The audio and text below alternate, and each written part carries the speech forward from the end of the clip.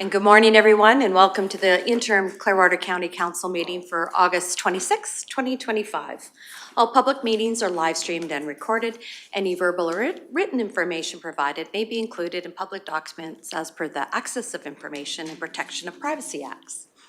I'll call the council meeting to order at 9 a.m.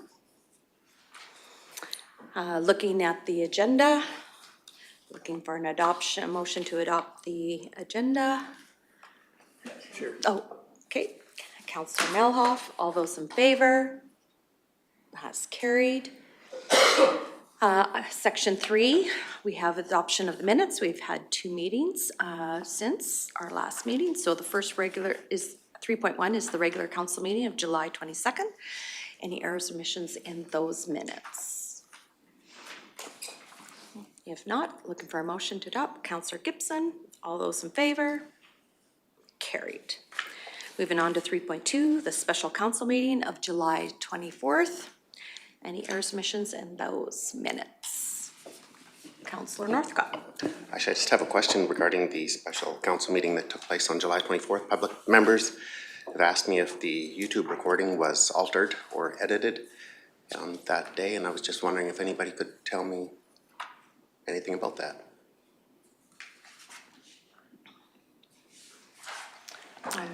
Did you hear the question? I'll repeat my statement.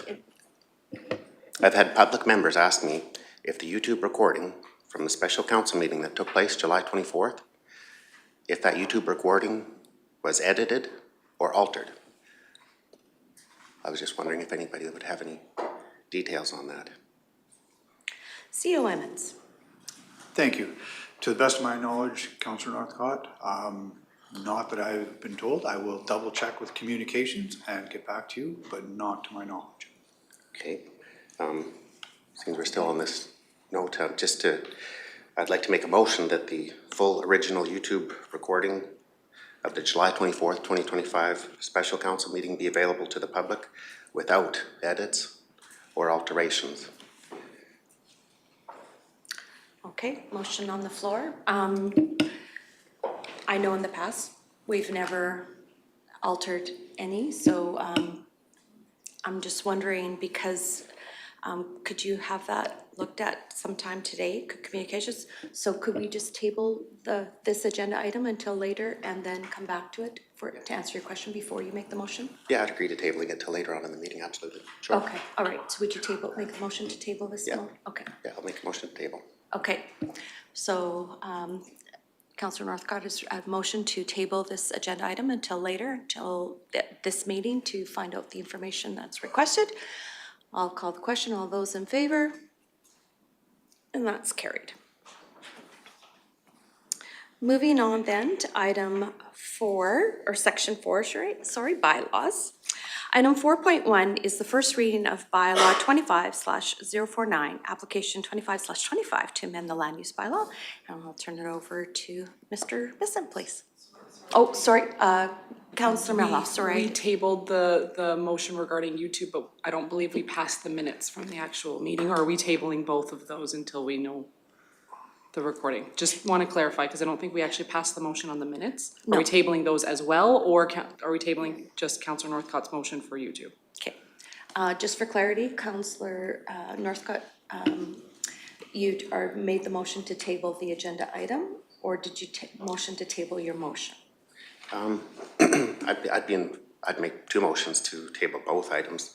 I could make a motion to table item 3.2, which is the special council meeting minutes, and also my motion that I'd made regarding the YouTube recording. Okay. Yeah, sorry, thank you for the clarity. My understanding is that you had made the motion to table your YouTube recording, and we still need to deal with the minutes. So the motion for doing the minutes now would be awesome. Thank you. For tabling. Yeah.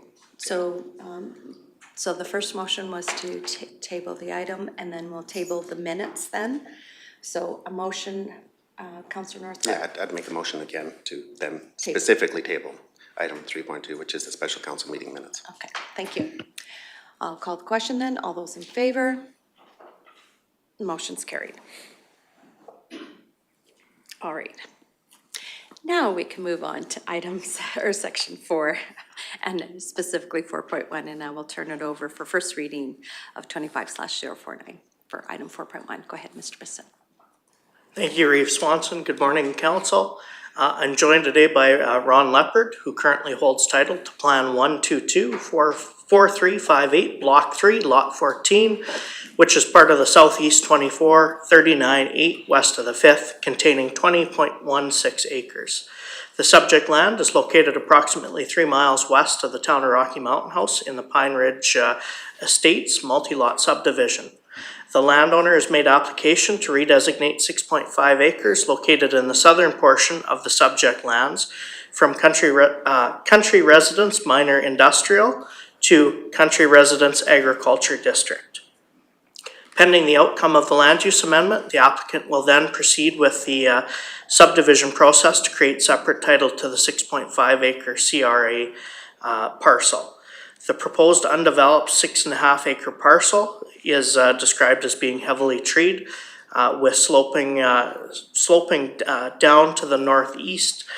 The property is bordered on the north by a low, naturally occurring permanent wetland that creates a natural boundary. Access to the proposed CRA parcel can be obtained by way of an existing joint developed panhandle off Pine Ridge Alley, south of the parcel. The remainder of the subject land contains a mix of topography and vegetation. An abandoned gravel pit is located in the northern portion of the subject land. There are 2 developable sites located in the northern portion of the subject property. Access to the remainder of the subject lands can be obtained from an existing panhandle access off Pine Ridge Drive east of the remainder. Surrounding land uses in the area are predominantly residential parcels, residential industrial parcels, and crown quarter sections directly to the west and the north. Pending the result of the land use amendment, the applicants will proceed with subdivision process to create separate title to the parcel. The attached package provides more detail, and the applicant is present to answer any questions. So this is fairly straightforward and similar to the creation of other parcels that the council has seen previously. It is within a multi-lot subdivision, and therefore it does require an outline plan to be adopted, which it does fall within the Ferrier-Garth Area Structure Plan, which was done in 1987. The Ferrier-Garth Area Structure Plan identifies the north half of the Southeast 24-39-8 of 8 west of the 5th as an operating gravel pit operation. Once it's reclaimed, it was identified to be developed similar to the Northeast 13-39-8, and the plan identifies that the future use of the south half of that quarter as being for residential development. Policy considerations: the proposed redesignation is to allow for the creation of a 6.5 acre residential parcel in the southern portion of the lands. Legal and physical access to both the proposed parcel and the remainder of the subject lands is available. The proposed parcel does exceed the maximum allowable size. However, it is naturally fragmented from the remainder of the subject lands. Should the proposed land use amendment and subsequent subdivision be approved, the parcel would be in excess of the third title out of the quarter section. However, it does fall within the Ferrier-Garth Area Structure Plan. The Ferrier-Garth ASP does identify that the use of the land within the north half of the quarter shall be for industrial use, and the south half shall be for residential use. Although the proposed parcel is located in the north half of the quarter, access to the proposed parcel would be through the south half, and therefore it would make more sense to designate that lot as a CRA parcel. So it's our recommendation that council consider granting first reading to Bylaw 25-049 and proceed to a public hearing. Thank you. Thank you. Questions from council? Councillor Meloff. Thank you, Reeve. We are continually asked by economic development or told that some of the biggest issues with development is having land that's already zoned and available for variety of uses. This then removes the CRMI designation as an available place for some minor industrial pursuits to take place. Do you see an unintended consequence of us changing that? I don't see there being an industrial use on the proposed parcel. Being that it goes right through an existing residential subdivision, it makes more sense to allow it to be CRA rather than having industrial traffic go through the subdivision to access that site. More compatible use? Yes. Follow-up, please? Yep. Thank you. My other question is actually more procedural. We're doing first reading today, have to do a referral period and do a public hearing. What happens if the land use bylaw does happen to change in between?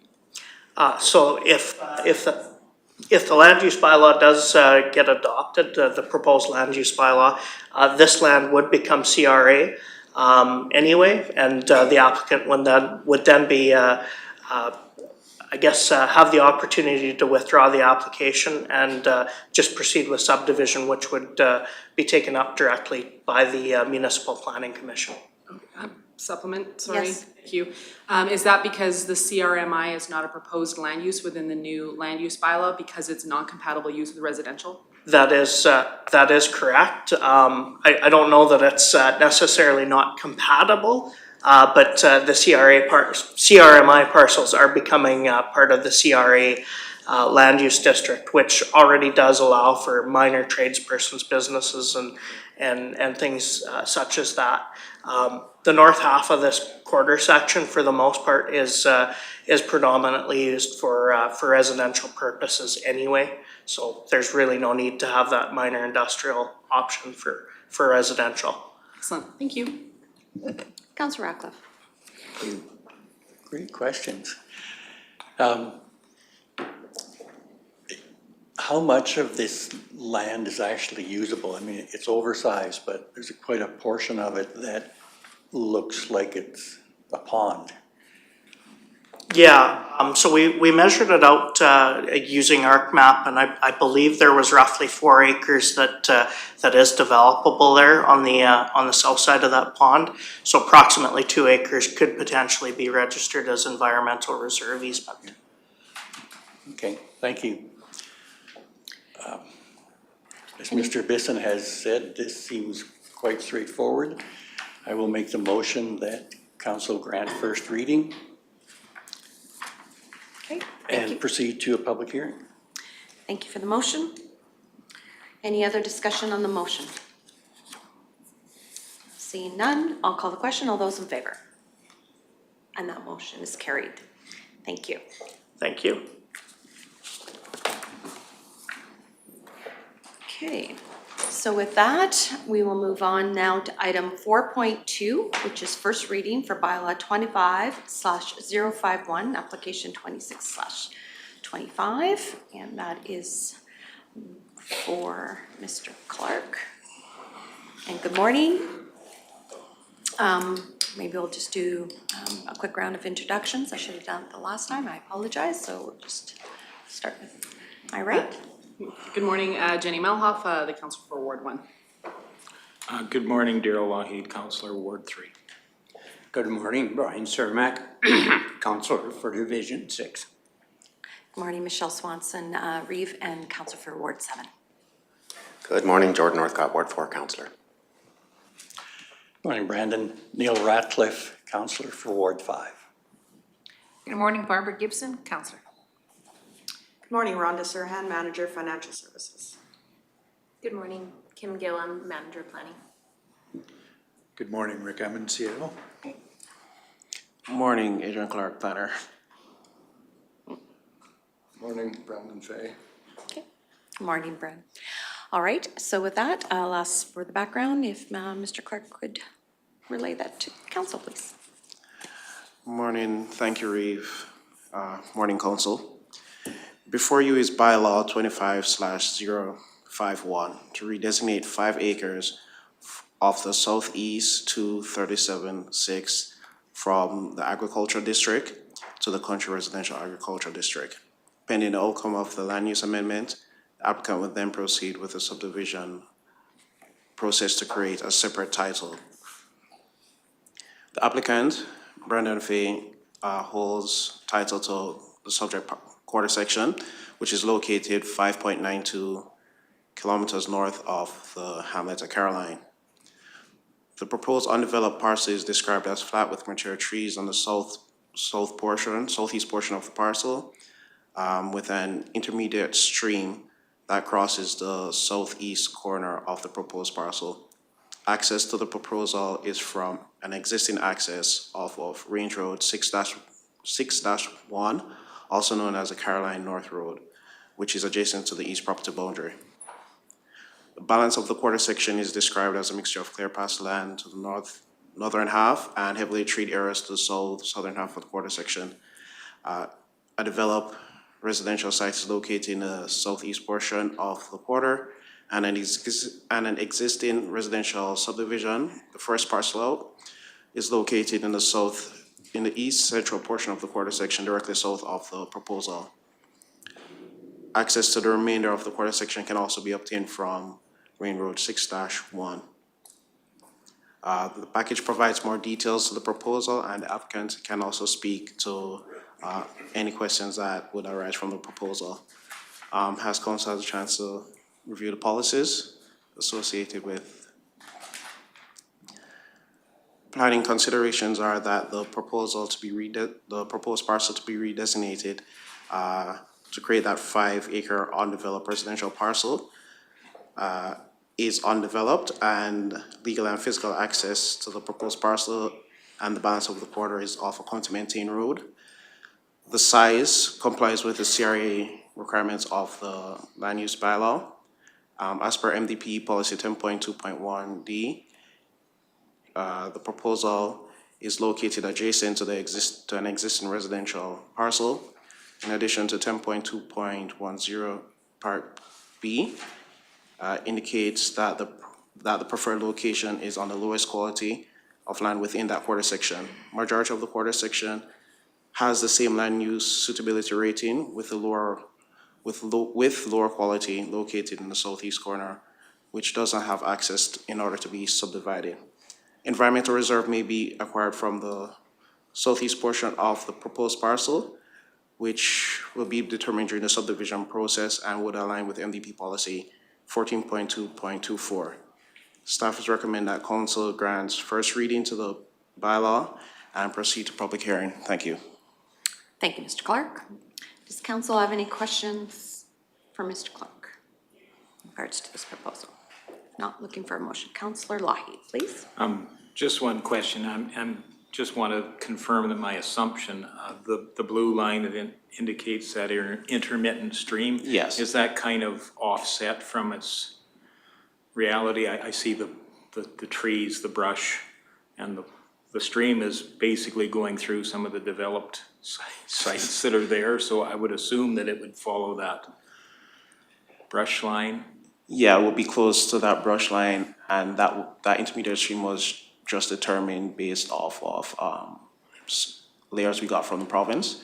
So again, during the subdivision process, we'll go out on site and assess the area to determine if it's an actual viable stream. And also with intermediate streams, you normally see it occurring during a lot of surface runoff. So those are the factors that will come into play when determining the viability of that area for environmental reserve or not. Thank you. Yeah. Any other further questions for Mr. Clark? If not, looking for a motion. Councillor Cermak. I don't see anything that jumps out at me that this shouldn't be approved. The MDP goes with all the policies and everything, so I would move for first reading. Okay, thank you for the motion. Any discussion on the motion? See no other lights, I'll call the question. All those in favor, first reading. And that motion is carried. Thank you very much, and we'll see you at the public hearing.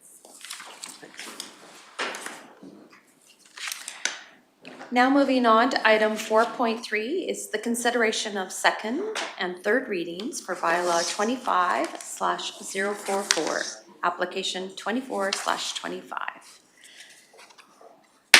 Just let morning. Morning. Just looking across, Ms. Gillum, you'll be speaking for Mr. Conley? Okay.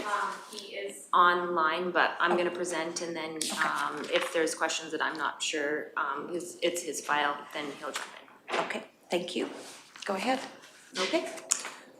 So the purpose of bylaw 2544 is to amend Clearwater County's land use bylaw 71401 to redesignate 7.98 acres known as Plan 242-1599, Block 1, Lot 1, from the Country Residence Agriculture District to the Recreation Facility District for the operation of a wedding and event venue. The proposed bylaw also includes amending the Recreation Facility District to include entertainment and event venue as a discretionary use. The purpose of the RF district is to accommodate and regulate the development of major and intensive recreational buildings and uses. Administration is recommending a new listed use be added for the event and entertainment venues, as the proposed use does not fit well under any of the existing listed uses, and this would allow any future applications to better align with the land use bylaw.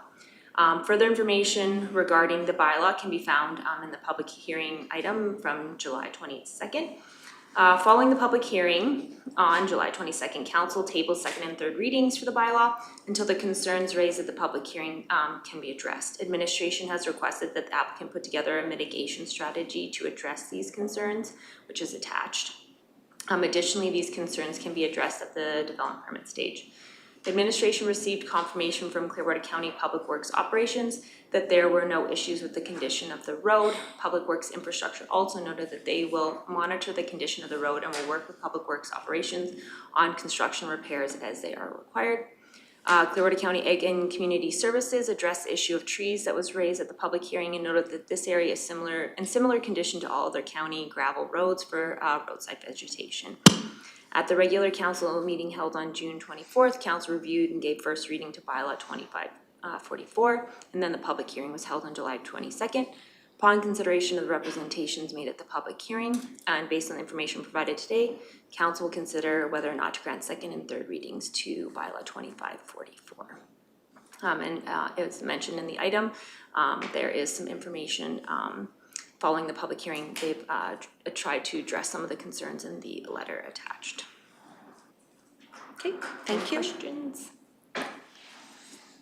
So I'll open up the floor for discussions or looking for a motion for second reading.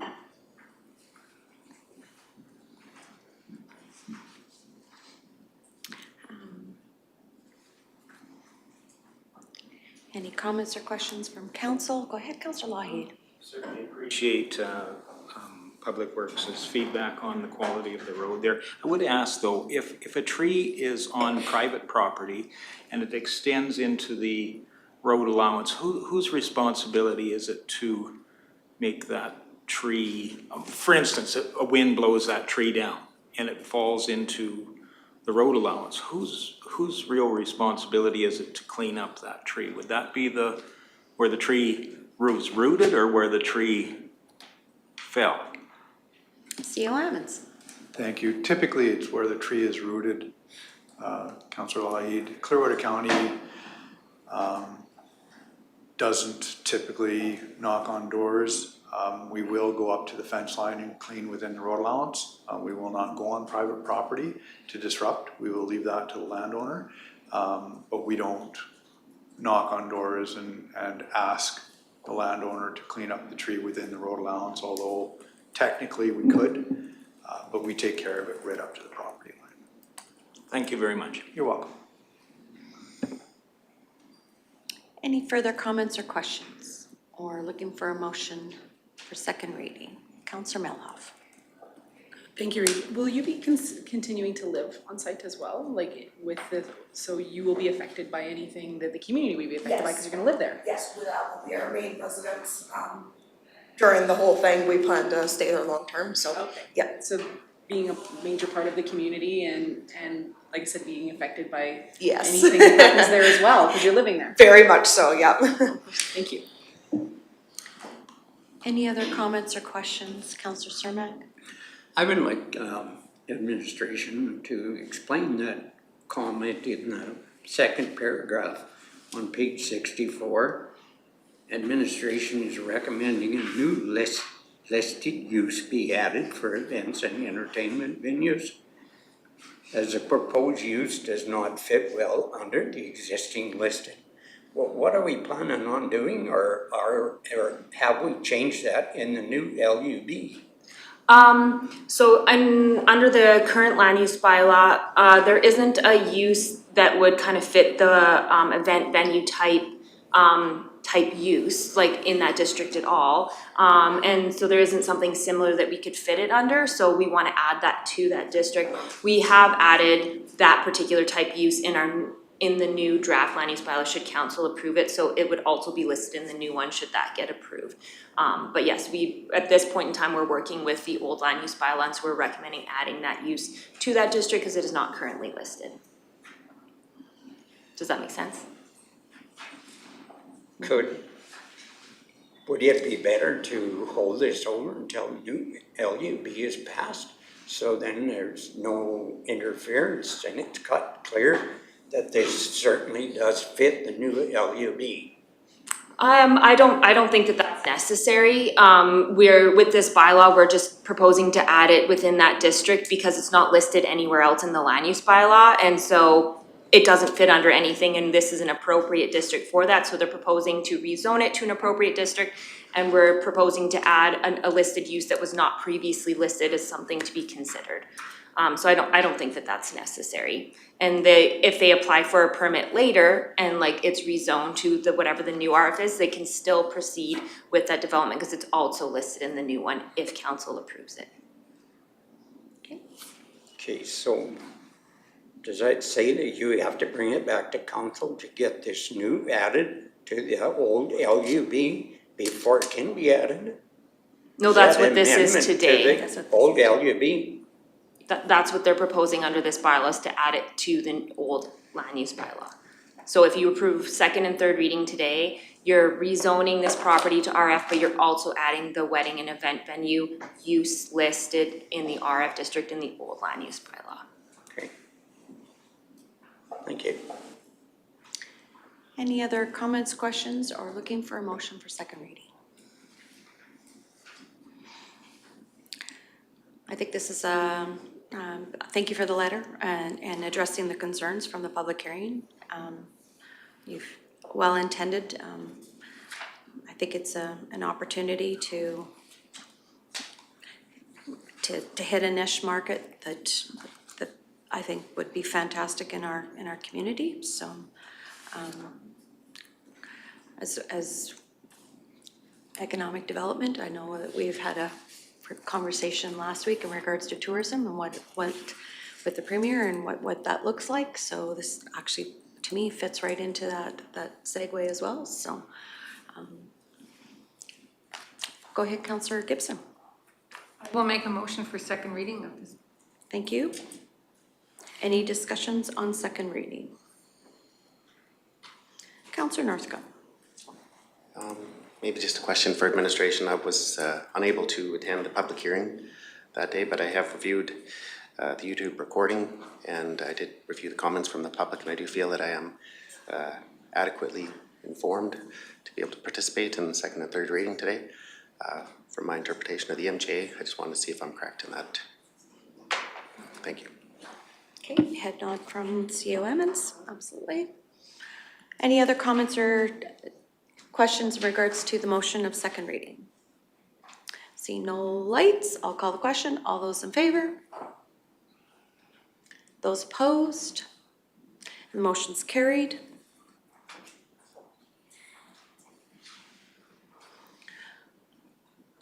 Moving on then for a motion for third reading, Councillor Melhoff. Thank you, Reeve. I'll make the motion for third reading.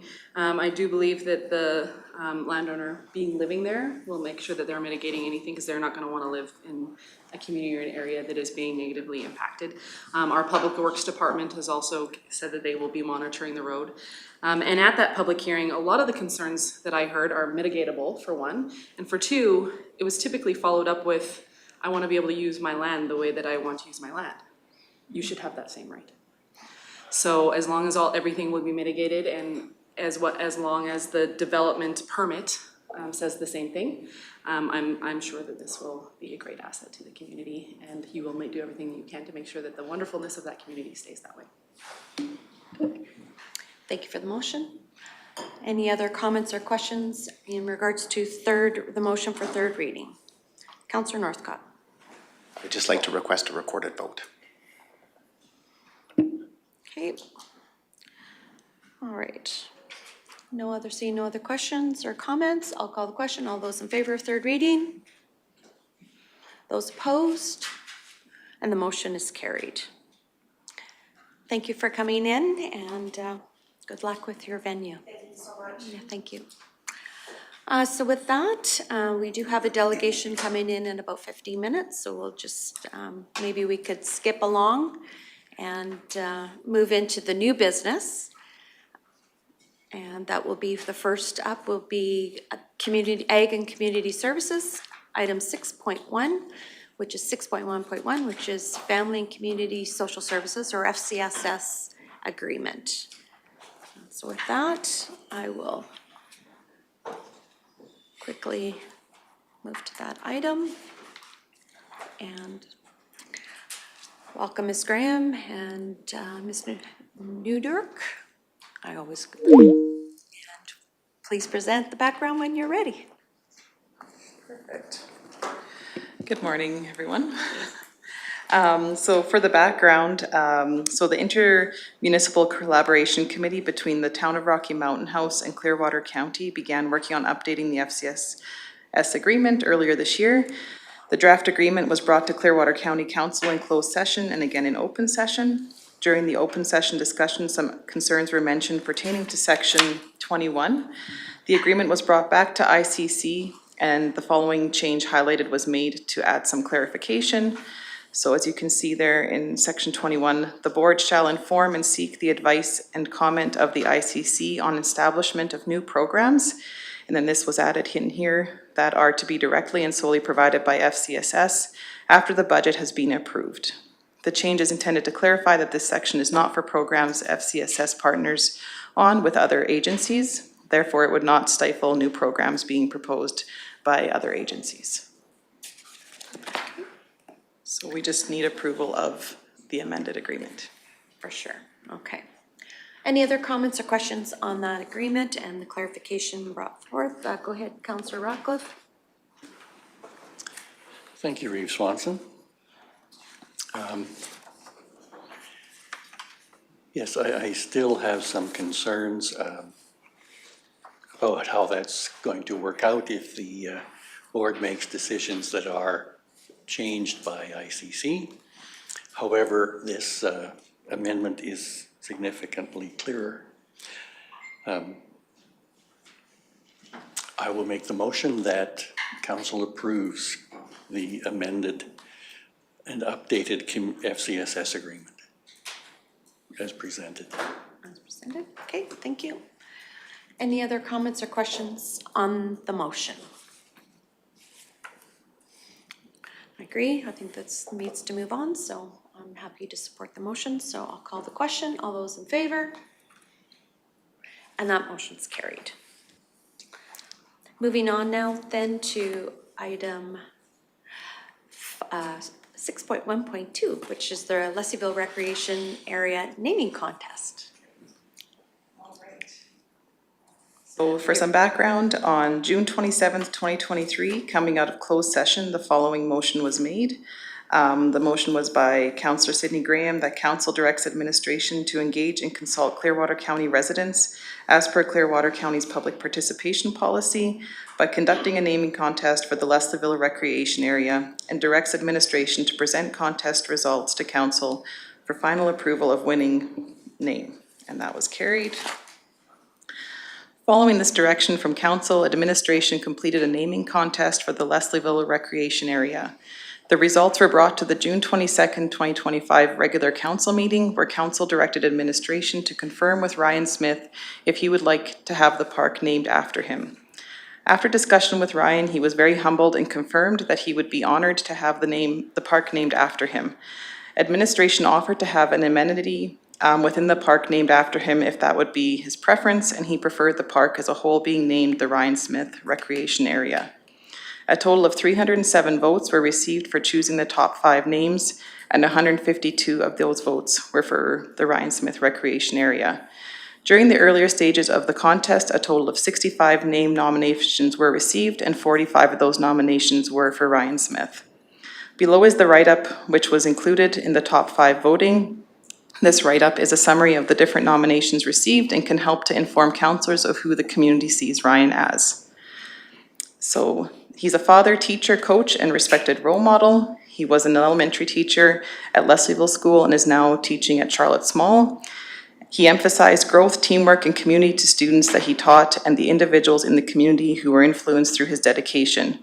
Ryan is retiring from a 28-year teaching career this year. He has been on the David Thompson Recreation Board for many years, including chairing the committee. He organized the outdoor rink in Leslieville, upgrades with grade 6 class, and annually takes care of maintenance of the arena.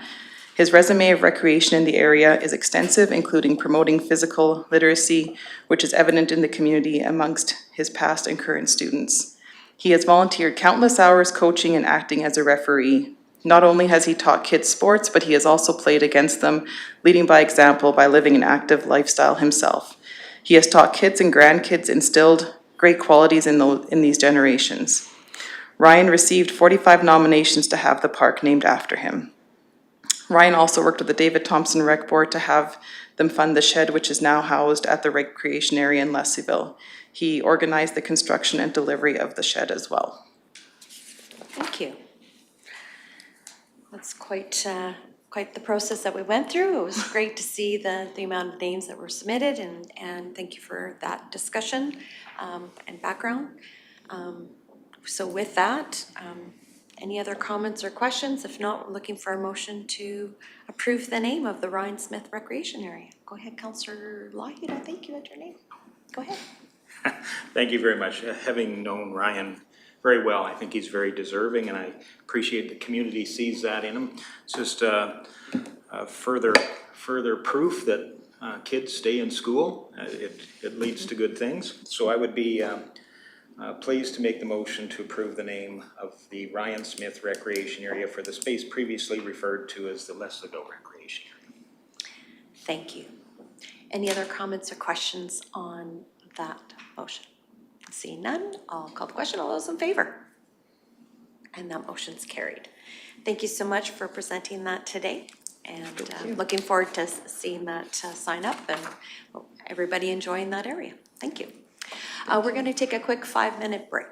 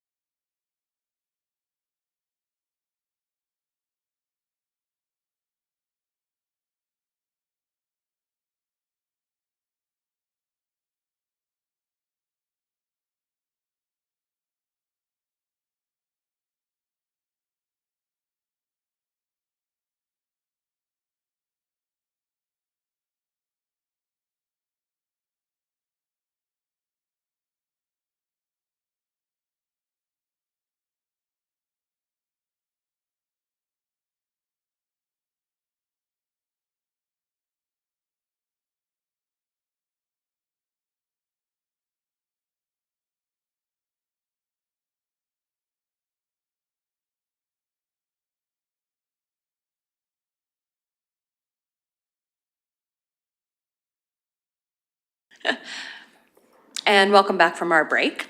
We are at item 5.1, which is the delegation from the Caroline School Grounds Enhancement Project funding request. And so before we get started, we'll just do a quick round of introductions and we'll get started. Great to see you guys again. Jenny Malhoff, the counselor for Ward 1. Good morning, Darrell Lougheed, Councillor Ward 3. Good morning, ladies. Brian Cermak, Councillor for Division 6. Hello, Michelle Swanson, Reeve, and Councillor for Ward 7. Good morning, Jordan Northcott, Ward 4, Councillor. Welcome, Neil Ratcliffe, Councillor for Ward 5. Hello, Barbara Gibson, counselor. Rhonda Serhan, Manager Financial Services. Good morning, Rick Emmons, CAO. Hello, Sydney Graham, Community Services Supervisor. I'm Tracy McNutt, and I'm the treasurer for the Enhancement Program.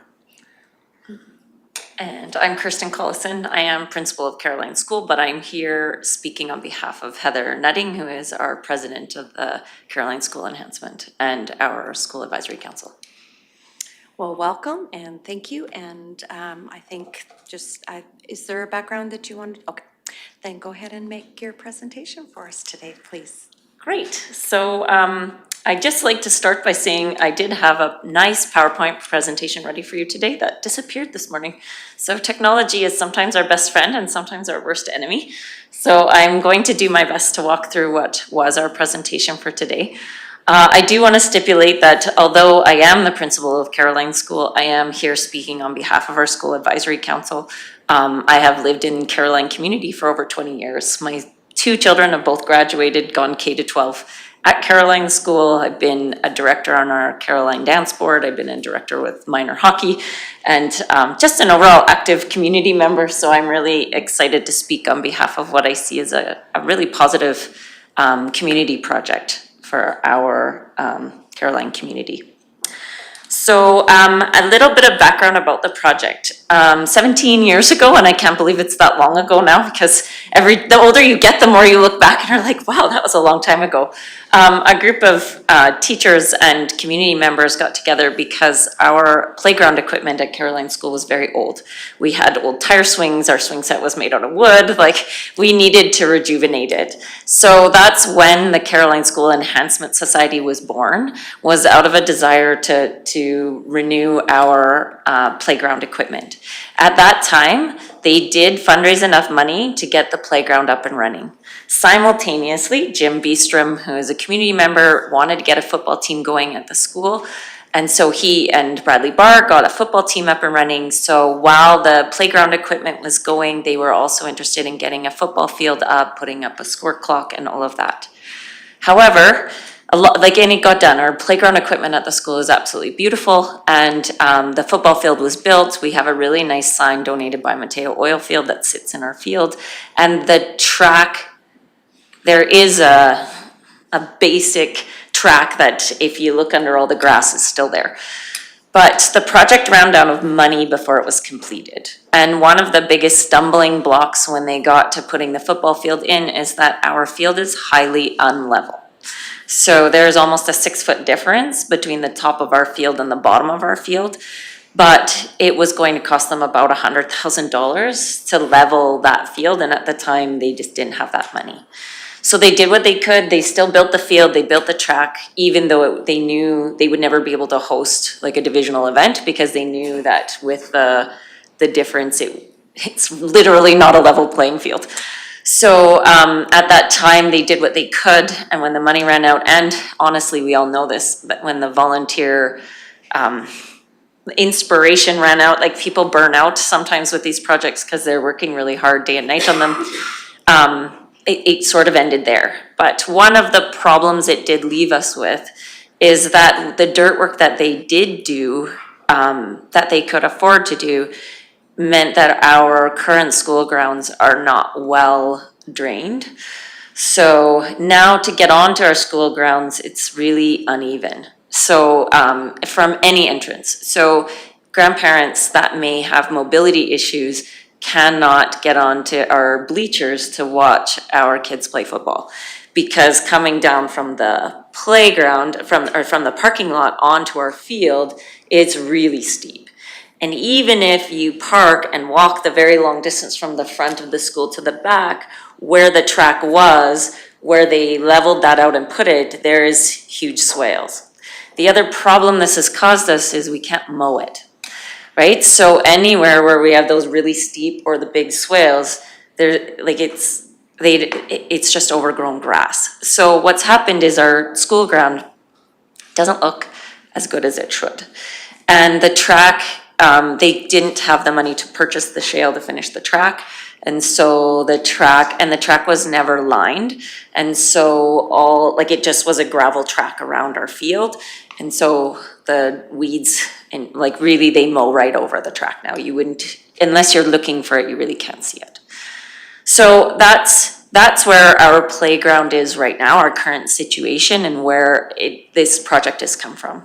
So 3 years ago, it came up at School Advisory Council because we also have a gopher problem at the school. So, and our football team is trying to play on the football field, and there's gopher holes, and the field was no longer serviceable. So there's discussions like, well, why can't we fix this, and why? And then the track came up that we're busing students into Rocky to train for running events in track and field because we don't have a serviceable track for our kids to use. So then there's also discussion because our community uses the fields for their soccer program, and the same thing came up. So at that time, and if you look at the phases on ours, at that time, the first step of this project was to work with the school division to take care of the gopher problem. So they tried numerous things, but until we fenced off the field and actually poisoned the gophers, that's when we finally saw some. Because we tried to fog them, they tried numerous things. They needed to, we had literally hundreds and hundreds of gophers. So the gopher problem is mostly under control. Just talking to the division, they're going to do another this fall because over the summer, some gophers have moved in. Because in the spring, when we went and checked on it, it was relatively taken care of. And then now I think I counted 20 the last time I was out there, which is not like the fields adjacent to the school, but it's a continuing problem that Wildrose School Division is managing. So, but when that came up, then this is how this project came into being. And so at our school advisory council, the decision was made to start to look at how to raise funds and how to get going with making our fields easy to maintain, building a track that our students could use, building a football field, or rebuilding the football field so that it is actually level. And then there was also discussion that came from the community. So in Caroline, unfortunately, around the community of Caroline, there is nowhere for our community members to walk. So, and I experienced this as a young mom. So I have my kid, I have her in a stroller, I want to take her, I guess I walk around the roads in Caroline. That is it. Because if you go out of town, you're on the side of the highway and it's not safe. We don't really have anywhere for our young moms to go. We have nowhere for our senior citizens to go if they're worried about uneven ground. Because our sidewalks in town are not of the highest quality, and you're either on the road or you're on the side of the highway. Those are your options for walking. So we did talk with the Ag Society and some of our community members, and the idea of doing a 10-kilometer walking trail and having the track wheelchair access from the parking lot so people can come, they can use the track, they could walk around the community of Caroline. It would be really an amazing thing for us.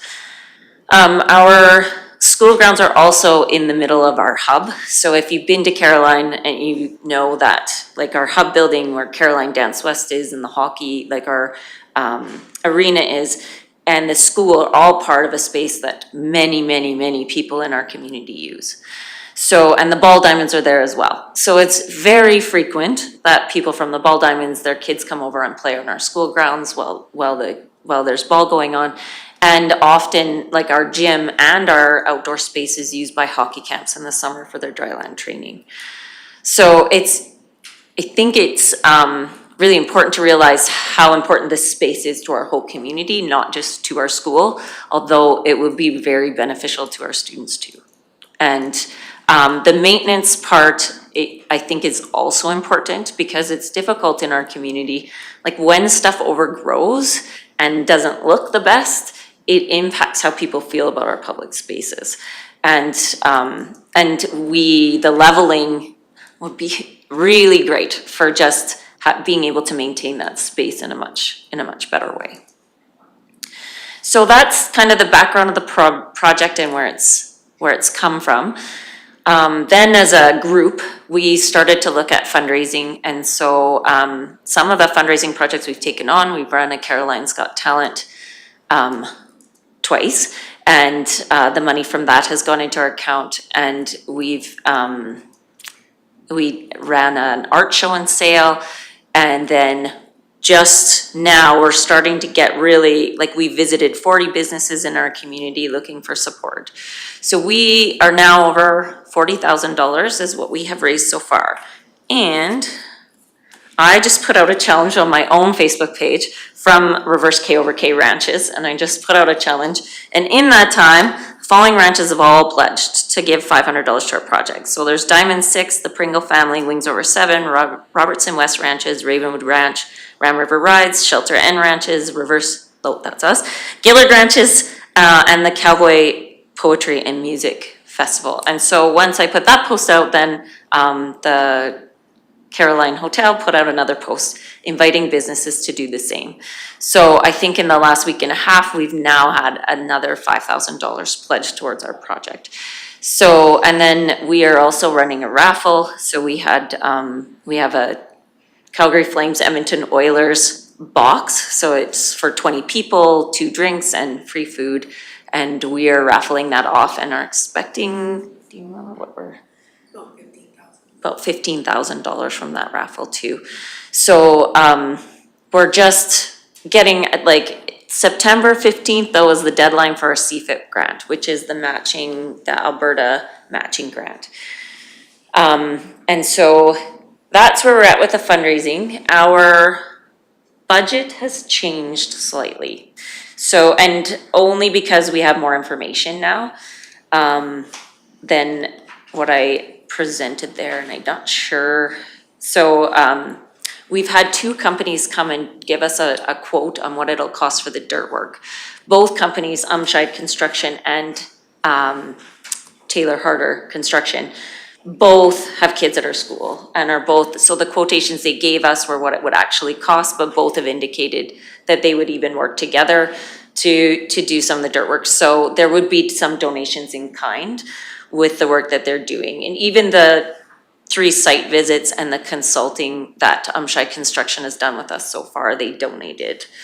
But we need to get the scoreboard and our goalposts removed, and they figure the cost of that will be about $6,500 to do the leveling, the trimming, the shaping, and they are going to actually, at this point in time, our plan is to take from our one field to level the other. So we will have a field with a slow grade into our other field. So where our soccer and our elementary ball diamond will be at one field level, and then our football field will be on the other. It's the only way we can do it without shipping a whole bunch of dirt into it to make so that they're both level. The leveling, trimming, the shaping, the putting in the grade for our wheelchair access costs us about $104,000. Then for the track, the geotextile purchase and the placement of the track will be about $15,000. The limestone, so reject limestone is cheaper than the shale, so we've opted to put the reject limestone in. That's $25,000. The surveyors to lay out the track with the proper curves and parameters, $17,000. Reinstallation of the score clock, including the cement and everything we need, and the 2 goalposts is $10,000. Then the cultivating and seeding, which needs to happen afterwards, is about $18,608. And then reinstallation of our 1 baseball backstop for our elementary end is about $4,000. So the total cost of the project is $204,000 $204,608.10 is what we have currently outlined. So this would give us back our fields. We're hoping then the last stage of the project would be, we would be looking at a different funding model because we're hoping to create a medicine walk through our school. So we're hoping to access some Indigenous funding so we'll put native plants back in around the outskirts of the school so that the kids would be able to actually do a medicine walk right on our school property. So this would just be for creating, this wouldn't be adding the trees or any of that. It would just be for the leveling the field, putting in the grass, building the track, putting the football field back up. Right now, if you go to our school, they never did remove the 2 backstops. So we actually have 3 baseball backstops at our school, 2 of which backstop nothing. Like they just exist there. So a piece of this is cleaning up some of the things that weren't done with the original project. Okay, so, and that's that. So I guess at this point in time, I would invite questions. Oh, I think our recognition plan is there. We are looking at we're hoping, we have some meetings with some of the bigger oil companies coming up in the next week and a half or so. We're hoping that we may end up having a platinum or a gold donor, but most of the people that have been, we have one $2,000 donor, I think at this point in time, but most of our donations have been under $1,000. But this is the recognition plan that we did design if there was some companies that were interested in donating larger sums of money. Okay. Well, thank you for that update, and thank you for explaining the background about that. So, going back 17 years and how things had started. So I appreciate that background. Questions for the delegation? Go ahead, Councillor Meloff. Thank you, Eve. I have many questions, so hopefully that's okay. But some of them actually are probably for my administration. But where does the Caroline rec grounds that are Clearwater counties and your grounds, like where is that, like? They because on 2 stuff. Okay, because I know like some of it is ours and some of it is school divisions. So trying to figure out where we stop and where you start. So if you could look at the layout, we're a rectangle like this. The parking lot is here. Then the Ag Society County has the arena here. Yeah. Then on the south side of our grounds is the ball diamonds. Yeah. And then south of that is county land that has yet to be developed. Okay. So it's all kind of in that block. So I guess I would say you are south and east of the school. On the, west of the school. On the east side of the school, there's a road, and then the village is on the north side of the school. Okay, perfect. Yeah, go ahead. Thank you. The JUPA, I haven't seen the newest draft of the JUPA, I don't think, that includes Caroline. I actually don't think it's fully completed yet. Where will this land with the partnership between the school division and Clearwater County in the sense of the JUPA? Because there's lots of the stuff that you mentioned that actually our ag department and our public works department is skilled at doing. So where do we land with the JUPA in our partnership there? Do we know? I'm going to defer this. So I believe this would fall outside of the JUPA because it's a specific project, so it would maybe be an agreement in itself, but it's not included in the JUPA specifically. Okay. Yeah. Go ahead. But we still have the ability to do some of those skills. For example, $18,000 for cultivating and seeding.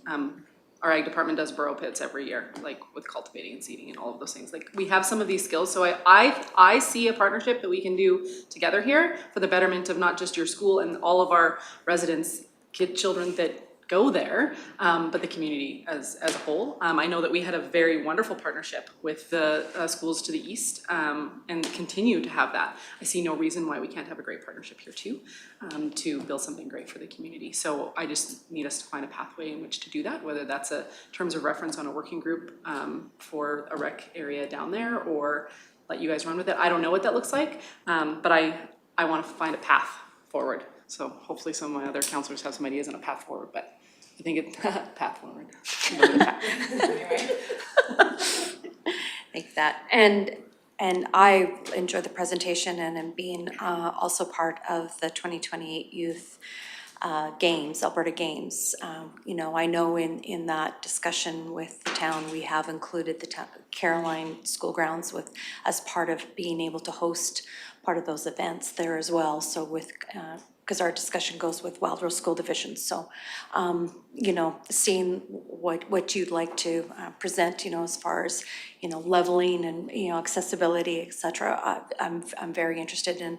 I would, I'm anxious because as per policy, we always, every time we have a delegation, it goes back to administration, and administration can come back to us and say, here's what we can do to help out, and then it becomes council's decision as to, yeah, that looks really good. And that's how actually the decision to help out for David Thompson School and Charlotte Small School had happened in the last term. But yes, I'm very interested in what you've presented in that, but some more lights are on, so I'll go Councillor Northcott, and then I'll just follow along. Go ahead. The financial need, just with the deadline approaching for September 15th to be able to apply for the CFAP grant, so the Community Facility Enhancement Program. What is the financial need to be able to successfully apply for the grant for the CFAP grant? Well, I think because we need $204,000, like really, we would like to be able to present in that grant with $103,000, right, is what we would ideally like to present to the government. So we are really pushing hard in our community right now to see what we can draw from the people in our community. So I think right now we're reaching really close to $50,000. So, but they are also in kind. So for example, the $4,500 that's already been donated from Umshai Construction could be put in that. If the county is willing to do the $18,000, we can put that in our CFIP grant. So any money that we can raise or even that people will dedicate to the project right now. But in the bank right now, we have 42,000, and I know at the school division we have another 2,700 like in the bank, and then I just collected our coin. We have over 700 I just collected from our coins, and then we have a whole bunch of checks for 500, like over $7,000 checks. So we're over $50,000 right now. Okay, so and the CFIP grant will it's 50-50 cost shared, so right. Yeah. So I guess my question is, if you don't have your application for the grant submitted before September 15th, with your funding in place, then we can't break ground in March, like in April. So that's when I went onto because I'm like, okay, we want to go in the spring, then we have to have our grant application in by September 15th. and funding would have to be secured before September 15th to accommodate that grant Well, request. yes, Yeah. to get the matching grant. Yeah. So we have between now and September 14th then? Yeah. Or Councillor Ratcliffe? Thank you, Reeve. I assume that you have some people doing grant writing for this project. I think our community service group has quite a list of potential sources for smaller amounts that could be used for matching funds. I've heard that even some communities have gotten money from Walmart. So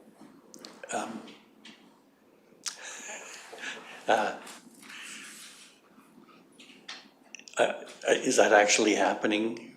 Is that being done as well? Because there's Blue Cross. I don't know, Sydney, you must have quite a list of potential recreation donors. Ms. Grant? I don't have a list with Blue Cross and those types of things, more so local communities. It's not, we don't really secure the funding for projects outside of the county, like outside of municipal projects. So it's kind of an as-we-go process at this point. For me, when different groups come to us, I kind of research those specific projects. Oh, okay. All right.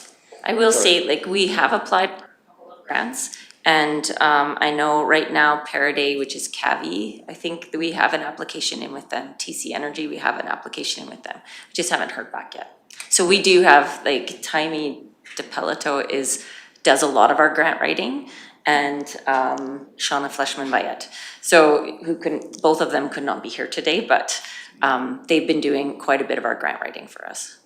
Okay, yes, because there's the credit union, co-op, there's quite a number. I know some of them are project, because it's considered a capital project. It doesn't, like I know ATB we reached out to, and they're like, we don't do that. Like, we have to fit within the parameters of what people are funding, and because it's capital, it doesn't fit some of them.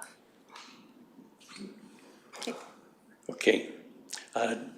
Could you forward the link? You have a website or somewhere that people can donate? They just at the school, like, so, like, if they wanted tax receipts, then they've been writing into the school. Because unfortunately we're a society and not a charitable organization. I think that's how it works. So we can apply for, like, under the, what is it, GLC, or the Government Liquor and Control Board or whatever. We can apply for grants or for, but we don't actually have a number where we can issue receipts. So the school division has a separate account for donations of this kind where they can write tax receipts for people. But we don't actually have a website for this. Okay, thank you. Okay. I'm just wondering how we could make a donation. And maybe I would challenge council to reach a certain fund to contribute to this, to your efforts. Anyway, that's all. Councillor Melov? Thank you, Eve. I've been to a couple of meetings lately that, of some awesome community members that are trying to, spur on like a community builders fund and stuff that would help things just like this. So hopefully they'll be able to get some traction and get something like that built.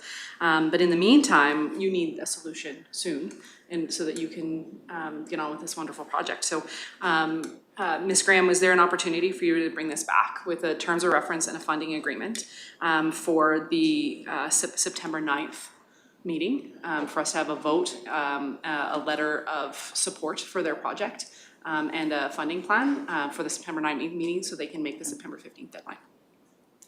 Ms. Graham? Could I just inquire, so I'm on the right page, for terms of reference, what would you be looking for within? Well, typically when we do funding, we need a terms of reference and a funding agreement. That's historically what you guys have come back and told us that we need in order to accomplish that. I just want to make sure that we can do that. So in terms of reference of the project, the scope of our involvement in the project, and our funding of said project. CEO Emmons? So if I may respectfully suggest, this is cutting it tight. We have one council meeting left between. As council's policy, this will come back. Ms. Graham will bring this back to the September 9th.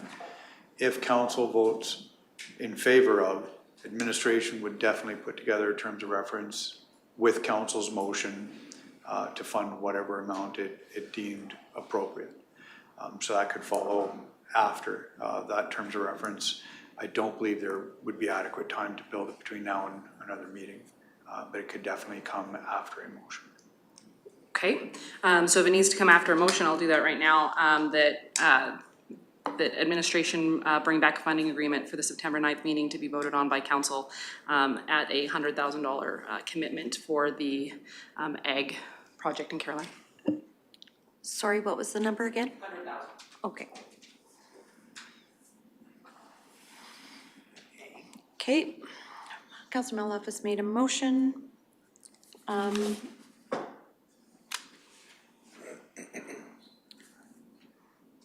Any other comments or questions on the motion? Go ahead, Councilor Northcott.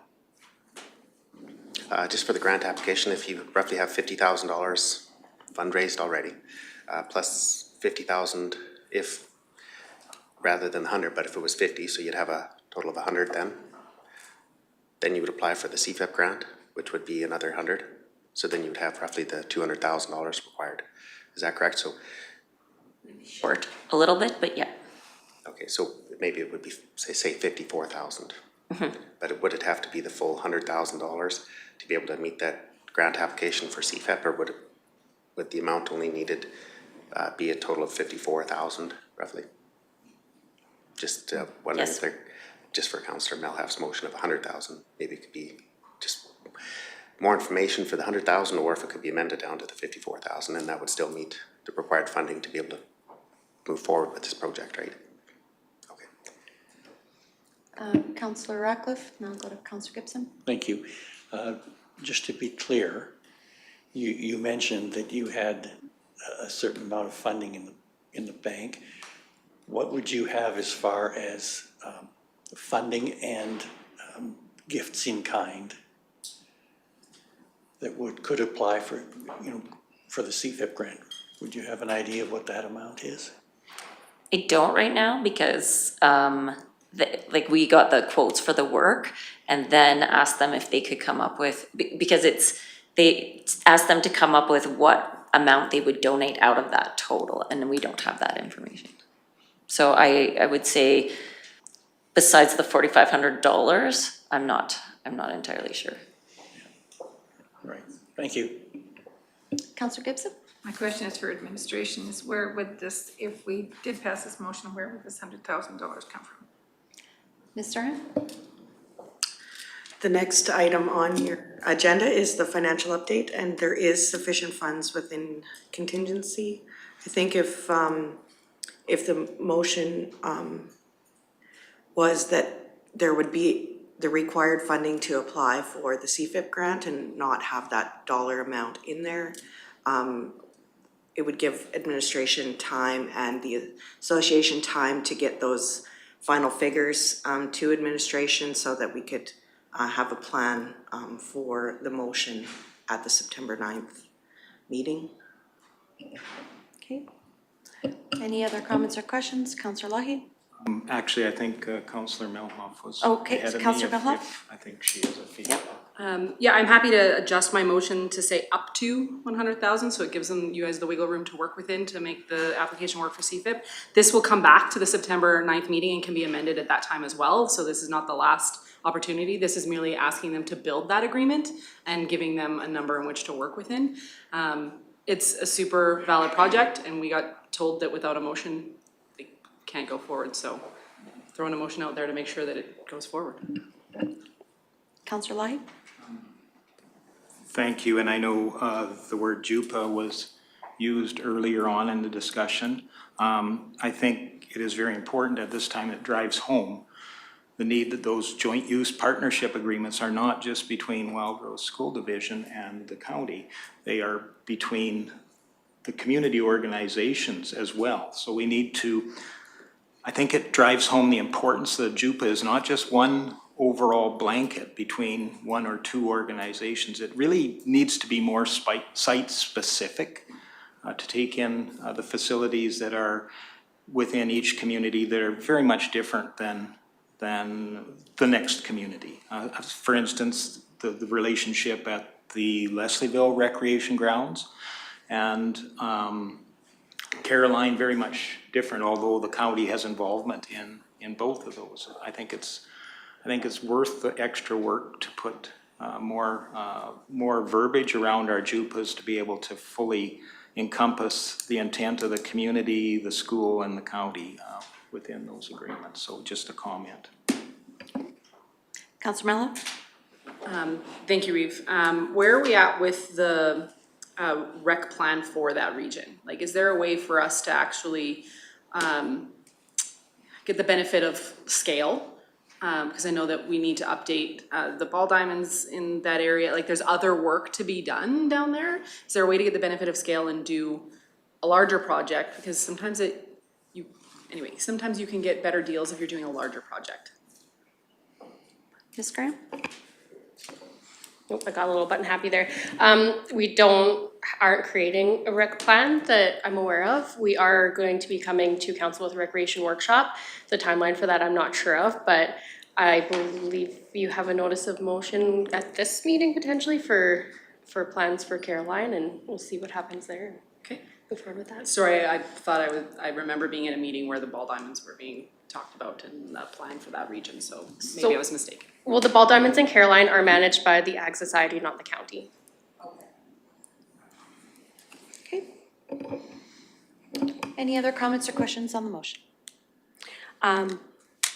Happy to support the motion with up to 100,000, but also understanding to, again, I'll reiterate, as being part of the 2028 bid committee, there are opportunities to get grants from the government as well to help conflate and help to build those recreation amenities that we need for that. So going into 2028, you know, I mean, should this council decide to support the bid, you know, understand that we'll hear by December, and that could potentially offer some more funding project applications should we're successful on that bid. So I'm always hopeful that there's more to come, and it's a great opportunity to really showcase our community, not only at the Caroline School, but also here and in the region. So, and with that, so yeah, if there's any other comments in regards to the motion. Did I hear correctly then, Councillor Meloff, you've amended your motion to be up to? Okay, so it is the amount up to 100,000. Go ahead, Councillor Cermak. A clarification on the last portion of that motion. This is strictly for the school grounds enhancement program, not the ag. That was just a clarification question. Oh, okay. Okay. Because the ag has lots of projects going on there. We have to get some drainage in our area too. Okay, so with that, I'll call the question. All those in favor? And that motion's carried. Thank you, ladies, for coming in today. Thank you, everyone. You bet. Okay, so now moving on in our agenda, we are now at item 6.2, corporate services, which 6.2.1 is the second quarter financial report. And I'll go to Ms. Serhand to present. Good morning, Council. So this first item is the second quarter plus a month financial information. And when budget was passed in January, if you'll recall, it was stated that, you know, this is a year of learning and adjusting and pivoting, and these financial reports are coming to you at the point where we were at July 31st in the process of trying to have the former villages processes amalgamated into Clearwater County's financial information. So with that, there's a lot of you know, details, and I speak to it, they're immeasurable, the amount of things that have to happen in order for the transactions to actually happen within the county's processes. So we have to get staff trained on software. We have to actually adjust some of the software to be able to still use the former villages processes, and you know, there's only so much time, and we still have to, you know, have the day-to-day financial transactions for the county. So with that, we'll just get into the background of the item. So council will find attached operations variance reporting for the first 7 months of 2025. There are no real anomalies in either revenue or expenses to the end of July. When the tax levies are generated in May, the income is recorded in the general ledger then, and if necessary, any write-offs are recorded in an offset account during the year-end process. Looking at the budget numbers only, they have yet to be adjusted in the chart for the former Village of Caroline expenses. So the revenue's been adjusted, but not the expenses. But the budgeted revenues have been included.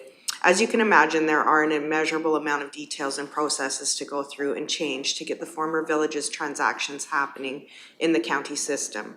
The actuals are not currently in the report for either the revenue or expense, with the exception of tax revenue, because the tax notices went out and were levied through the county's software. So that revenue was reported in the county systems.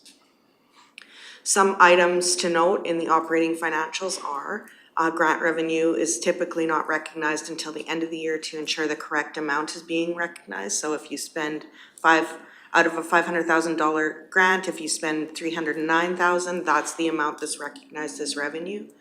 The former village budget for all revenue is included, but actuals haven't been moved into the county system yet, with the exception of tax revenue. On the expense side, the Public Works operations expenses are close to fully expended due to the Rocky Gas Co-op grant budget is in this section and has been paid out. So it's not a monthly contribution. It was paid out at the time of the request. Recreation expenses are the opposite. Minimal amount has been paid out due to the town of Rocky being the managing partner, and invoices come in closer to the end of the year. Emergency preparedness includes the policing costs that continue to rise year over year and have been paid out for the year already to the province.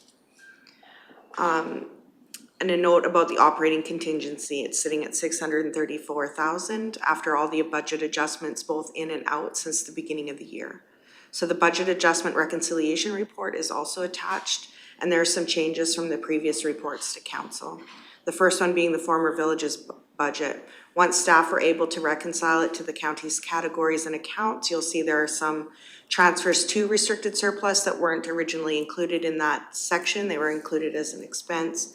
And the village was showing these as expenses when they're actually generated surpluses that are saved for future spending.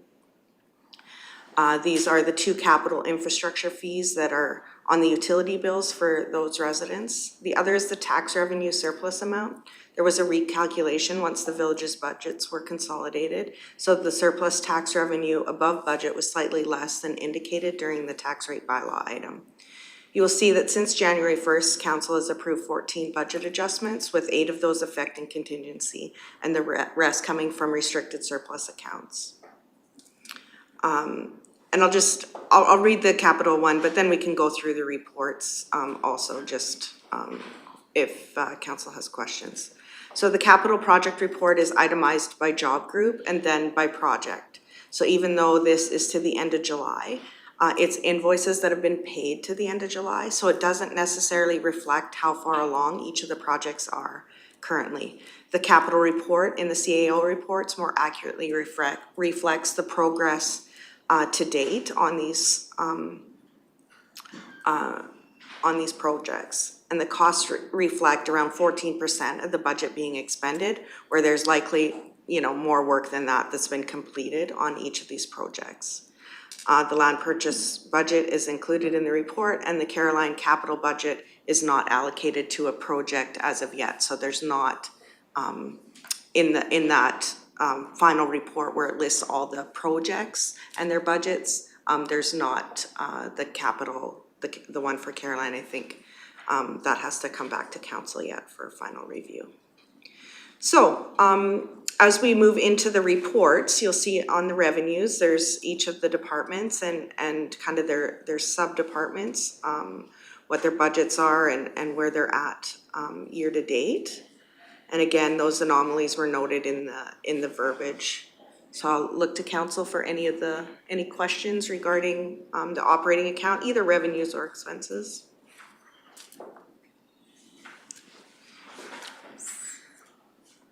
Seeing none? Oh, sorry, Councillor Northcott? Just wondering if there is an estimated amount or any kind of number that would be associated with the Caroline capital budget. Yeah, so that's on that final budget adjustment report. Just let me see. Oh, it's not the last page. It's between the operating report and the capital report. There's a spreadsheet there, and the capital included in the budget that came from the village was $664,448, and then there was also a subsequent grant that was approved from the province, and I think it's at 1.2 million.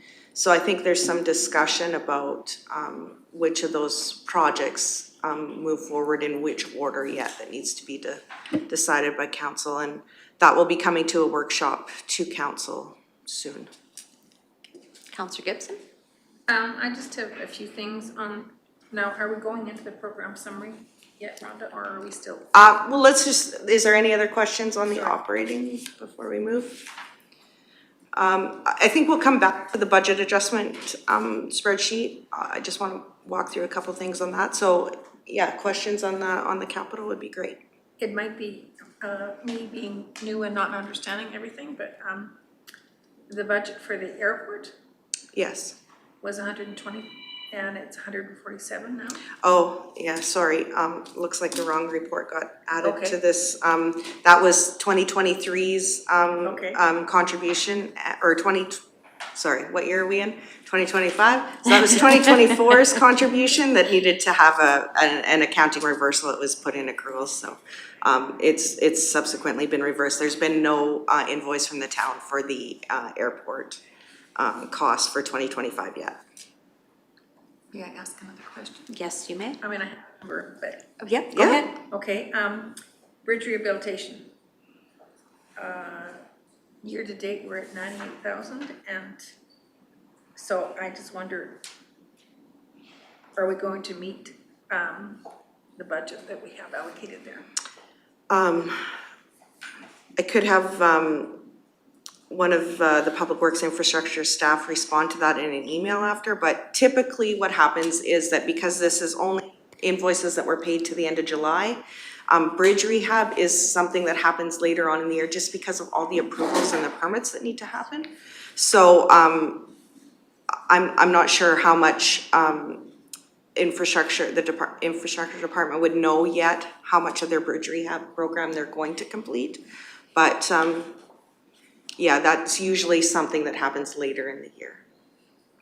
Thank you. Yeah. Continue. Yeah, can I? May I? Yes. Thank you. Gravel road. Yep. Uh, Gravel road rehab or? Yeah. Yep. Now, is that the same kind of thing that is done later in the year? Director Hansen's gonna come rescue me. Have a little fun over here. Yeah. Good morning. So there was 3 questions. I wouldn't mind actually backing up to my chair first. Need a lift? All right, the chair's just fine.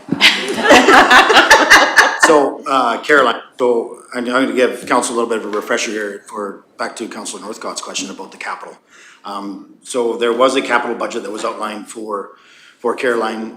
Most of the projects themselves were underfunded in relation to some of the berm improvements there for the lagoon, as well as the lagoon upgrade, and what was forecasted from the original Caroline budget. So this year has been really, we cambered all the lines. We've developed a report to actually validate some of the information that was given to us about the condition. We're developing a infrastructure deficit snapshot, I guess, for council in the next meeting there. Spoiler alert, it's about $11 million for the undergrounds for the current hamlet. That does not include the upgrades that we do need to do for the lagoon itself, which we did get the extension for, which thank goodness. So we have till next summer to actually do the preliminary design report, so then we can do a detailed design and then construction over the next couple of years. So it'll give us a couple of years to develop that fund to whatever that might be, $5-6 million for those wastewater upgrades. Of course, we'd apply for grants as well. There'd be the wastewater grant we would try to apply for. We have selected the engineer for that design work to begin, so we'll be commencing a pre-design meeting with them shortly to get them going. So we'll have that pre-design report by the timeline that Alberta Environment requires. We've also been working on the Northeast Area Structure Plan, the Northeast Area servicing plan, up into the commercial areas and the industrial areas. And that's a heavy cost as well, if we wanted to put municipal services up there. And as well as we're working on the Caroline Public Services Building was part of our work plan. So that's all gonna be coming as a package, and I can tell you that the dollar amount is huge. And so we're going to have to really flesh that out into prioritizing so much per year, because it'd be impossible to do that in a 5-year term. So it's gonna be a a long-range plan about what is the highest priority for that community. And knowing priority number one is the lagoon, because it actually has a deadline, so. So moving on from Caroline to bridges.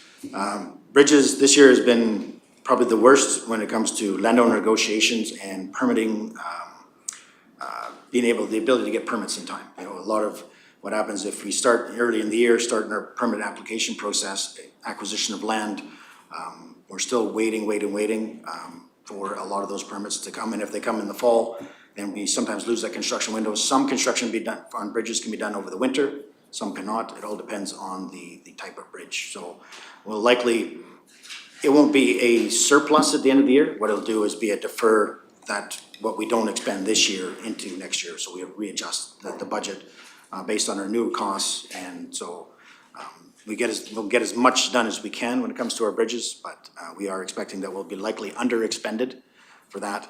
And but then there'll be a carry forward in 2026. And the third question, gravel road rehab.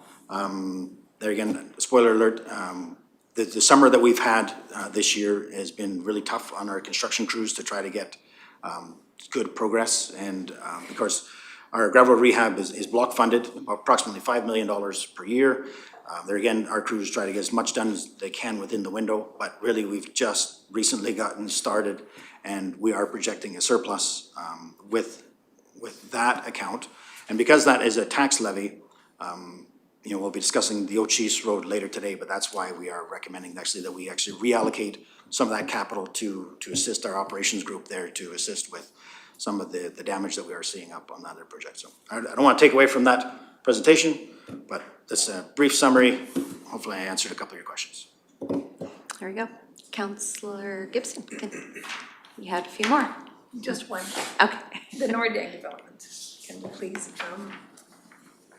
it's at, the number was kind of scary to me on that one. It's 7 million and then it's 689,000. So where's the difference there? Yeah, a lot of that was in the Nordic Development Plan itself when we discussed the high-density residential, the Center Street design, the service commercial, as well as other, you know, discussions we've had with council is that we're not prepared to move forward with the construction of those areas until we actually have a developer there. I'm gonna say the estimates that we had for even the design phase were probably overinflated, I guess, in relation to what it would cost to finish out these designs. You know, we have a new engineer that's working with us there, and they've been very flexible in adjusting to what our needs are. So we do plan on having, you know, basically Center Street ready to go for construction next year. The cemetery is ongoing today, so that would be, we're just starting the expenses on that. We were delayed due to a historical resources review. But that contractor is out there, which actually it's been more of a blessing than anything because of the July we've had and the wet weather, you know, now that they're really starting to get going. Hopefully this weather stays and then that project will be non-delayed. The largest expense that you'd be seeing with that is again the construction of the 15-2 because we've allocated that to be expended all this year, which we still do not have the permits from Alberta Environment, Alberta Public Lands, Alberta Transportation. There's a trend of all these permits that we are waiting for, you know, before we can actually even launch that project and actually get it out to tender. So that'll be the largest, there again, expenditure that's not gonna happen this year. Hopefully we can actually start some of that work over the course of the winter. But that's why that dollar is likely so large from a capital perspective that's non-expended. Thank you. Okay, that's all my highlighted things. Thank you very much. Okay, Councillor Ratcliffe. Thank you. Director Hansen, thank you for the fulsome information you provide.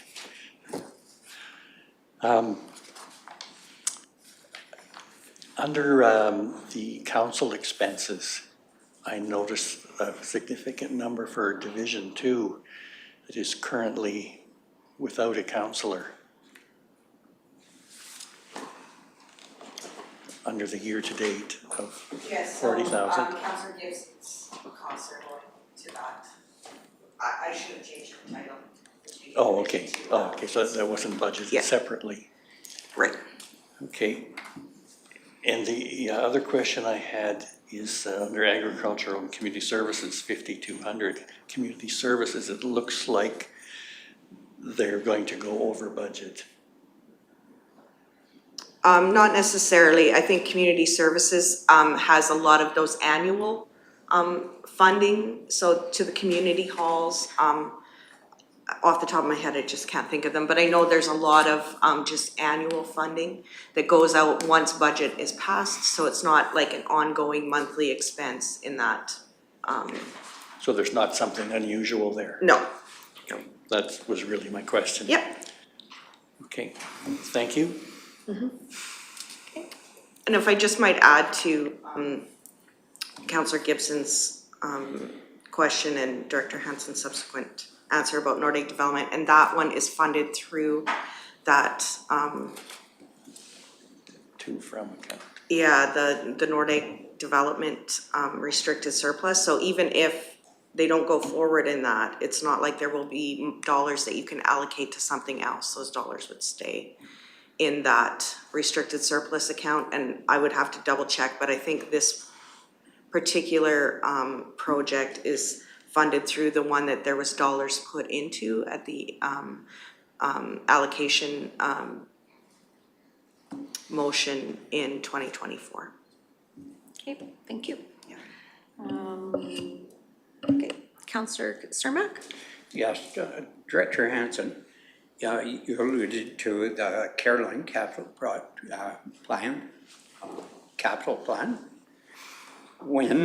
When do you think that will come back to a council meeting on what your plan is and the figures pertaining to that?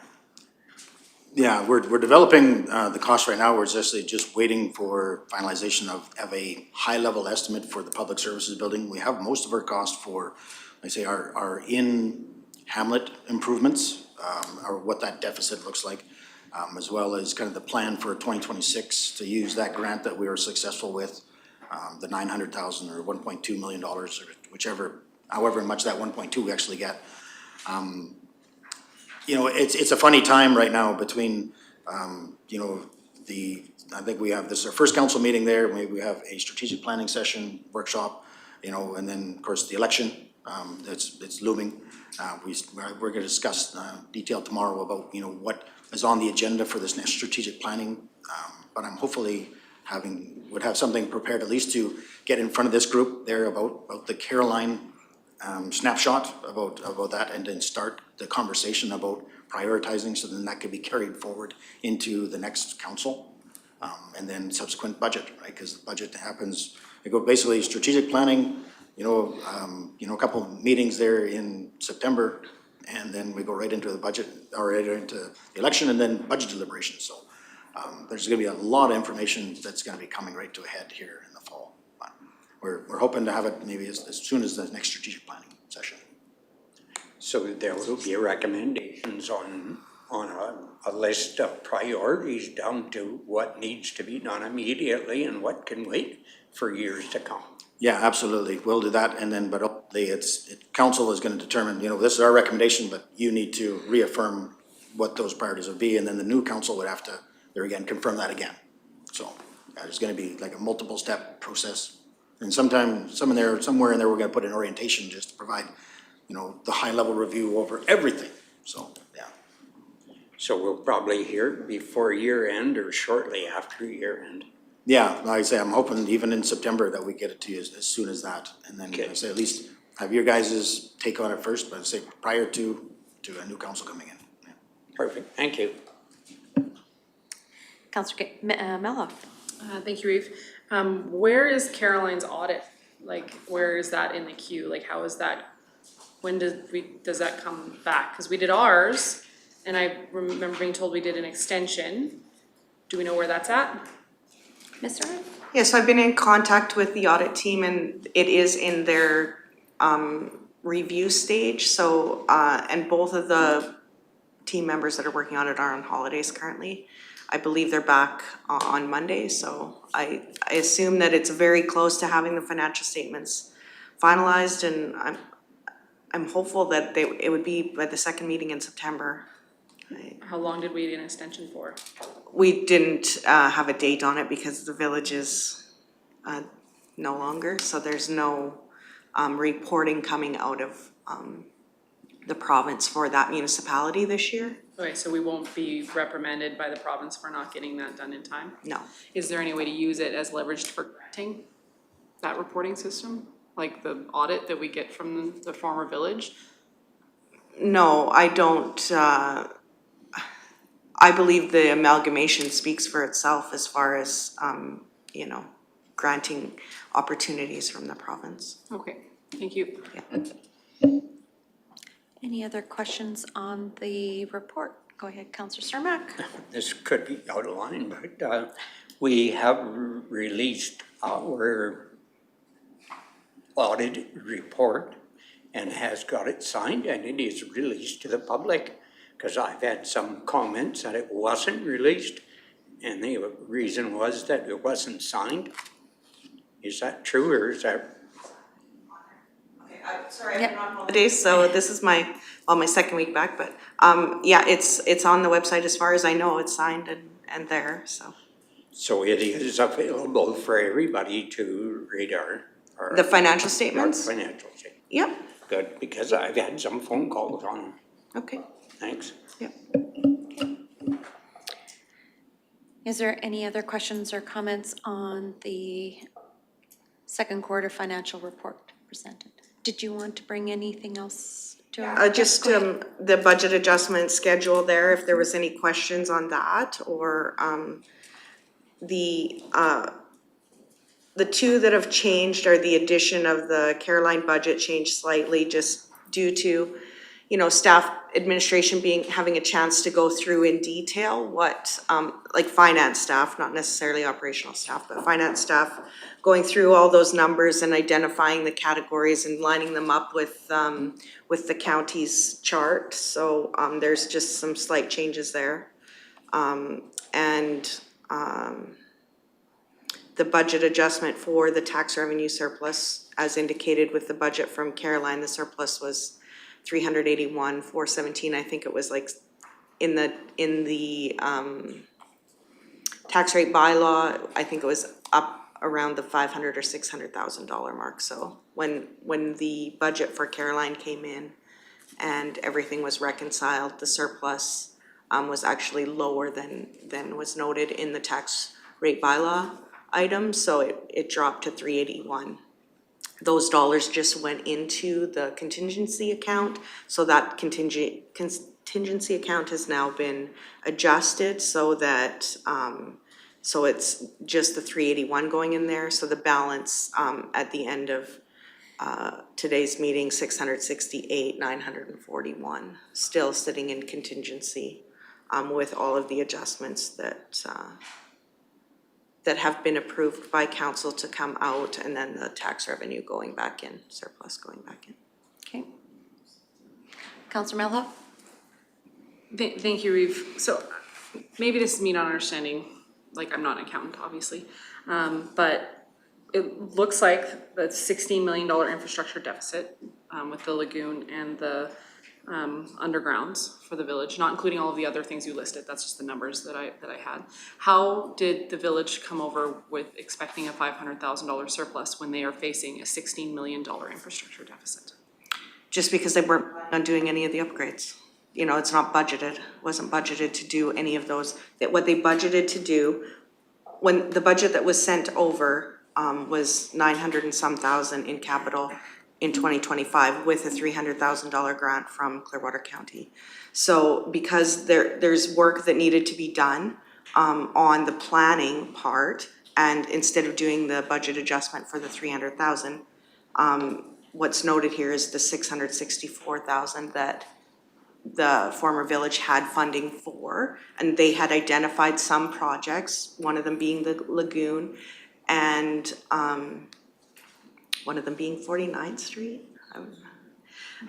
So, however, this council, this interim council, or if the decision isn't made until after the election, the formal council for Clearwater County will need to make a decision on how that 664,000 is allocated, And that is mostly grant funding.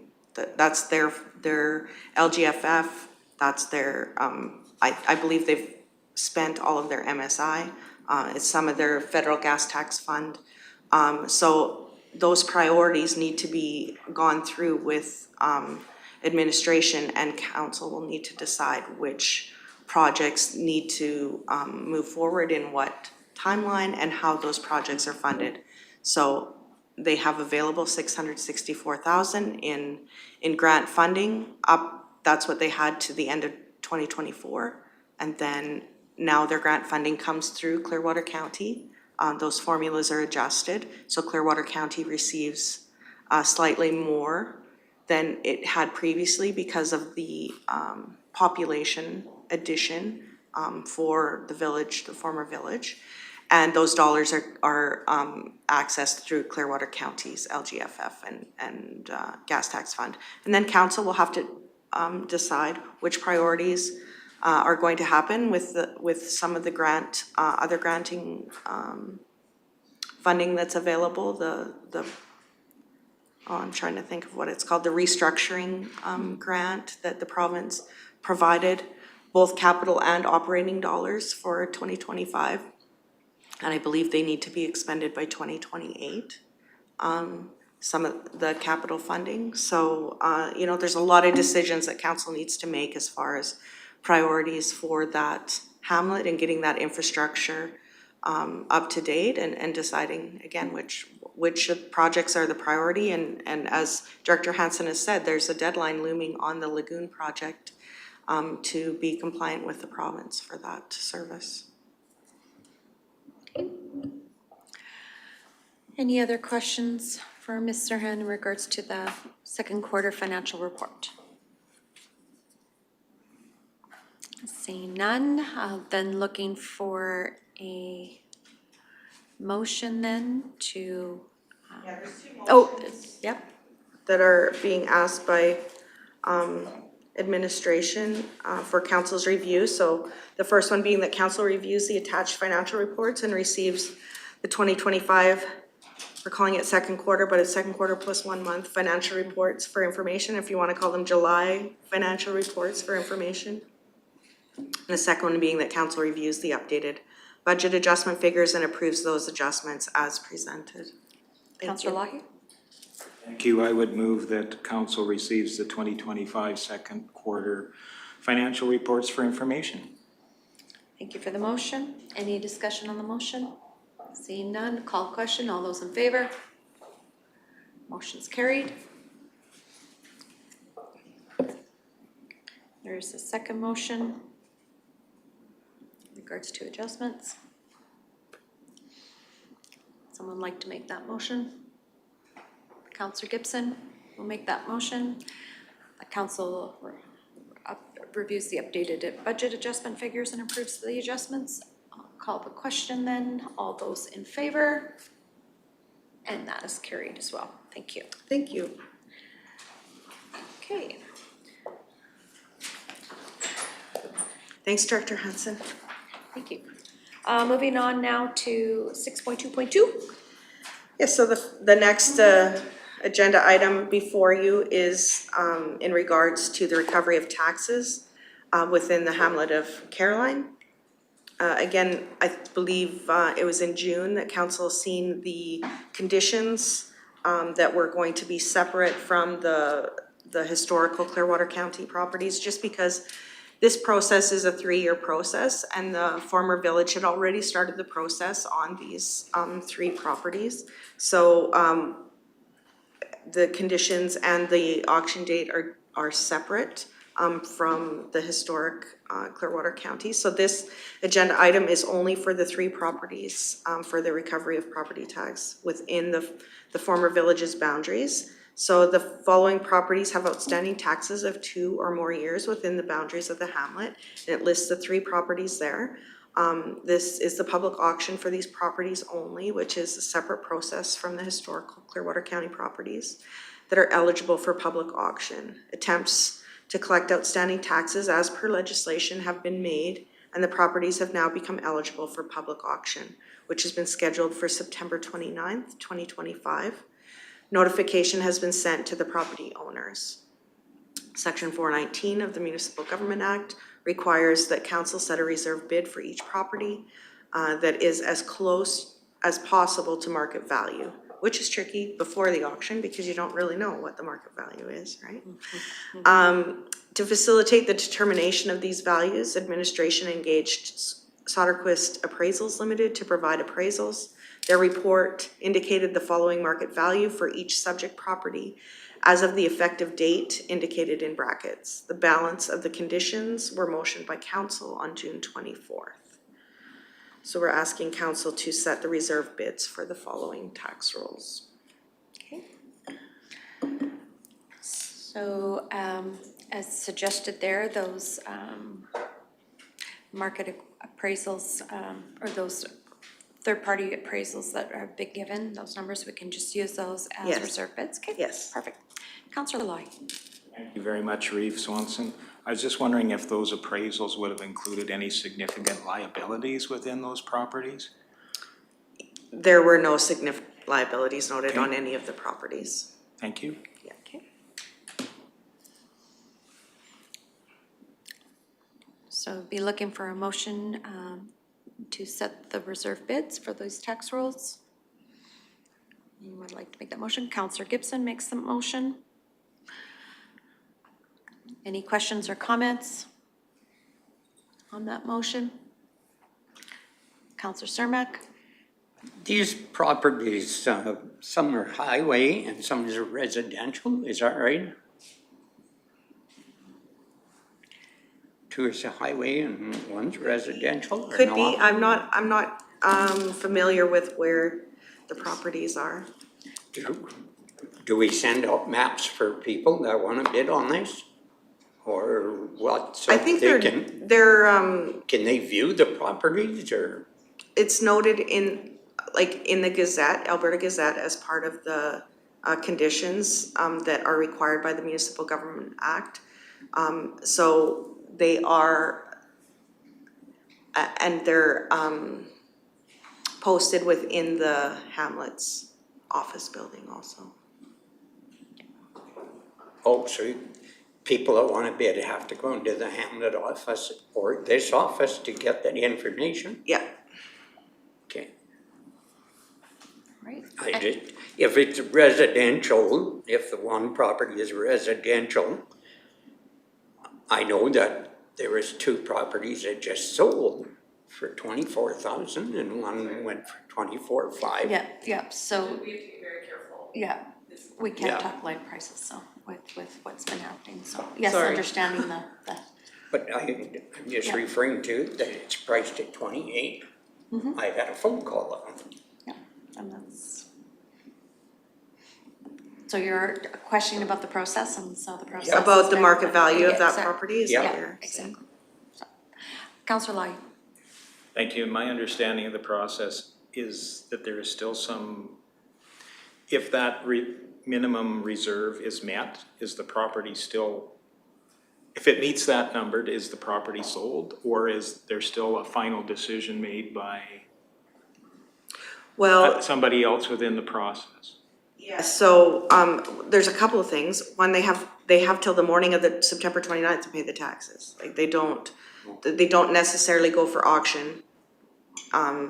This is just what the process that has to happen in order for them to go to auction. So if the taxes are paid by the morning of the 29th, these properties will be withdrawn from the auction. And the second thing is that they have to meet this minimum bid then. So they could go for higher, but this is where the bidding would start for those properties at the auction. Okay, And Go ahead, Councillor if Lai. I could, just to clarify, to any amount in excess of this appraisal is returned to that original owner then? Is Actually, that how it any works? amount that is above the outstanding taxes is Okay. given to the property owner. So there, and any of the fees that, like, so the cost of the appraisal or any cost of the, caveats or the notices that are placed on their title, that cost there's fees for that, so those would be deducted, but any dollars that are above that are returned. So it's even if it's sold for the minimum bid, there would be dollars left over. Okay, thank you for the clarification. So Councillor Gibson has made the motion for those set reserve bids for the following tax rolls. A, B, C. I'm not gonna read out the numbers. Anyways, seeing no other lights, I'll call the question. All those in favor? And that motion's carried. Thank you. Thank you. Moving on then to 2. Okay, so one more with me.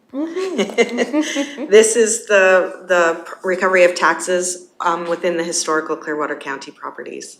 So there are 2 properties that are eligible for public auction that have had outstanding taxes for 2 or more years. Attempts to collect outstanding taxes as per legislation have been made, and the properties have now become eligible for public auction, which will be scheduled for November 3rd, 2025. Notification has been sent to the property owners. Administration is recommending that the auction sale date be set for November 3rd, as per the county's historical practice of the auction being held in November. Administration is also recommending that the property sale conditions remain the same as the conditions previously approved for the former Village of Caroline tax recovery auction for 2025. And then we will, there will be a subsequent agenda item with market values for these properties at a later date once we get closer to the auction date. So there's 3 motions that staff have recommended, that council set the date for the sale properties for these properties as November 3rd. That the council set the following terms and conditions that apply for the sale of each property as attached in the schedule of the same name, and that council add the costs associated with tax recovery related to the parcels to the tax roll as per MGA section 553, part 1, section F. Okay. Item F. Any questions or comments, or looking for motions? Councillor Lloyd. Just one final question on this. As a property approaches, as the amount of taxes and the associated fees with an auction process or appraisal process, all the fees associated, approach the appraised value, what is our practice relating to that? Because at some point in time, if these taxes aren't paid, and they will eventually cross a line, what do we do at that point where what we have owing on this property exceeds the value of the property, as well as the potential liabilities of that property? I'm just wondering what our process is around that. Because we know that there are significant properties out there that have a long-term liability that we probably have already exceeded the value of that property. So I'm just trying to understand our process moving forward on that too. Ms. Serna? Yeah, so typically a property would come before council within, like at the 3-year mark, so the cost wouldn't be more than market value. Council would, if there was a case where that happened, which historically there hasn't, but if there was a case, then council would have to make a decision on either moving the reserve bid above market and making that motion and having those conditions a part of that sale, or make the decision to write off those additional costs. But that would be, like I said, that would be rare. Follow-up, Councillor I Lloyd? guess, yes, a follow-up. Does the Act allow us to be more aggressive in the potential sale of these properties, or do we have to have an appraisal? Or can we offer those properties for sale at our outstanding costs? So that would be the taxes outstanding, as well as any costs associated with the process? Or do we have to stick with an appraised value? We can't sell it below a market value. We can't like try to sell the property just to get our tax and fees. We have to offer that property for sale at what would be market value because of, it would be penalizing the owner for not selling the property at market value, so that those funds can be returned to them if, or whatever other liens or encumbrances would be on that property. And I do appreciate that. But at some point in time, we look at the Tax Recovery Act to be a tool for municipalities to encourage people to pay their taxes on a property that sometimes maybe is neglected or unused. And I just kind of wanted to clarify that the Tax Recovery Act was intended for those purposes that I just outlined, and we're doing the nth degree in tying us to an appraisal or a market value to be as fair as possible to the public. Yeah, the MGA does tie us to market value. Okay, thank you. Yeah. Councillor Ratcliffe? Thank you. What's the significance of the term historical with this? Just so Ms. prior Turner? to the amalgamation. Oh, okay. So it's just the properties that were included in the boundaries prior to amalgamation, because the ones that are outside of those boundaries have their own auction date just in 2025. Okay, thank you. Yeah. I would not have guessed. Councillor Mello? Thank you, Eve. I'm curious, you had mentioned that we typically see these when they hit year 3. Like historically, that's when we've seen them. So I'm curious why we get them now and not at the last deadline in September or after that opportunity. Because now it's like, because there's another deadline in September. And if we see them after that, then they've lost their opportunity to, you can still contact them and do all those things, but now there's a public record for these individuals. It's now out there in the space, and should we not try to give our residents all opportunities right up to the deadline to maintain the dignity of their property, et cetera, and the privacy that they deserve? Ms. Durham? It has to do with the timelines that are required for the Municipal Government Act to have these properties go for sale. So the conditions have to be approved in order for the ads to go into the Gazette, and that has to happen so many weeks before the auction. So the reason you've seen the item in June for the Caroline one is because their auction date is September. These ones are a little later because the auction date is November. So this is the last possible date that we could do it and still have the auction in November. Fair enough. I just try to give as much time as we can, because this is like one of the worst parts of our job. I'm sorry. It's like really crappy. Councillor Lai? Thank you, and it is one of the worst parts. And just one more thing I'd like to define too as well. The county can the county not be a bidder on this process and assume the value of that, or assume that property? Sorry, I hate to put these questions out. I suppose Clearwater County could be a bidder in the process. If there's no, if the property doesn't sell, then the county has the option to take title within so many years. So there are, however, if there is a bidder and this property was going for more than market value, then the county could, if council so directed administration to bid on a property, that would be. Okay. Yeah. Thank you. Thank you. So staff recommendation, there are 3 motions. I'm looking for someone to make the first motion. Councillor Mello? But as I said, this is one of the worst parts of our job, but I'll make the first one, that council set the date for the sale of properties for the historical Clearwater County properties for recovery of property tax as of November 3rd, 2025. Thank you. Any other comments about the question, about the motion? Councillor Northcott? I was just thinking for, just to give you know, for all the residents that do pay their taxes on time, maybe recognition for all those people that actually are good actors and are good residents, and to have leniency on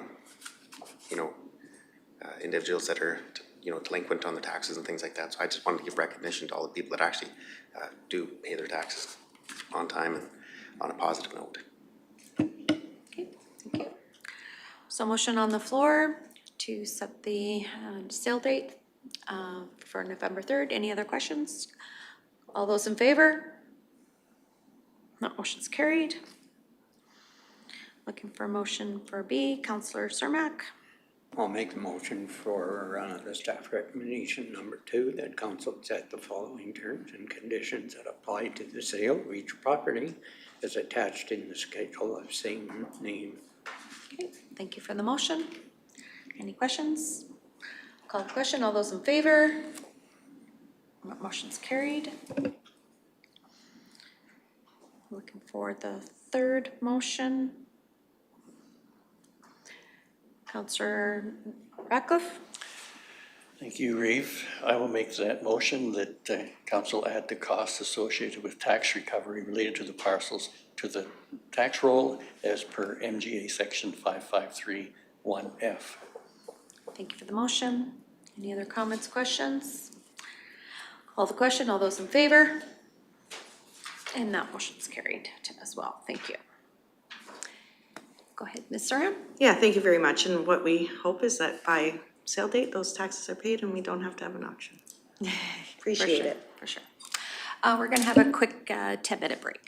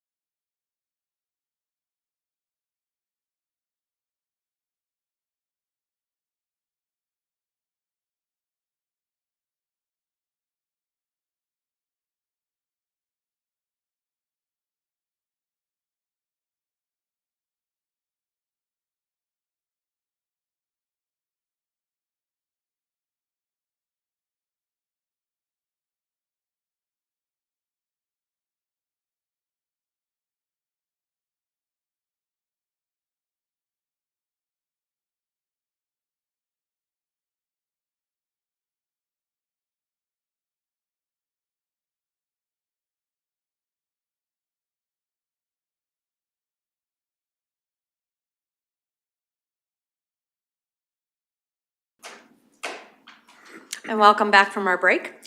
So we are now at the agenda item 6.3, which is planning emergency services in regards to the Town of Rocky Mountain House Municipal Police Model Study. And so I'll turn it over to CO Emmons, please, for the background. Thank you, Reeve Swanson. Good morning, council. So, as Reeve Swanson stated, this agenda item is on the Town of Rocky Mountain House's Municipal Police Model Study of 2025. The staff recommendation before council today is that council receives the Town of Rocky Mountain House Municipal Police Model Study 2025 as information. So the background for council's consideration, the report has been attached for council's review on the Municipal Police Model Study 2025 conducted by Western Management Consultants for the Town of Rocky Mountain House dated July 8th of this year.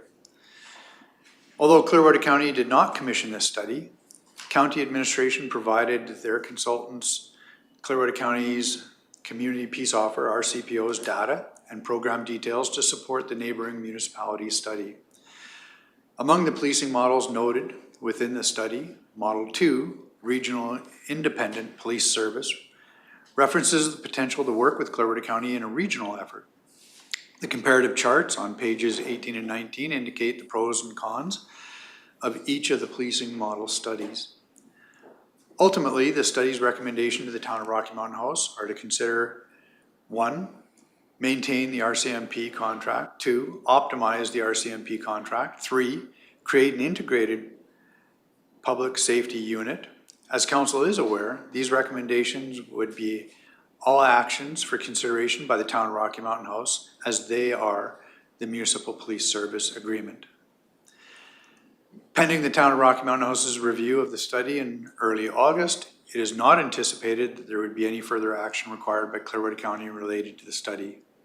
The updated Intermunicipal Collaboration Framework, or ICF, references reviewing both community peace officer programs and community policing future services in 2027. And again, the report is attached for council's consideration. Thank you. Are there any questions or comments for CEO Emmons about the police study model? If not, looking for a motion to accept the report for information. Councillor Ratcliffe? Thank you, Reeve. I expect this is an unfair question. I was just wondering if this study included service to the nations as well. CEO Emmons? Through the agreement and through the RCMP local detachment, they have percentages allocated out to our neighboring First Nations. So I would suggest in that regard, yes, because it does depict the amount of service officers required and things like that. Whether they were formally reached out to, this was not our study, I am not aware. I didn't read that in the attached report, but definitely given consideration within the report. Yes. Okay, yeah, I was just wondering if that funding was, if that service level and funding for it was included in this or not. All right. Thank you for that. I will then make the motion that the council receives the Town of Rocky Mountain House Municipal Police Study as information. Thank you for the motion. Any other comments or questions on the motion? Seeing none, I'll call the question. All those in favor? And that motion's carried. Thank you. Moving now to Public Works Infrastructure. And we're going to be discussing item 6.4.1, which is the Misty Valley System Budget Adjustment. Welcome back.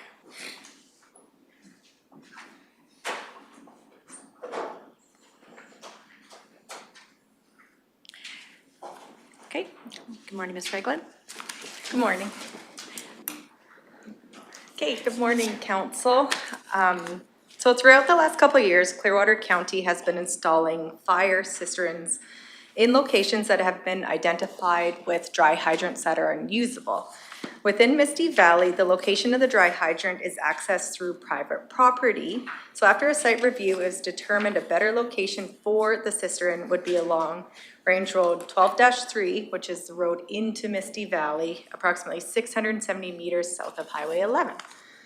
So in June 2025, administration posted a public tender for contracted services through Alberta Purchasing Connection for the installation of this new cistern located near Misty Valley. Unfortunately, no contractor bids were received. So we restructured it. We had the project engineer create a request for quote, and we sent that to local construction companies, and we received 5 quotes with Prentice Creek Contracting being the lowest valid bidder. We summarized the 5 bids there, as well as summarized what the expected costs are, including contingency in case there's any unknown ground conditions, engineering, and potential site occupation bonus. So the project costs are higher than the current budget of $300,000. So administration is requesting an adjustment to increase the 2025 Public Works capital budget by $50,000 for the construction of this cistern, funded through core infrastructure restricted surplus, and decrease restricted surplus by the same amount. Okay, thank you. I have a quick question in regards, would this be work done in 2025 or work done in 2026? Depending on the tank delivery procurement, they are planning to do it in 2025. However, if there's any issues with the tank procurement, it would be pushed into 2026. Okay, thank you.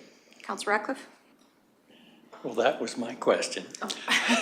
Mr. Reeve, has the engineering been done on this already? Yes. It's ready to go? Yes, we just need the additional funding to award the contract. Yes. Okay, great, thank you. Councilor Melhoff? Thank you, Reeve. What is a site occupation bonus? So within the bid that the contractor submits, they give us a site occupancy days. So it's days that they plan to be working on a construction project. If they go above and beyond the days, so say they bid 20, it takes 24, they have a penalty that the county absorbs in the amount.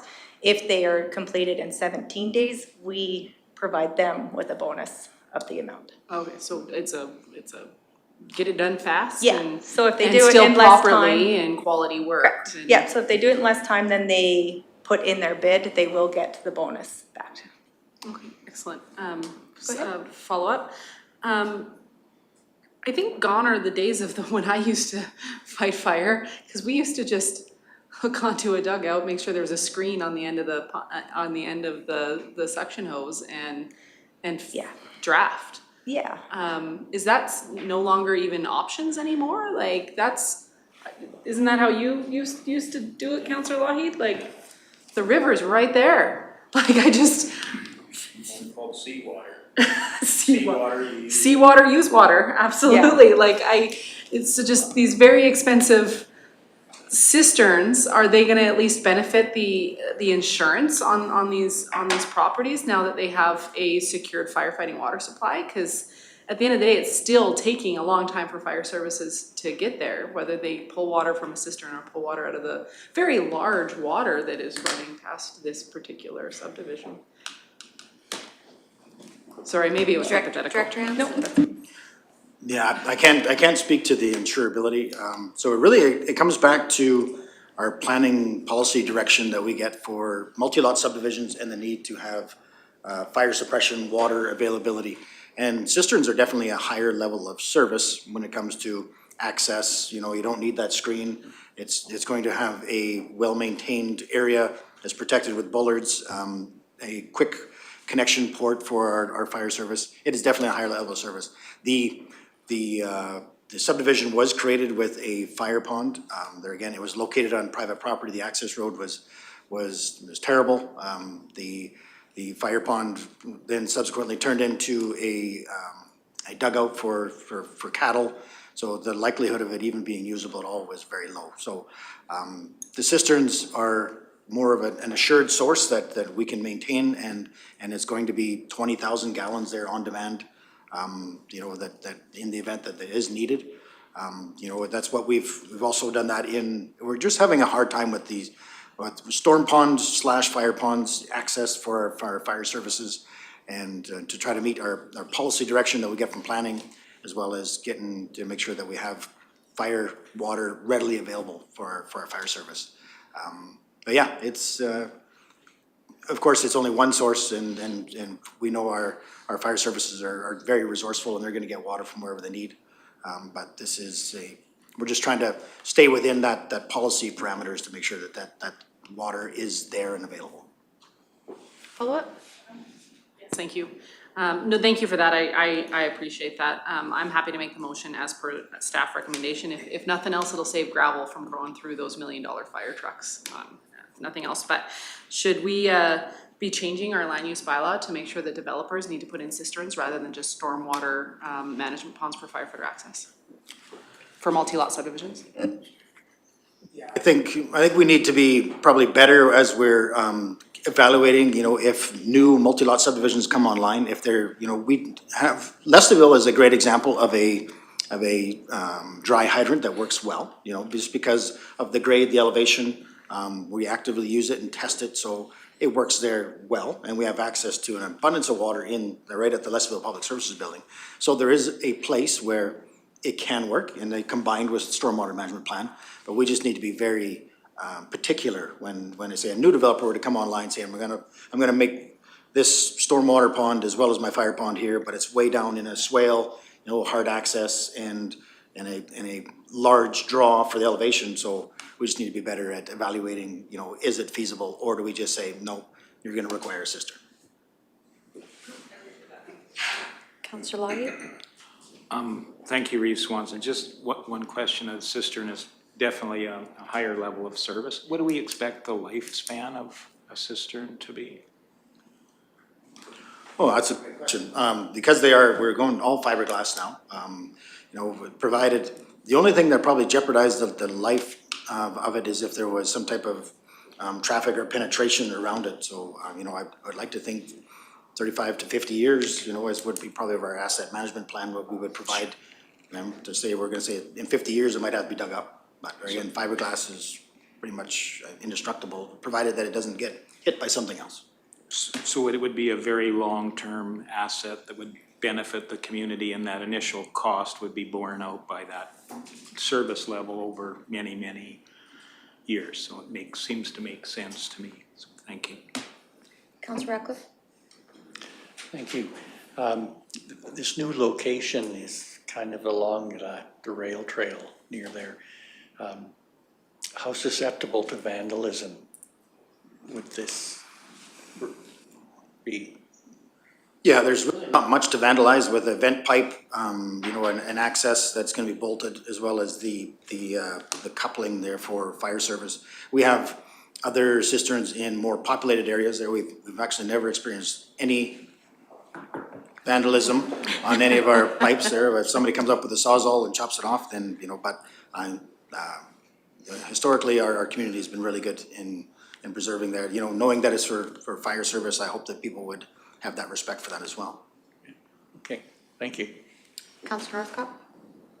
There's been discussion regarding these cisterns and multi-lot subdivisions, but I'm just wondering what the threshold sets where one of these would have to be located. Because, for instance, even if you didn't have a multi-lot subdivision, if you just had, your first parcel off, second parcel off, fragmented parcels off of a quarter section of land, and then you densified those parcels with your primary residence, secondary residence, maybe a bona fide needs, a bunkhouse, like all these other residents, you could have it really could appear to be a multi-lot subdivision. However, it's actually not a multi-lot subdivision, but your population density is quite increased.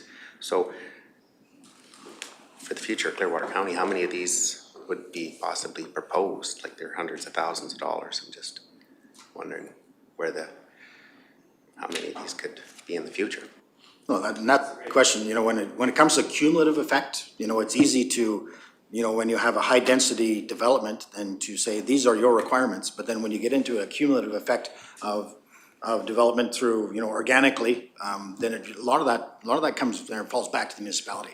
When the fire service came back to us saying, we have a high density development here with no access to water, we need to do something about it, then Public Works would bring that back as to say, as a recommendation from our fire service. It'd be really tough for planning to pin it on one person, saying you are the fifth subdivision in, so you have to build a cistern. It would likely, there again, be organically come back to the municipality to say, we have a deficit of fire suppression in this area, we should do something. And then it'd be more of a community-funded type scenario, or that's perhaps something, additional fund could be created. I don't know of any examples of that today, but it's a great question to ask. Councillor Sturmick? Yeah, I need some background on what happened with the pond that was there and why is it not used today?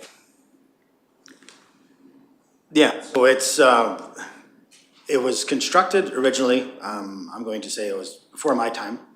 Actually, I was actually working on the road, and it was the developer that constructed the fire pond at the bottom of the hill.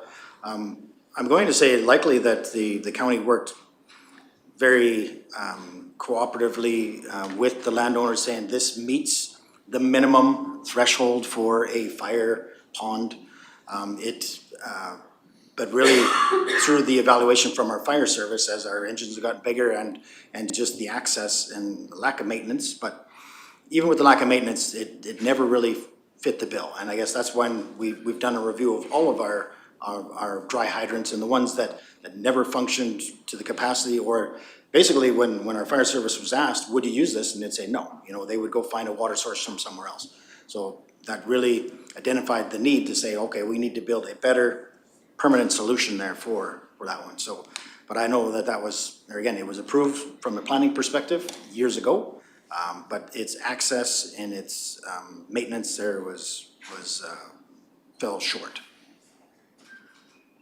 So the update comes back with the cost to the county, not to the developer who initially done it. Absolutely. And maintenance is covered by the county too? Yes, maintenance is the county's responsibility. There again, the access, it was developed and we inherited that through there, but again, the access was very poor. And then we'll say the maintenance was, they've been basically, I'm going to say, neglected over the last 15 years. Thank you. Councillor Lloyd?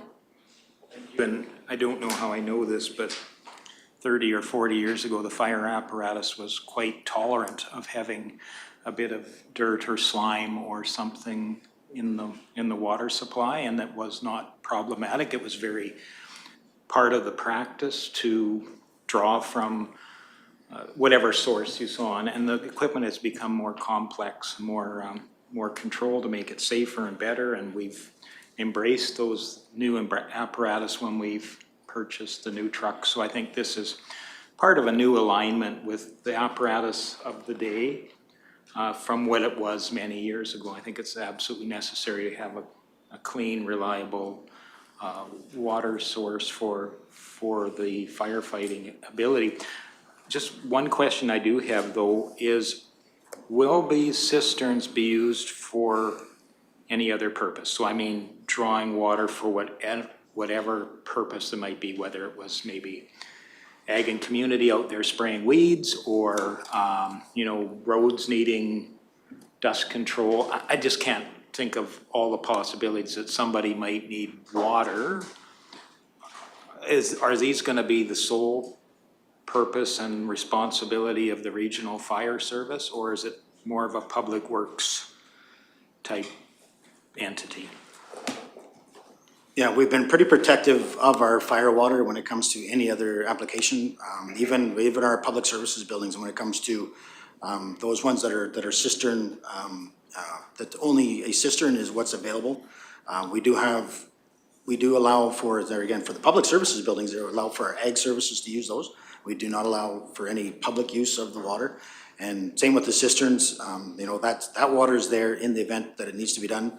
And heaven forbid that a maintenance crew was up there, drew a tank off, watered the road for a maintenance haul, and then forgot to fill it, or maybe it was a part of the maintenance cycle. If we needed to drain it, clean it, and then refill it and use that water for something, that would be the only time that we'd ever use that for for that. Otherwise, it would be only reserved for fire use.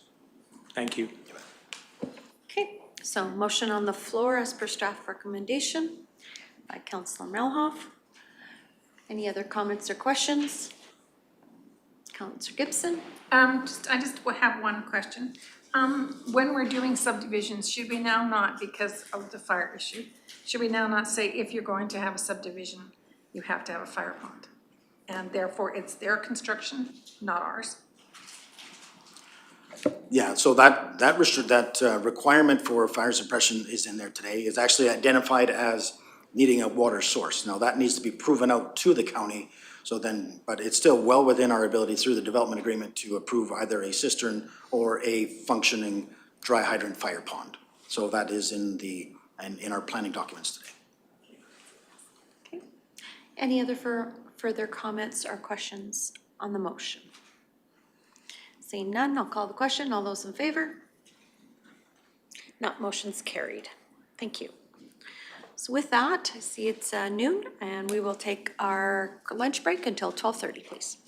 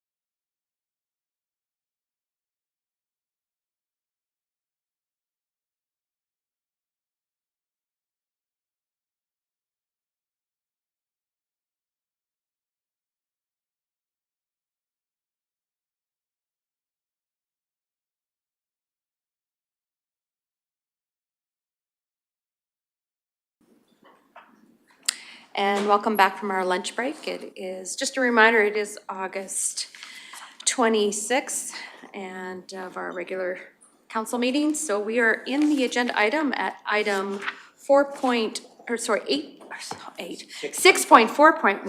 sorry, 6.5, Public Works Operations, so 6.5.1. And which is in regards to the maintenance of Range Road 42-1A continuous Township Road to 42-5. And I'll turn it over to Director Magnus, please. All right, good afternoon, Council. Reeve Swanson.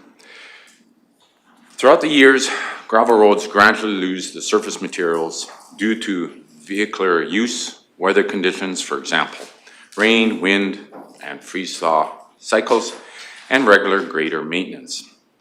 A well-gravel road has a crown that enhances water drainage, mitigates rutting and traffic wear, contributes to a more workable surface, and improves maintenance efficiency. Currently, a part of what we call the Township Road 42-1A continues to Township Road 42-5 is covered with silt, and this is shown on Figure 1, with some gravel layers on other surfaces, other road surfaces, shown on Figure 2. In addition to the increased maintenance needs due to the loss of surface gravel, prolonged rainy weather creates another challenge, i.e. limited maintenance window. Grading of gravel roads can only be conducted when the road surface is firm and relatively dry. More mud would be created during maintenance if the surface is soft with excessive water. Gravel and/or graders can only be applied during, again, a limited time window, or otherwise it would cause the surface to lose integrity and lead to increased damage to the road.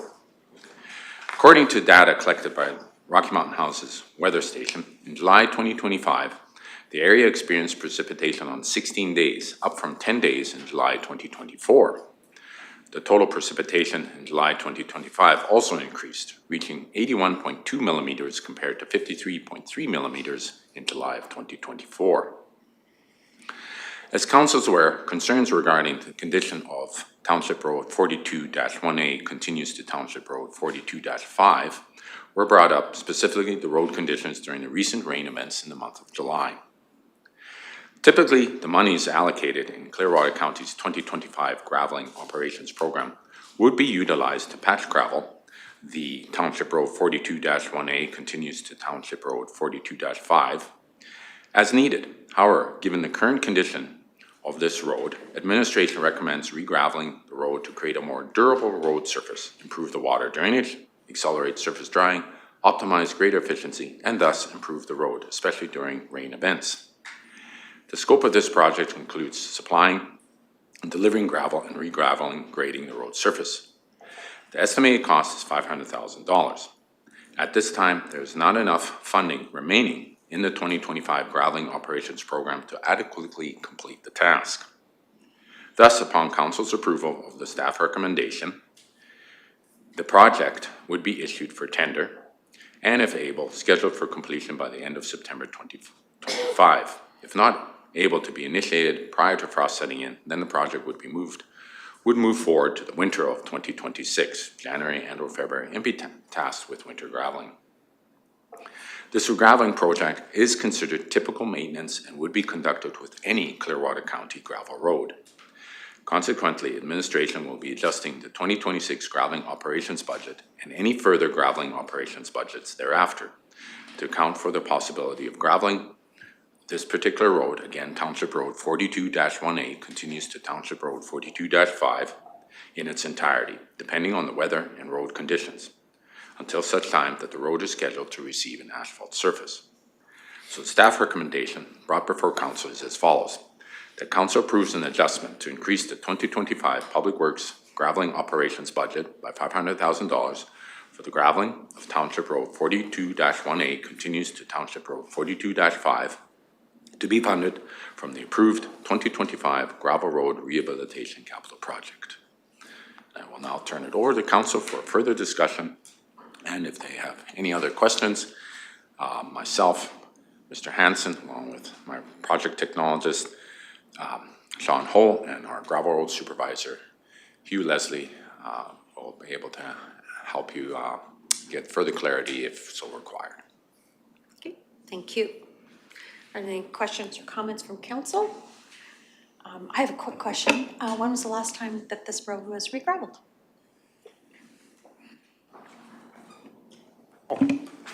I meant to look that up before I come in today. I believe it was not last summer, but the summer before we put some gravel on that road. Thank you. Any other comments or questions? Councillor Ratcliffe? Thank you, Reeve. I read somewhere in here that some of the road is surfaced with silt. Will this extra gravel stabilize that surface? Dr. Hanson? What this will do, it bridges the gap between the time that we can, till it's reconstructed. You know, the silt has a tendency of continuing to admix in with our surface gravel, so it's a patch. It is, you know, we'll be able to, the intent would be to integrate some of the larger diameter rock, the 2-inch, into the softer areas, consolidate that, and then surface it with 3/4. But unfortunately, the nature of silt is that it'll continue to migrate, and then it's a maintenance, I don't know, I could call it a nightmare. It's a challenge, right? Especially with the surface conditions there, the amount of traffic on that road. This will be, we've been spoiled for the last couple of years with this really dry, positive weather we've had. But with the increased maintenance and the weather we've had this year, it's time. It's just, this road needs a thorough re-graveling. So say adjust the really soft areas there with some larger diameter rock there, and then consolidate that graveling surface. But unfortunately, the nature of silt is that it's a continuous process. Okay, one more. How much distance approximately has that much silt in it? From what I understand, the entire 16 kilometers was capped with that material. So it's, I've drove the road in its worst conditions, and there's a need to work the entire road. There's worse spots that would, you know, that would likely, say, require more work, but the entire road needs a heavy maintenance treatment. Thank you for the proactive action on this. Councillor Gibson? Yes, thank you. What is the timeline for this? Our intent is to complete the task this year yet, prior to the frost setting in. So our intent is to get her done by end of September. Councillor Mella? Thank you, Eve.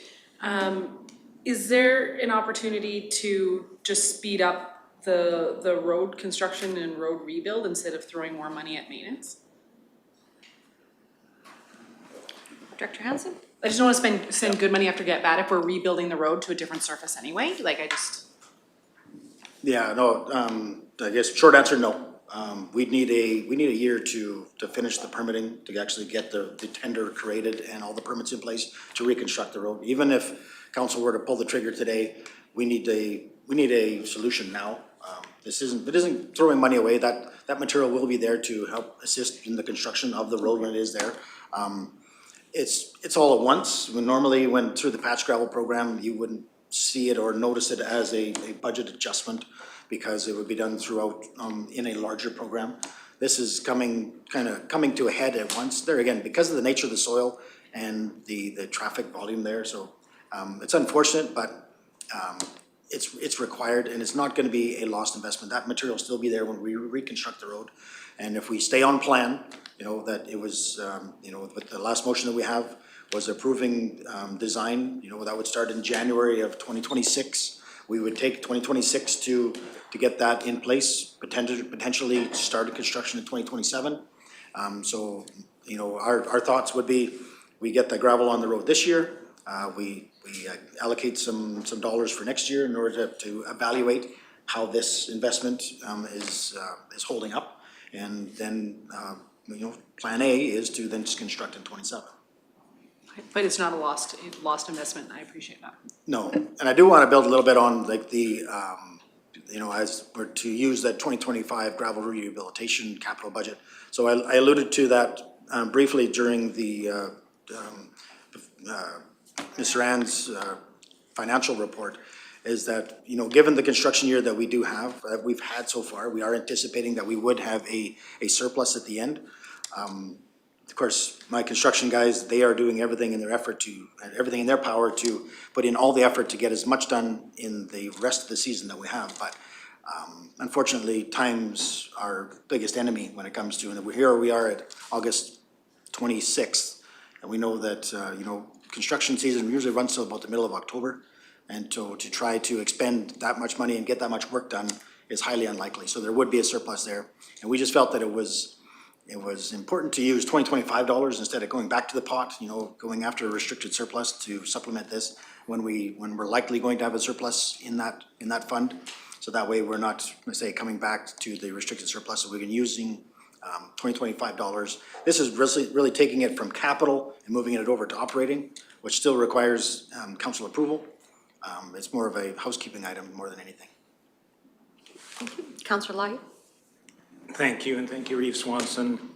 I know in our education process as councillors, we're reminded that we don't drive the grader. But having said that, I would ask the question, would this work include some minor reshaping of the crown to make it more durable and address those problem areas? Director Magnus? Yes, most definitely. That is our intent. And just again, to further emphasize something that Mr. Hansen has already communicated, this is just part of our graveling program. And this particular road has some challenges associated with it, but it's no different than any other road that we would have to maintain. And in this particular case, this go around requires a little bit of gravel than typically required on some of our other roads. That's just the nature of this particular road.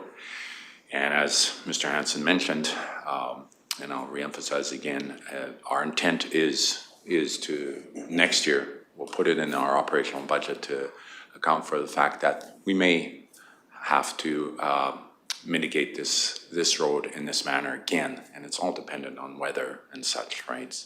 And that way we don't need to come back again and potentially ask for more in the gravel operational program.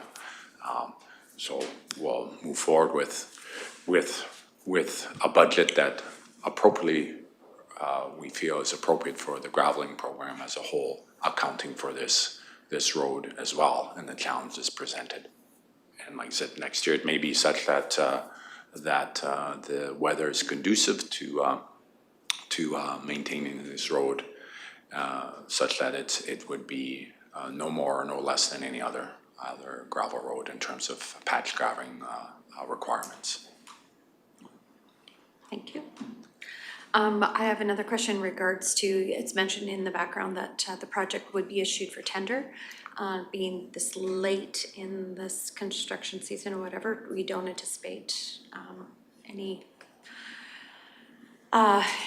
not putting forward. So as a team here, we've, and when I say that, Mr. Emmons, Mr. Hansen, myself, and Mr. Leslie and Mr. Ho here is discussed other options besides tendering. So what we're looking at right now is in all likelihood, we probably won't put it out to tender. Given what Mr. Hansen explained in regards to the gravel road rehab, we'll probably utilize our own crews and bring them online and have some savings there. And like I said, be very efficient, cost effective in regards to making this project happen in a timely manner. So we'll bring the construction crews over and long and short of it, hit some of the more challenging parts of the road.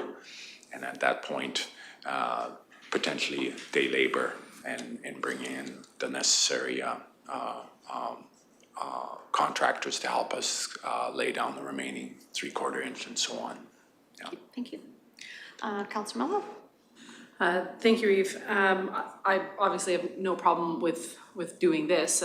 the road needs to be fixed, it needs to be fixed. So thank you very much for bringing it forward to do that. I have a question about like philosophy around budgets, because in here you're also mentioning that you're adding it to into your budget for next year in case you have to do it. How many projects do we do that for in our budget? We add them in case we have to do them, and then we tax the residents for maybes. I mean, that's a 1% tax increase on a maybe have to do it. So I'd rather have it come like we did just now with the explanation and that you need to do a budget adjustment than tax residents that may not need tax because it might be a project that doesn't have to be done. So is that a philosophy with a lot of projects, maybes? Yeah, no, there isn't a lot of in case or maybes in the budget. Typically, it's like, this is the program and this is what it's gonna cost. And in some cases, we run out of time or the weather isn't great and there is surpluses. Those surpluses are never wasted or extra tax dollars that, you know, that didn't need to happen. They go to future projects, and this council has many priorities that those dollars could go to. So if there is a surplus in a program, it does go for future construction, into restricted surplus or future programs. So it's not, you know, just tax dollars that gets disappear. But no, typically there's not a maybe or just in case. It's a program that's set forward, and this is what it costs over time. Any other comments or questions? If not, there is a staff recommendation. Councilor Melhoff? Yeah, as I said, I fully support you doing this and I appreciate bringing it forward, and I will make the motion as per staff recommendation. Okay, thank you for the motion. Any other comments or questions, Councilor Snurap? Yeah, you're saying here that if this isn't possible to get done in September, you would do it as a winter graveling project? Would that fix the road, or would it take this to be done in the spring then? I would recommend doing it in the spring. We're very confident we can have it done before freeze up this year, though. I'm pretty sure we can. But if it goes over, then there'd be the extra cost of graveling in the winter? No. Above and beyond this 500,000? No. So if we will build a budget accordingly in 2026 to account for that, if we indeed have to go into winter and incorporate some of the graveling in the winter season, that would just be built into the, like I said, the 2026 budget to account for that. But I'm very confident, as Mr. Leslie just pointed out, that we'll have this accomplished in September. Okay. Councilor Ratcliffe and Councilor Gibson? Thank you. I just want to be clear, pardon me. So we have construction crews that will be underutilized, and the intent is to put them to work on this job, and we're just moving the funding from one pocket to another. Is that correct? Okay, Director Hansen? Yeah, so we fully expect that I'll likely have to acquire more equipment there for, what to say, the project delivery method there that we've all basically agreed on, instead of doing a tender, is to use day labor. So we'll use a combination of Clearwater County forces as well as available contractors to come out and assist us to get this done as soon as possible. Yes. It should have been done 4 weeks ago when we started, but really this is because we need to, I say, get this funding reallocation there. That's why it's important to come to this first meeting there to discuss this briefly here with the council. But the intent is that, you know, knowing that, you know, our crews are so actively working, there again, we've lost a good portion of the summer there due to weather. We would anticipate that there would be a funding shortfall, but we are likely going to have to get additional resources there to come in and do this work. But it was a combination of, I say, county resources, as well as maybe if I can steal some of the iron from the crews that are working right now. I don't, we don't exactly have the plan formulated yet because there again, it's based on where each one of the crews are with their timeline and then the commitment for this. There again, it's a graveling project. It requires a specific amount of talent and equipment to do that. So we'll but we plan on doing that work through our day labor and in-house. So the other thing too was like, we really need to see how far this, we've estimated $500,000. It would be great to see that we get that road tightened up, that we wouldn't have to heavily invest in, like, we wouldn't expect $500,000 in 2026. We know that likely there'd be some additional material, but likely not to that extent. So, maybe, like I say, it'd be maybe a minor adjustment to the graveling, but what we need to do is go and get this work done and see how it reacts through the rest of the fall. And then, but we need to ensure that we have some money for next year to that if we don't have to come back again and ask for more money for graveling on a road that's one of ours. So Okay. Again, it wouldn't be the same amount. And that process allows you to start almost immediately. It would, yes, especially when my crews the great news. Yes. Yeah, all right, thank you. Councillor Gibson? Oh, no, it's okay. Councillor, Ms. Serhan? Yeah, just to include in the motion that that we're decreasing the budget for the gravel road rehab by the same amount. Okay. So, the motion would be adjusted to understand that staff recommendation adjustment, so. Motion is on the floor, but Councillor Melhoff, as per the staff recommendation, any other comments or questions? Seeing no lights, I'll call a question. All those in favor? And that motion's carried. Thank you very much. We'll pray for no rain. It's going to be beautiful for the rest of the fall. Won't see snowfall till January 1st. There you go. Thank you very much, gentlemen. All right. So now moving into section 6.6, which is the Office of the CAO. 6.6.1 is the Nordic Community Rural Crime Concerns. And I'll turn the over to CEO Emmons, please. Thank you, Reece Swanson, Council. So this agenda item is following, of course, the previous Nordic Community delegation that came before Council. So the staff recommendation is for Council to review the delegation information and provide administration with its direction. So the background arising from the Nordic Community Member Delegation that was held here in Council Chambers on July 22nd of this year. Administration is following up with an agenda item related to the motions made at that meeting in accordance with the procedures bylaw. Motion by Councillor Jennifer Melhoff that Council direct administration to write a letter to the RCMP expressing concerns, bring background and options to the Strategic Planning Committee and draft potential resolution options to bring forward to the RMA regarding Nordic rural crime prevention. A letter was sent to the RCMPK division and copied to the local detachment. Alberta County is not authorized to enforce the criminal code offenses and therefore has no authority to deal with break-ins, thefts, etc. However, the CAO did reach out in early July to the Rocky Mountain House RCMP staff sergeant and requested the RCMP do a presentation for the Nordic community on different efforts they may do to further protect their homes and their possessions. The RCMP provided the following private property recommendations. Always store OHVs in the locked garage or secure them in a shed when not in use. Remove the keys from the ignition. Follow a nightly routine to ensure all vehicles, equipment, buildings are locked and secure before going to bed. Install motion sensors. Use light timers. Invest in anti-theft devices, wheel locks, etc. Use GPS trackers. Secure trails used to transport OHVs with hitch locks, boots. Engrave or mark your OHVs. Keep detailed inventory of your recreational vehicles, including photos, insurance numbers, serial numbers, etc. Do not leave fuel, tools, equipment unattended or visible so they can become easy targets for thieves. Report suspicious activity in your neighborhood to local law enforcement. Community awareness is one of the best deterrents for property crime.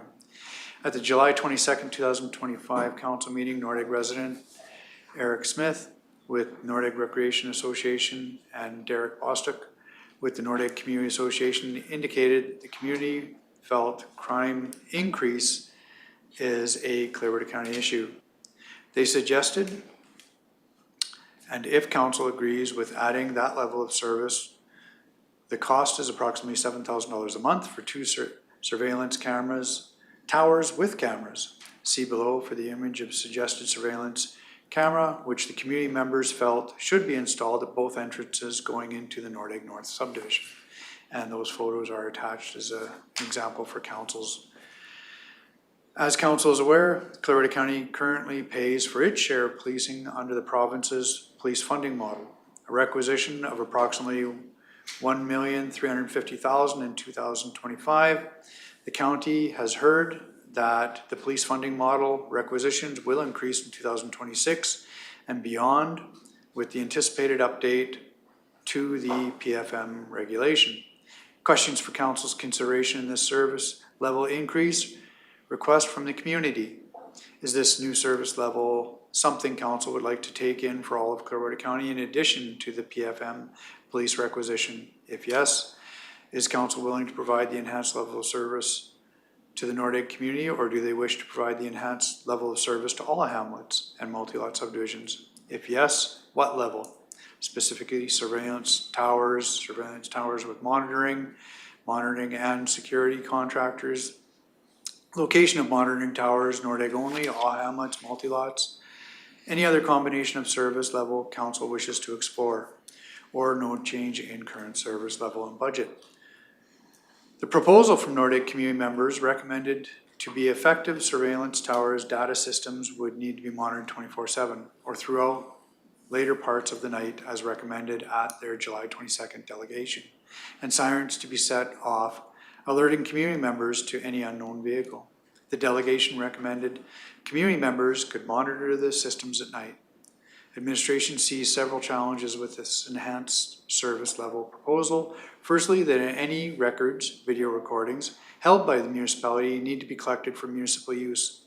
And as the subject to privacy of protection, PAPA, it is unknown whether the new act, PAPA, would allow the municipality to be granted access to a crime watch group. Secondly, roads are created for public use, and there very well are vehicles traveling on the subdivision roads at any given time, day or night, that are not known to the members of the community. Families, guests, short-term rentals, some getting a new vehicle, etc. Lastly, the perception of local government or police monitoring, along with the nuisances of sirens at night, may outweigh the benefits of the suggested service level increase. As council is aware, the county does not have staffing capacity currently for an endeavor of this nature, and this would be a new service level determination, and further research would be required for cost determination for accuracy. Saying that, administration recommends that council consider status quo in terms of service level, and that security of this scope, monitoring, lights, sirens, etc., is better served on personal property boundaries and would be consistent with the balance of the rural municipality. Once council determines whether a service level increase is warranted for Nordegg or elsewise, administration can follow through with the balance of the motion and bring options and costs to council's strategic planning meeting for consideration in its 2026 budget and beyond. Okay. Thank you. So as outlined, there's questions for council's consideration for this level of service, or I'll open up the floor for comments or questions for administration in regards to the Nordegg request. Anyone from council wishing to ask questions or have comments? Councilor Ratcliffe. Thank you. Pardon me. I can see where this might generate more false alarms than real alerts. If it's people watching and actually deciding what is an alarm or an alert in the middle of the night.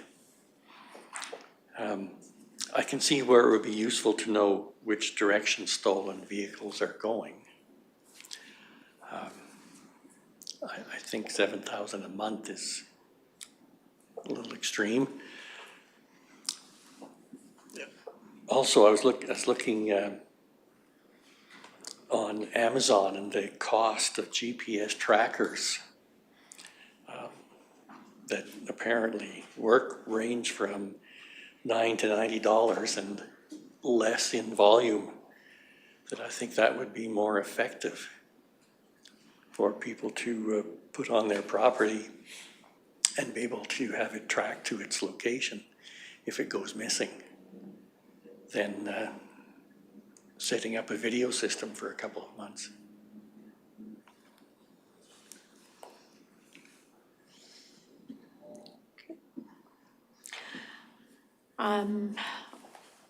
Although I totally can appreciate the concerns that were presented to us as a delegation, it does bring into question the level of service that we are getting from our requisition for the police funding model. I do believe that we have an opportunity to continue to maybe have that conversation with the staff sergeant here at the Rocky Mountain House again, and asking them as far as what they can offer for that level of service out there. And I know our own CPOs go out there, but although they're not on the crime end of things, they do having a bit of a presence out there, and understanding too that we are not at full complement at this point in time too, so we need to be able to have an opportunity that way. Most people have, I know in my division, when I drive, have a gate. So that's our opportunity. I know Nordig is a little bit different in that end, but I mean, with the new draft of the land use bylaw, there would be an opportunity for gates out there as well. That might help hinder the crime, the amount of crime out there, who knows? But at this point in time, I think this just needs more conversation in what we're prepared to do. As far as, I think this is just basically as mentioned in the background, this is just maybe having that conversation with who's in charge of the police for the Ellis, Minister Ellis, and saying that that's an opportunity. We did have the Premier out last week, so and understanding that the tour operators, that was one of their biggest comments, was they would like some enforcement, some better enforcement out there. So maybe that's another way to bring this opportunity or bring this concern up to the government in that response. So what is the will of this council? Councillor Ratcliffe? I think that there are a relatively small number of perpetrators doing this. And being able to track them to their destination and stopping that group would be more effective than waking up the neighborhood in the middle of the night. And that my feeling is that it should be the property owner's responsibility to take those measures, whether it's fences, gates, motion, security, or trackers. Councillor Milhoff?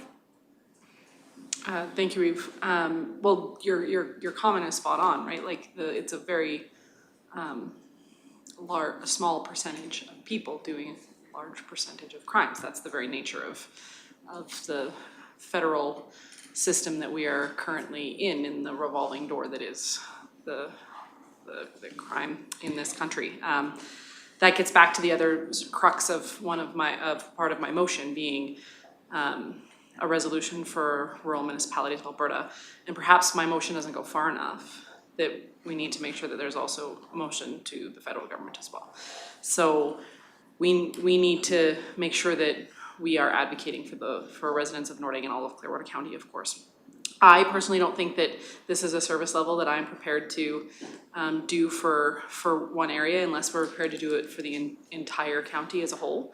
At that point, putting another CPO into service would probably be more effective and a better use of those dollars than these particular, because that's $84,000 a year for one community in one area of our municipality, instead of putting another CPO into service. Now, I recognize that they don't do criminal code. I get that. But a uniform is a uniform and is a uniform to people. And being able to have visibility of a police-like unit, and our officers are enhanced officers, so they do have more authority than the general CPO. But having more officers, more visible, often helps this stuff as well. So I would rather see us go that direction than if we're going to do something, then this, and of course the resolutions as well. I'm curious, what are the hours that our CPOs work? Like, are they patrolling at or out and about in those swing hours as well of the day where most of this stuff takes place? Perhaps we need to have a strategic review of the hours that our CPOs work that could help with all areas of Clearwater County, not just Nordegg, because being viewed in different areas, different times of the day is valuable as well.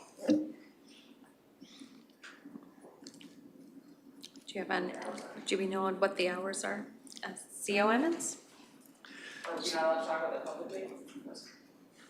Well, I certainly am not gonna divulge their schedule. But they do shift. What we heard from the Nordic community is typically between 2 and 3 in the morning. You know, given the amount of officers we have and the size of Clearwater County, you know, the opportunity for the size of our enforcement to be there at the right place at the right time is remote. But they do work shift. Thank you. Councillor Cermak, then we'll go to Councillor Gibson. Yeah, I really do like that, the idea that they brought up the people from Nordegg, but I don't think that's gonna serve the people out there very well when alarms go off at 2 o'clock in the morning and the whole area is woke up. And it's gonna be an hour before anybody gets out there anyway. I think it'd be more prudent if whoever wishes to have a security system to put it on their own property. And as soon as the LUB is and they have locked gates, then they can have their own privacy. And these new alarms that you can get, you can have it right fixed to your phone and you get the alarm wherever you're at, whether you're in bed in Edmonton or Calgary or in your house at Nordegg. And it's instant. So then you're the one that can be getting a hold of somebody. I think instead of spending $7,000 a month on 2 of them, and it's kind of an intrusive to other people. That's a public road and anybody can use that road. And they shouldn't be alarmed at using that road. I think it needs to go to the private individual if you want to put in an alarm system. I put an alarm system on my farm. I have about 3 different entrances that I know exactly what's going on. And it's not very much a month. Councillor Gibson? Thank you. I agree with Deputy Cermak that, yes, I think it should be up to the individual. If you do it for one, you have to do it for others. And I think right now with the will of the people, they do not want their privacy interrupted. And I think this would be very intrusive. And like Mr. Cermak said, is we all have the opportunity to put security systems on our own farm, our own yard. So I think that's the way that they should go, because I think we'd be opening a large can of worms for this one. Councillor Lougheed. Thank you, and I certainly appreciate the delegation that brought this to our awareness level. Ultimately, I think the RCMP have given a number of potential solutions to reduce them being targeted. I did feel very badly that this seemed to be a very bold small group that was trying to take things that weren't theirs and really keep that community on edge. But I think there's a number of potential ways that they can make them less of a target. And, you know, I think the surveillance is probably a good one of those tools. I don't know if it's something we can extend to the balance of our community. And just from a personal sense, if I'm at my picnic table and my hot dog disappears, if I have a photograph of the dog running away with a hot dog, it still means the hot dog's gone.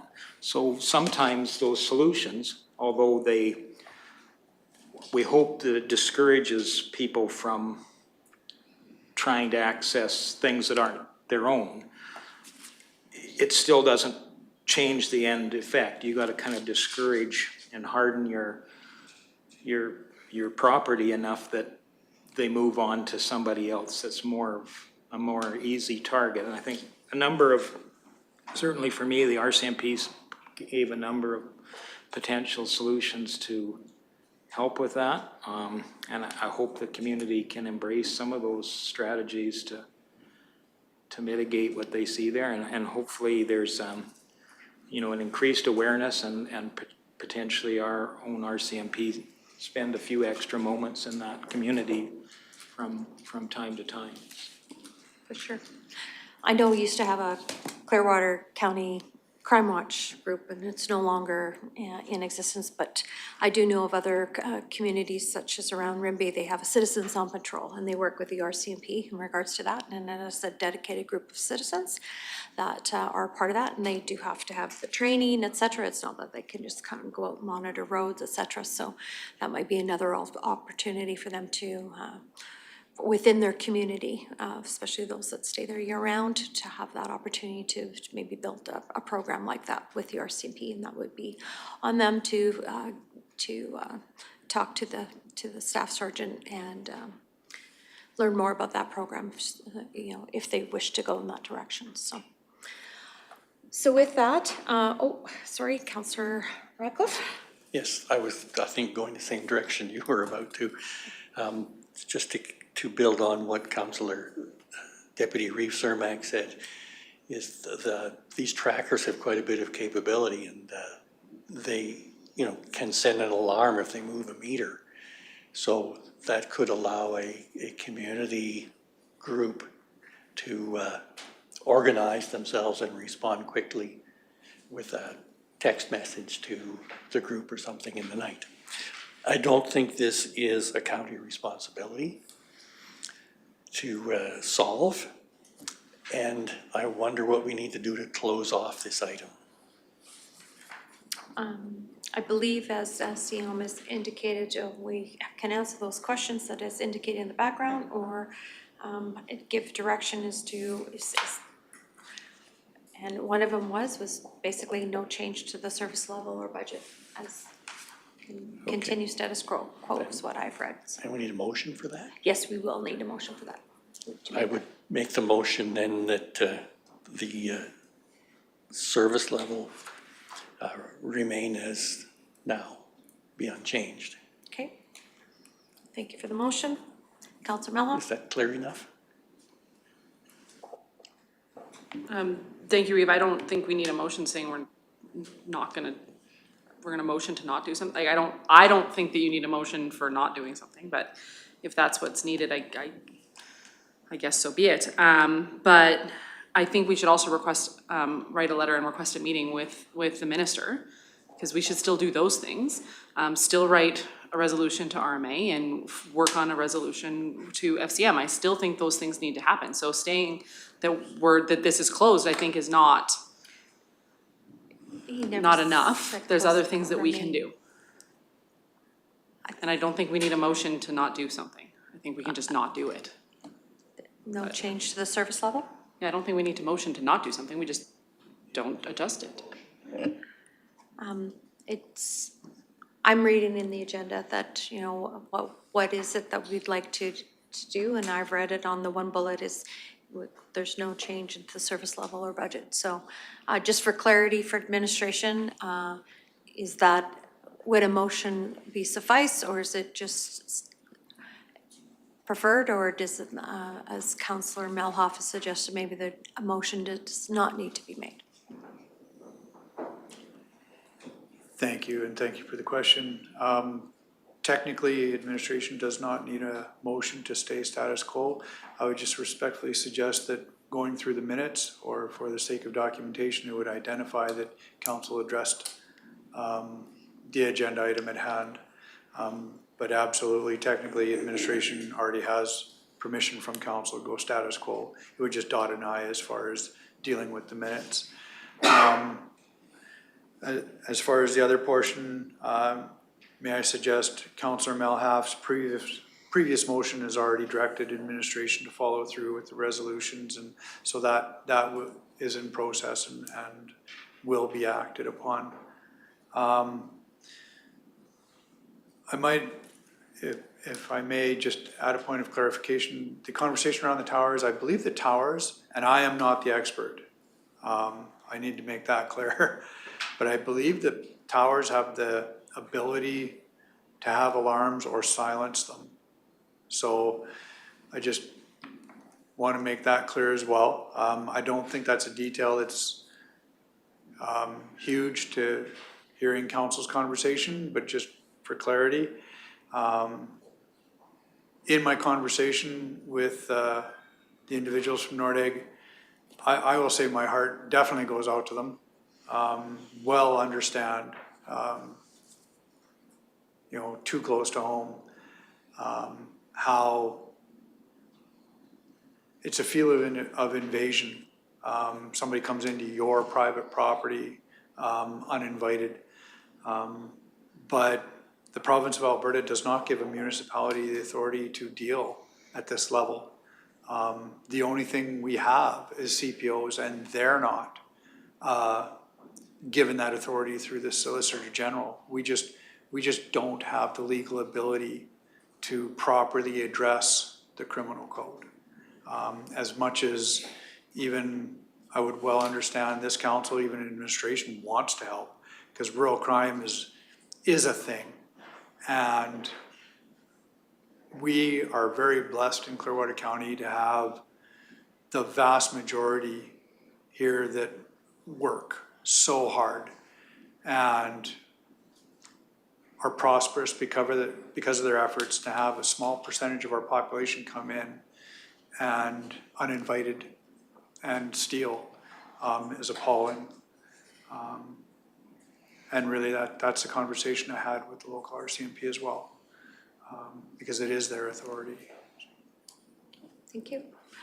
So Councillor Radcliffe has made a motion just to keep the service level to remain as and budget as is. So we will entertain that motion at this time, just to help with the minutes as mentioned. That would help, you know, conclude this item agenda. Go ahead, Councillor Malhalf. Because we're using the word service level as a whole on its entirety, and not just this project not just this piece of this project, I can't support your motion, I'm sorry. I haven't done a fulsome review of the CPO service level in order to support the motion of maintaining status quo of the CPOs. So I would need to do a fulsome review of the CPO program service level in which to make us, in which to vote on maintaining the service level the way that it is currently. So I'm sorry, I can't support your motion as written. Councillor Lloyd. And I'd kind of like to remind council too that Clearwater County is undertaking a massive broadband project which brings available security technologies within the reach of almost every Clearwater County citizen. So we hope that those kind of efforts will improve the security, reduce rural crime within our region as well as those come online in the very, very near future. Okay, thank you. Any other comments or questions on the motion? Councillor Gibson? Oh, no. Councillor Cermak? I really like your suggestion, Marie, of maybe writing a letter to the committee that came in and presented to us to look further into Rural Crime Watch organization out there that the RCMP will help them initiate and get started. I think that could be a real big help for that area because it is so remote. All right. Seeing no other lights, I'll call the question. All those in favor? Those opposed? Motion's carried. Okay, so with that, moving on now to 6.6.2, which is Councillor Melhoff's sponsored motion for Caroline revitalization. And go ahead, Ms. Haight. Thank you. Good afternoon, Raven Council. On the agenda today is 4 councillor-sponsored motions. Notice was given at the last regular council meeting. The motions are sponsored by Councillor Melhoff. And the first one is Caroline revitalization.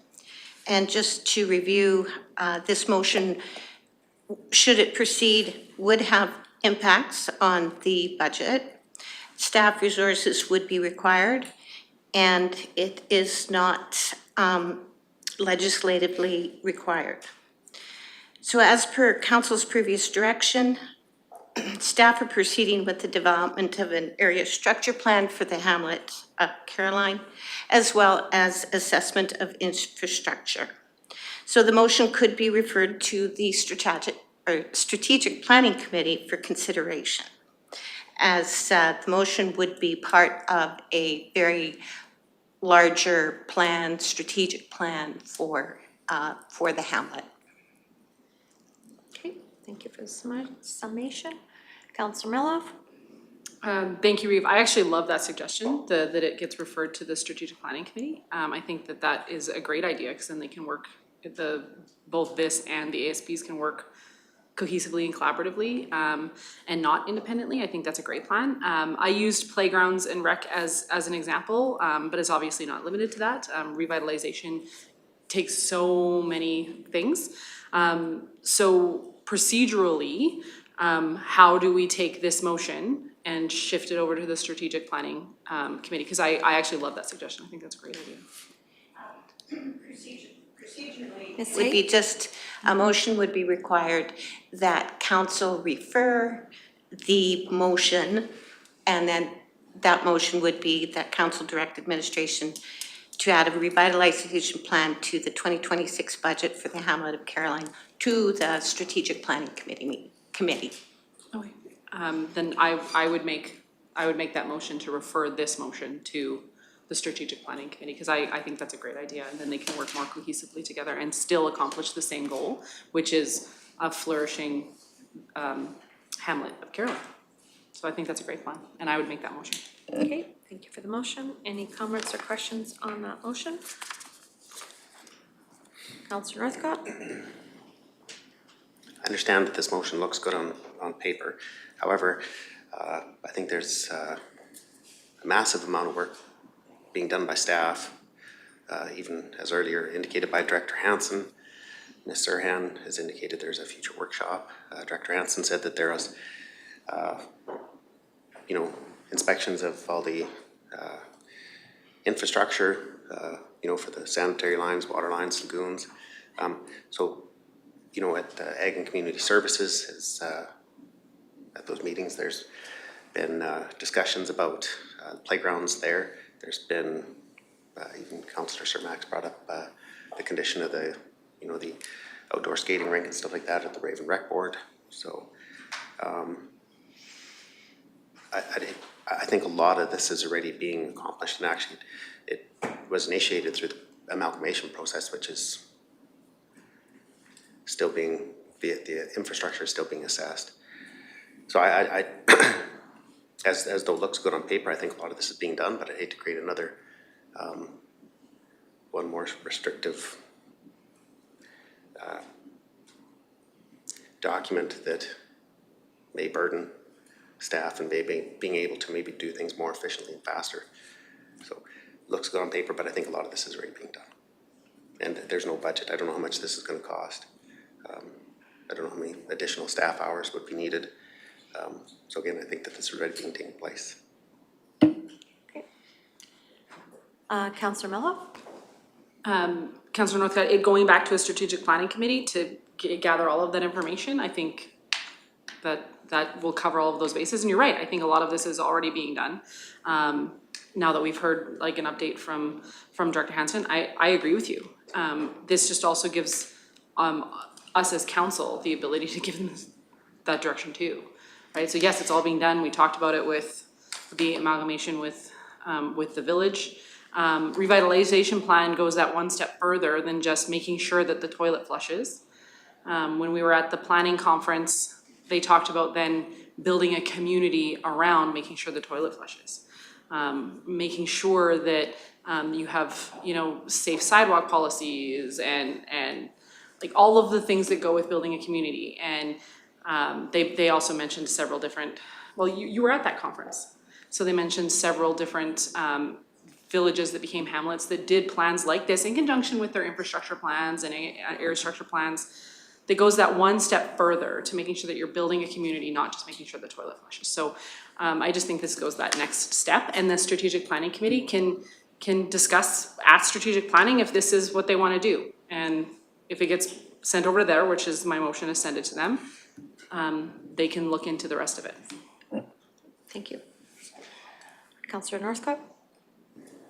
I guess the number one most important thing for anything really is funding. That's the dollars. So I guess a question for administration is, if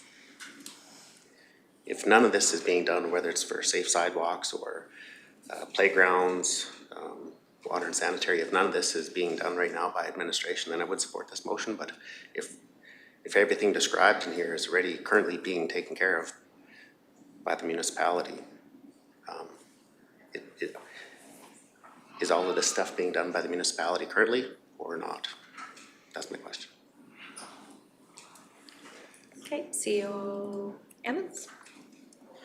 Thank you. So staff was going on a priority-based list, no different than council, Councillor Northcott. So, you know, as council's conversations already happened, our priority was on the toilet flush. So looking after that key infrastructure, you know, wastewater, water, streets, sidewalks. To be very honest, the playground equipment, the rec portion has been dealt with on an as needs. You know, council had the conversation with the ice plant because that was a more emergent need. But a strong look has not been looked at a overall plan for the playground equipment, for that type of thing. Being very new to a part of Clearwater County, we really were working on a priority list. If that helps answer your question, Councillor Malacott. It does, yeah. In my opinion, number one priority is having that essential infrastructure in place and funded. And I think might be wrong, but I'm guessing it'll probably be a few years in the making before all that water and sanitary mains are upgraded, lagoons are upgraded. I would say that's going to take some time. So I don't know. It looks good on paper, but if it was deferred to a strategic planning meeting, which I think probably would have been eventually there anyways, I will support it to go to a strategic planning meeting, but sure. Councillor Cermak, and then we'll go to Councillor Lloyd. Yeah, I just kind of want to reiterate what Director Hansen said earlier today when I asked him about this. He said that he would have a list given to us before the end of the year or shortly thereafter. So we're going to have a list of priorities that have to be done so that the village is up to the standards that Clearwater County expects for all of our hamlets. And I think that's the important part here. Sure, playgrounds and all that are really at the forefront too for their kids, but I think it's more important that we get to the standard that the rest of our hamlets are at. And I don't believe that Caroline is at that standard right now when I drive around on the roads and stuff and see that. And looks like Director Hansen is already well on his way He's done camera visions on the water lines, camera visions on the sewer lines. He's looked at the rec centers and all of that. So we're gonna get a good list of what is saying. And I think the motion here that Jenny has brought forward is fantastic. And I think it's already being worked on. Councillor Lloyd? Thank you, and I certainly support bringing this to the Strategic Planning Committee. And as far as costs go, those strategic planning sessions are already costed. They happen whether the topic is long or short. So I think that shouldn't be our biggest concern. I think it's, let's fill it with the right information that helps make a good budget decision and a good direction to administration as to what council or a future council believes is the priorities and moving forward. Thank you. All right, so the motion is to refer this motion to the to a future strat planning committee. Any other further comments on the motion? Seeing no lights, I'll call the question. All those in favor? And that motion's carried. Thank you. Moving on to the second one. And carry on, Ms. Haight, please. And the second sponsored motion by Councillor Malhave. There are, and this motion is for administration to build a dig once policy when working on Clearwater County developments. The financial budget implications are not applicable. Staff resources are required, and there is no legislative direction. So as normal, the county operates using cost-effective practices for all its projects, including a dig once practice where applicable, without having a formal policy in place. So, in the absence of a dig once policy, the county continues to anticipate future growth while completing projects in the most cost-effective way possible.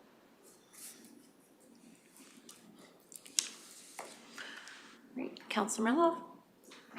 Thank you, Reeve. So I brought this forward because we do get told about a dig once policy or dig once philosophy. There isn't one that actually is currently in existence.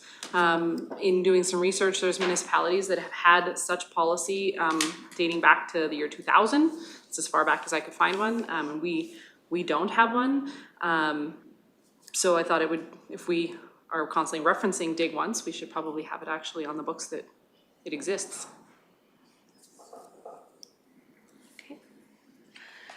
Any comments or questions in regards to the motion or the comments in regards to creating a dig once policy? Councillor Ratcliffe. Thank you.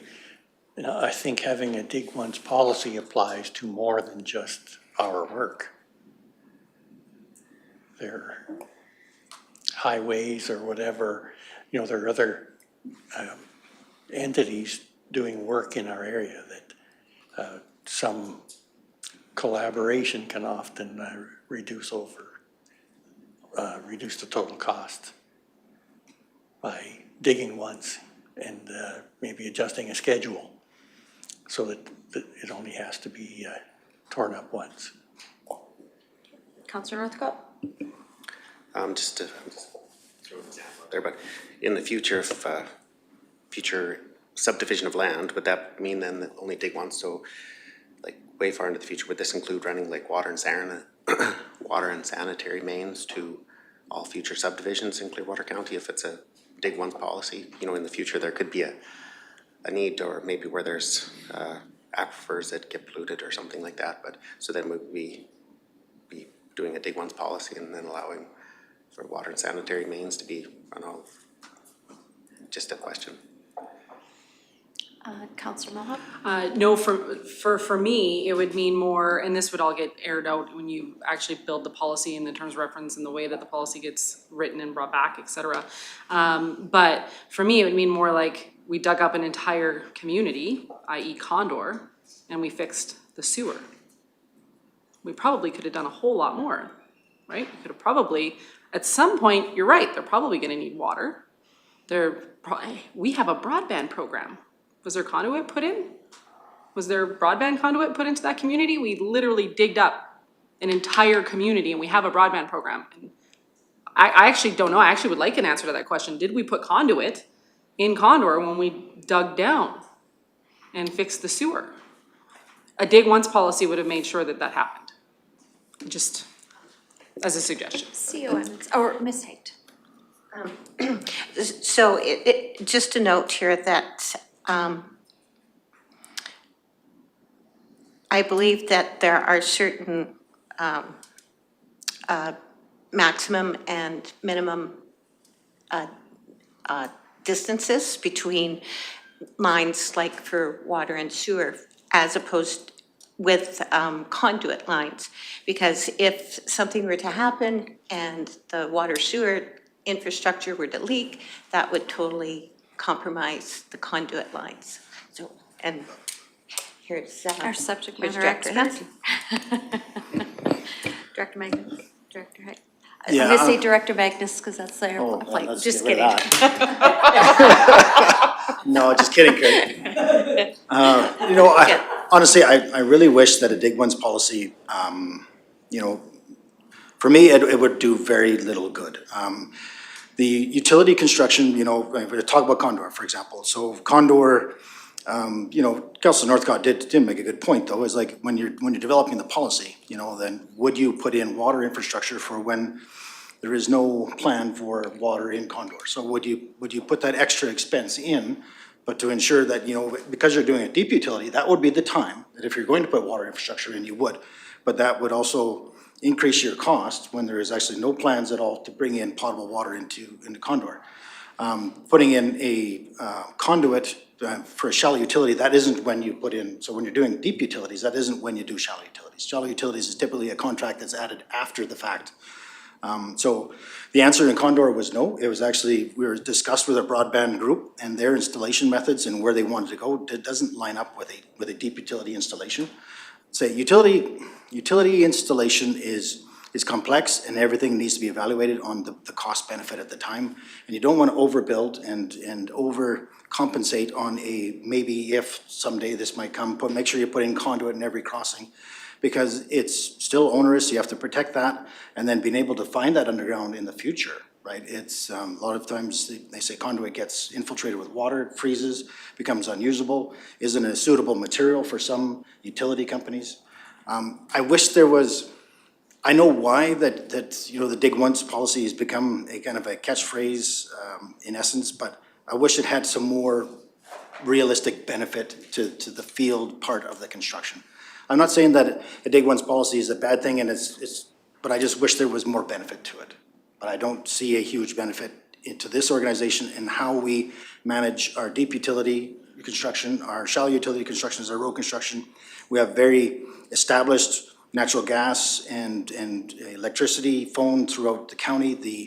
The addition of the broadband is new, but it's a single addition to already an established infrastructure, right? And of course, whenever we're reconstructing a road, but really the broadband's happening so fast, it's all gonna be in, and then we're gonna be working around that infrastructure in the future very shortly because it's such an aggressive program. They're going down every road, it seems. Nordeg's different because we're making a new development. So we're going to capitalize and it's gonna have all those services. So we don't really need the policy for that direction because that's what we're already doing. We're making sure that it has all the water, sanitary, gas, fiber, and even future talus. Those are just in our development plans. So I understand the philosophy. I wish there was more benefit to try to say this to the benefit of the dig once policy, because we had that, this is the measurable benefit, but I can't see any. Councillor Mello? No, I appreciate that, so that, and the feedback, that's important. And it's unfortunate that that conversations like that, of the deep dive into it, has to happen because a motion comes forward or a councillor-sponsored motion comes forward. Because it's actually the verbiage that you guys as administration have continually used since day one that I got here. I think actually the first conversation we had was about Nordig and about the dig once policy that doesn't actually exist. So it's unfortunate that a motion, a notice of motion had to be made to have a deeper dive into the benefits versus negatives of something that doesn't actually exist and may not benefit the team. CEO Emmons? Thank you, Ed. And actually, if I may, I wouldn't mind paring it back a little bit. Because what I was going to suggest, and Eric explained it way better than I would. My statement was simply going to be, if this was to go through, what administration would present to council would be so ambiguous, I don't know if it would meet your expectations anyway, because of all the facts that Director Hansen has shared.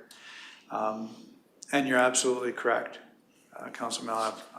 I believe I'm the one that actually refers to dig once out in Nordig, because when I was in charge of the development of that, I applied that philosophy because we were creating a brand new subdivision at that time. It was fully engineered. We knew exactly what Nordig was and wasn't going to get. And there was even conversations about potential future services. So why wouldn't I put in conduit for a future gas line, because it could be a propane line as well. Conduit for fiber, because that was one of council's priorities. And that was my reference to a dig once, because it was a fully engineered project, it was site specific. And again, when we can apply those efficiencies, we absolutely do. The unfortunate part is, with all the different utilities, a lot of them won't share a trench these days anyway, which really handcuffs the whole philosophy of a dig once.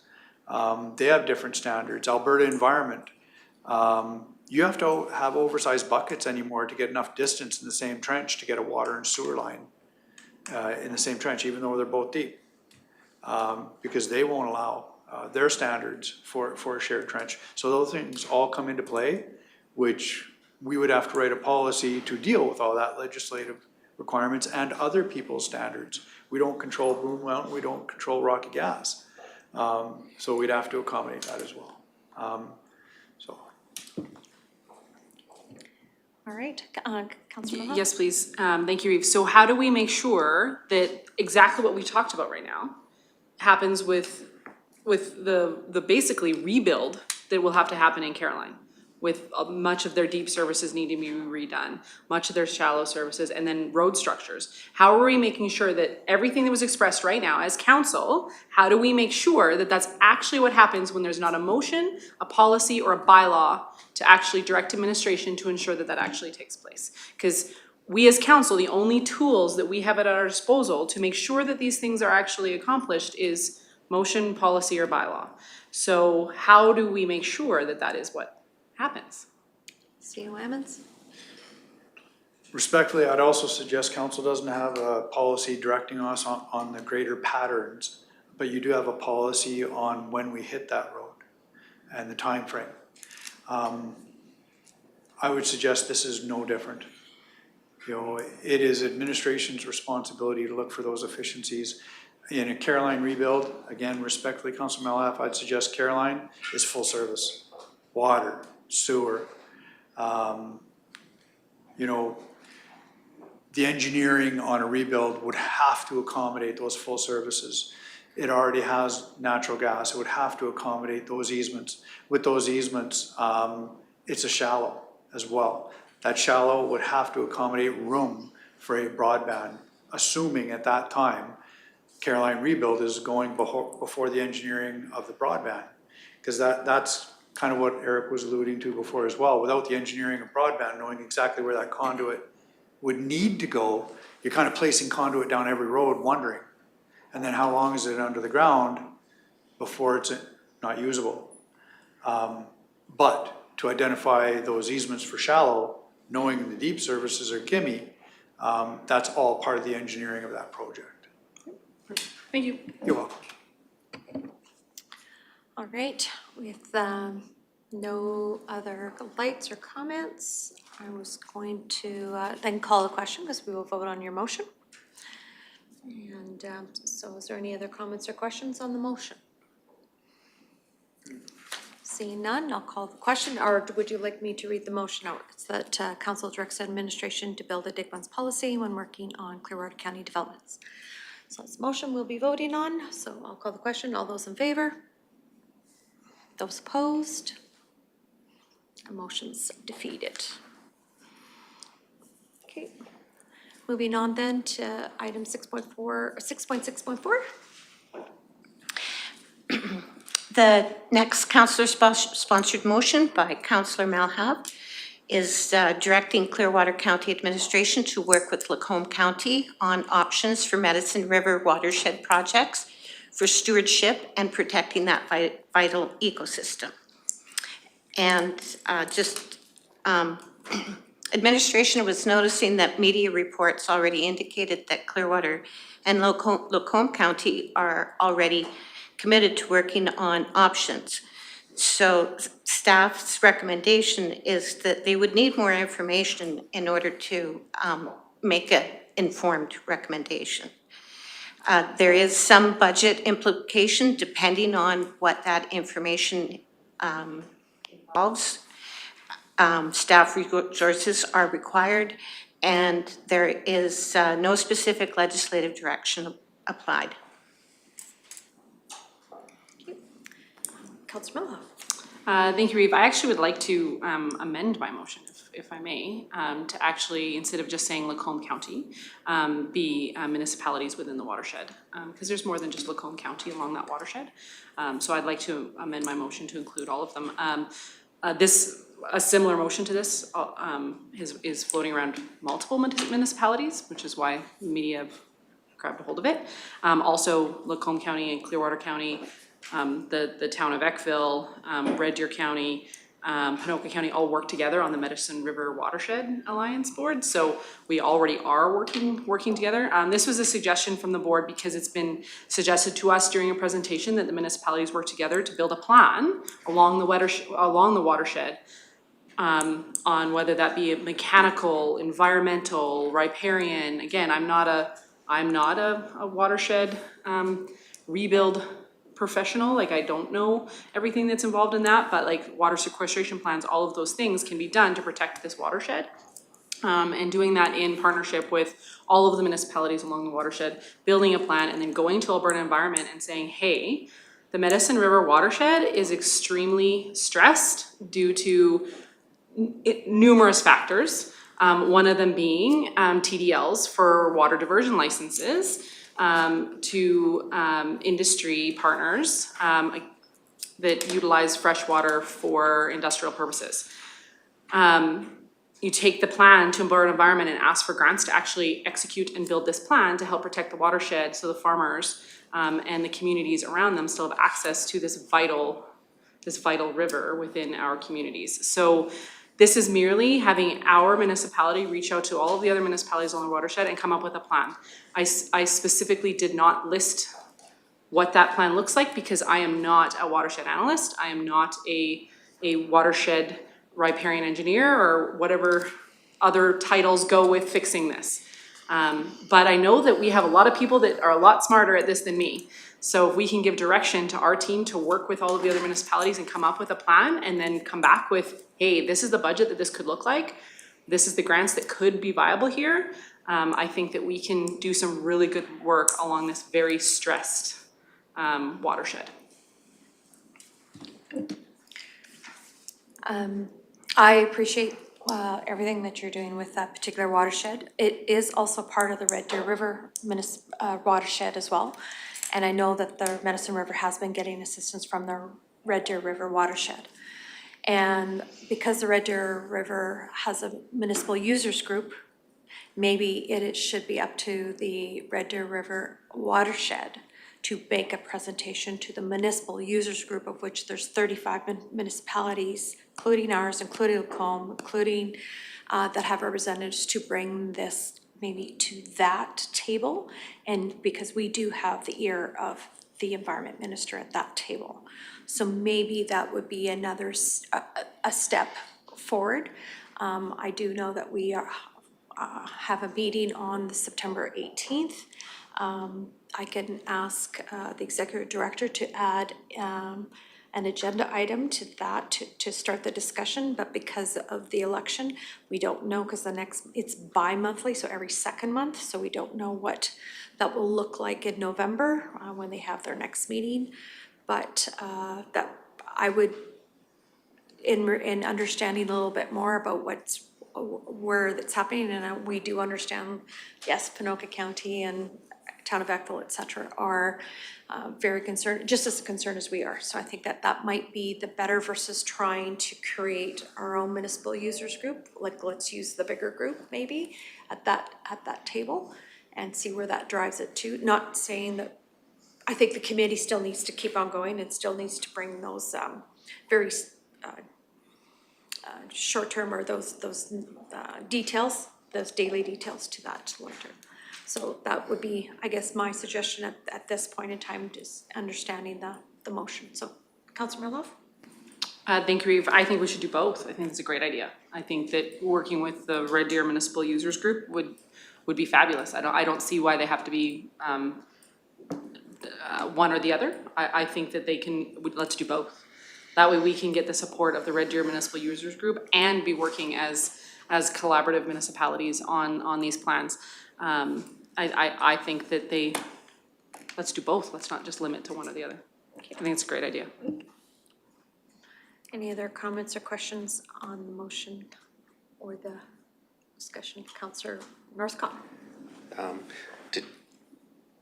So Medicine River Watershed Alliance, that already currently exists? Okay, so in my opinion, this is just creating redundancy. But if there was, if there was a request for funding or something like that from the Medicine River Watershed Alliance to maybe further their efforts in protecting that vital ecosystem, that would be good, because everybody would say that. I would also agree that water is very important.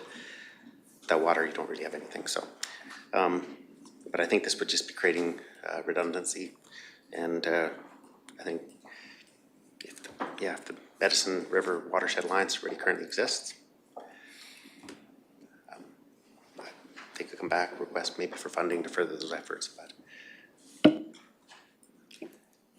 Councillor Miller? Thank you, Eve. Yes, it does exist. I'm the Clearwater County representative on that particular group, which is why I made this motion based on the discussions at that group.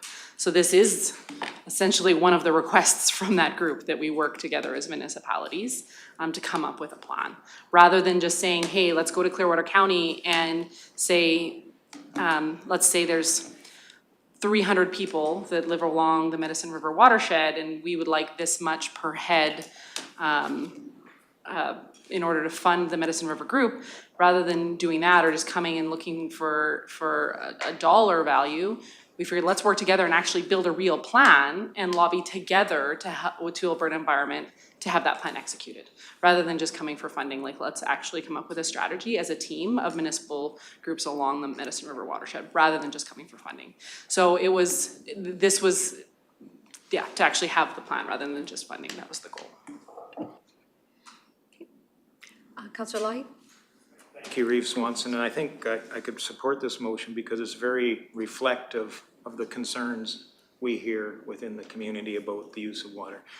Hey folks, it's really visible seeing where that water is going on a repeated basis. If we drive our major highways, you're going to see that water being transferred for industrial purposes, and I think the community is saying, what are you doing to voice our concerns that that's being used respectfully and effectively and in cooperation with all the affected people. So I think putting a little extra energy on this is very timely and certainly reflective of what our community is saying.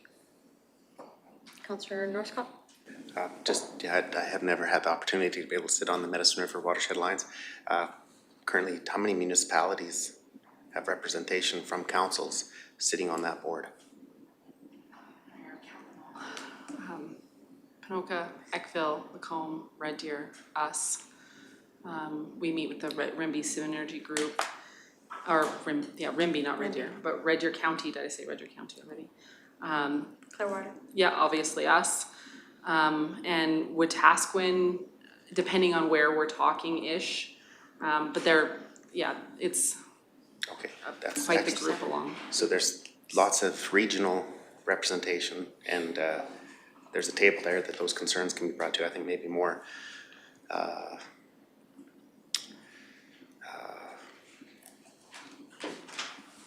advocacy for the, so that there could be more public awareness that the Medicine River Watershed Alliance exists, and then residents would be able to contact that organization. But when I made the statement about funding, it wouldn't, funding wouldn't just be just to fund the organization, but to actually fund if there was studies that were required or information that could be gathered to, the efforts of that organization to enhance or protect that ecosystem. But rather than just separately making another organization when it already exists, is how I see it. That's how I see it right now.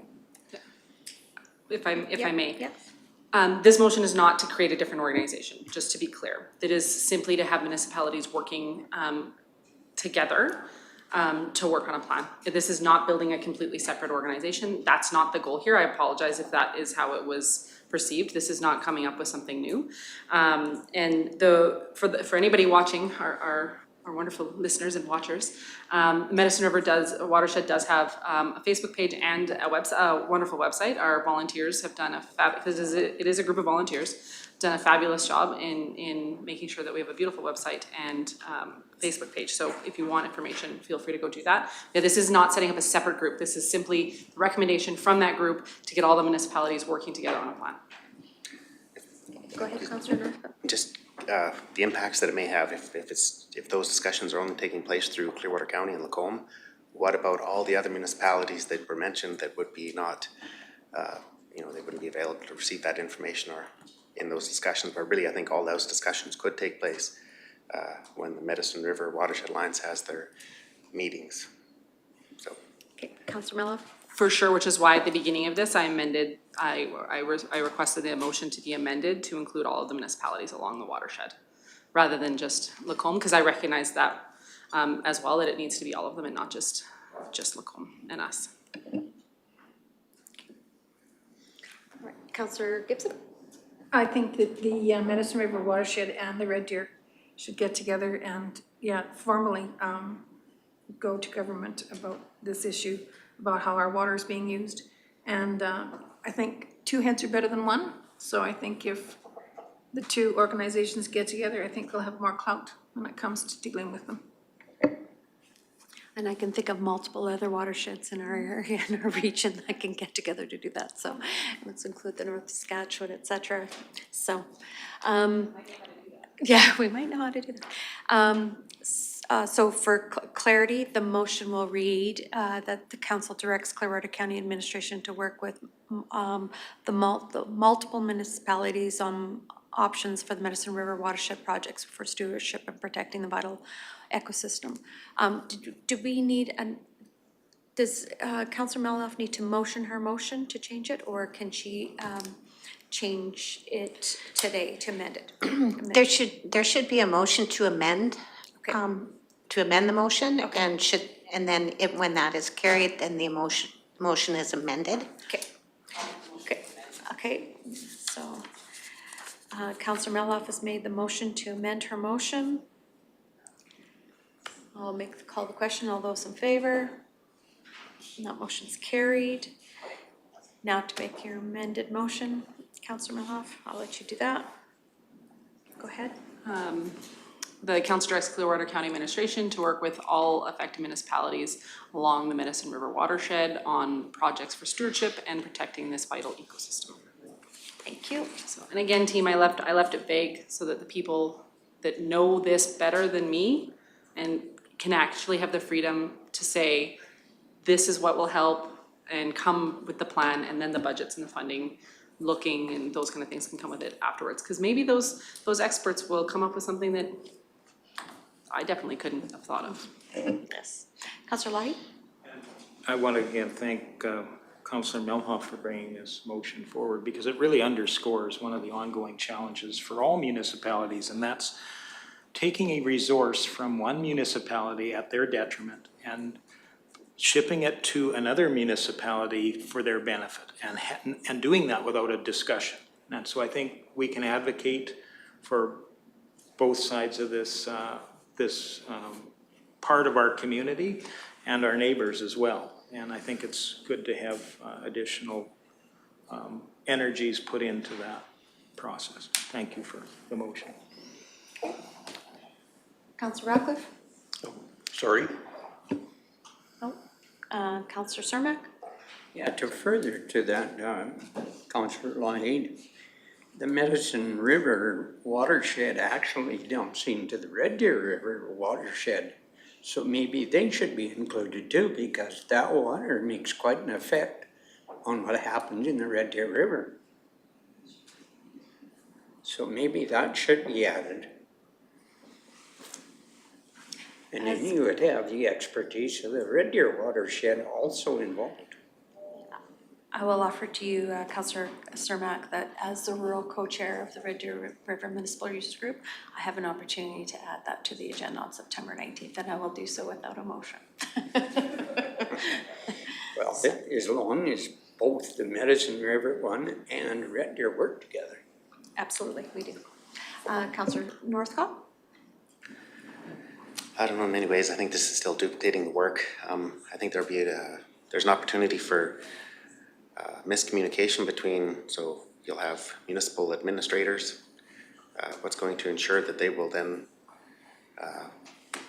communicate with the watershed alliances.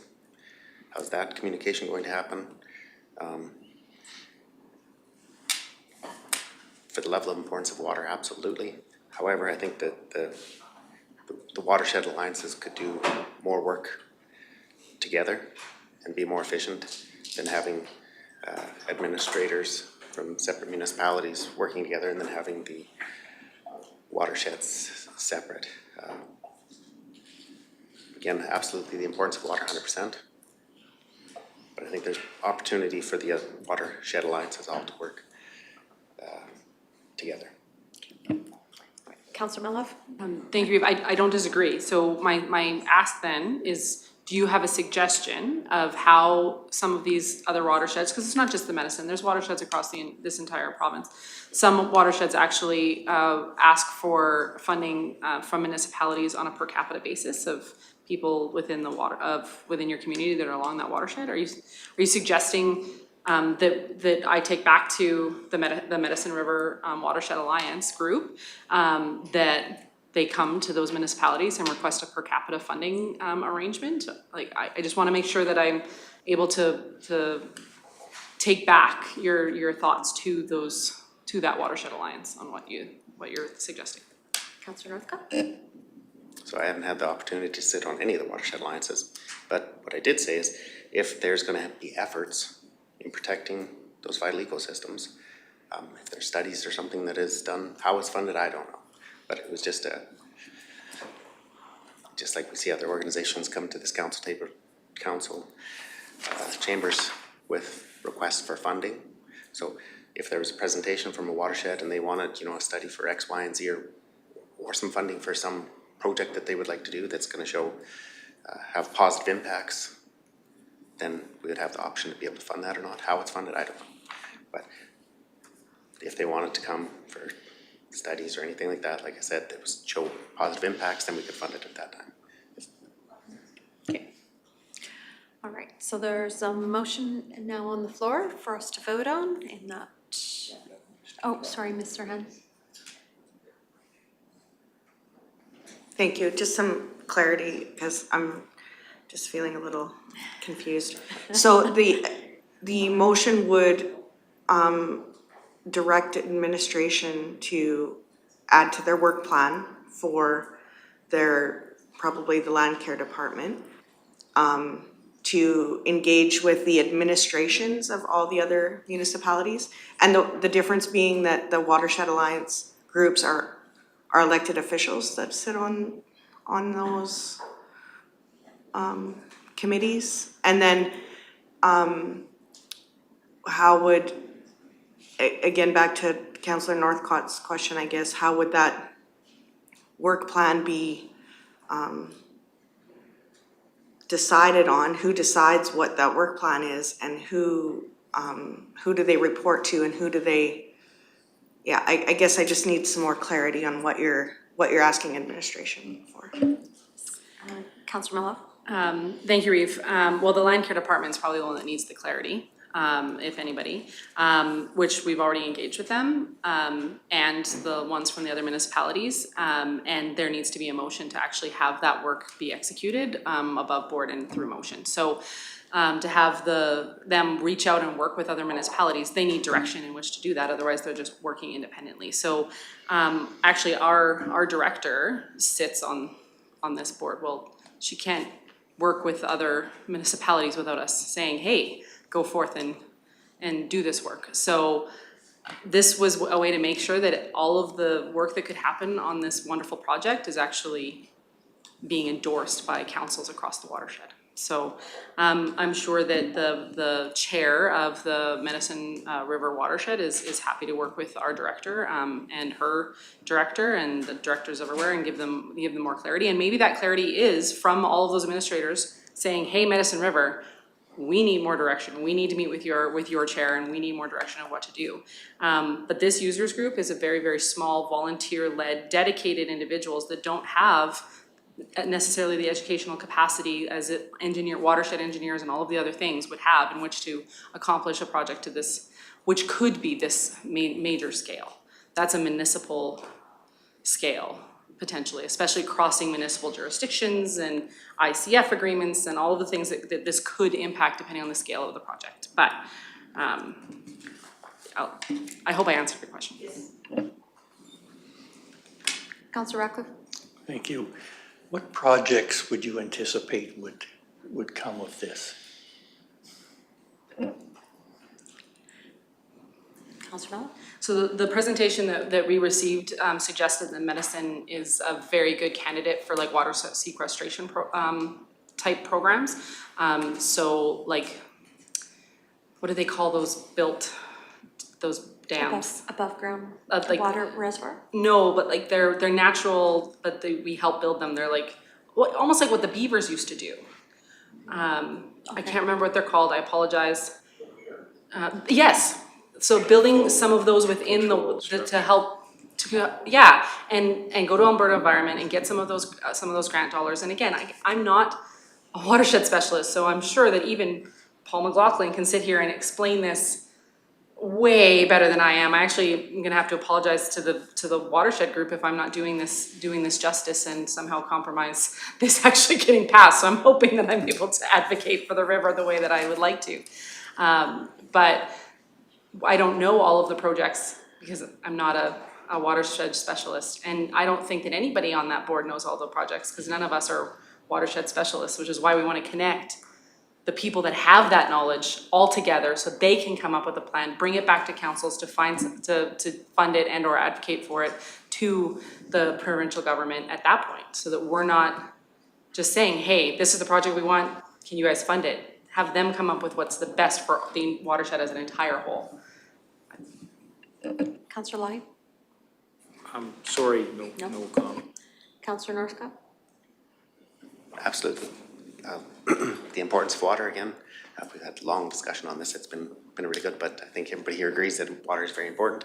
I'm not a watershed specialist either, but maybe just a thought, would there be an opportunity or maybe just an idea that the Medicine River Watershed Alliance could maybe make a funding request to the municipalities that are in partnership with that, and then they could maybe invest in a watershed engineer, and then they could host maybe a public open house or something like that, or present to the group, and then we could all be informed. And that would be the financial, that's where Clearwater County as a municipality could financially contribute to getting those watershed specialists. We can all get information. Okay. Is there any other further comments before I call a question on the motion?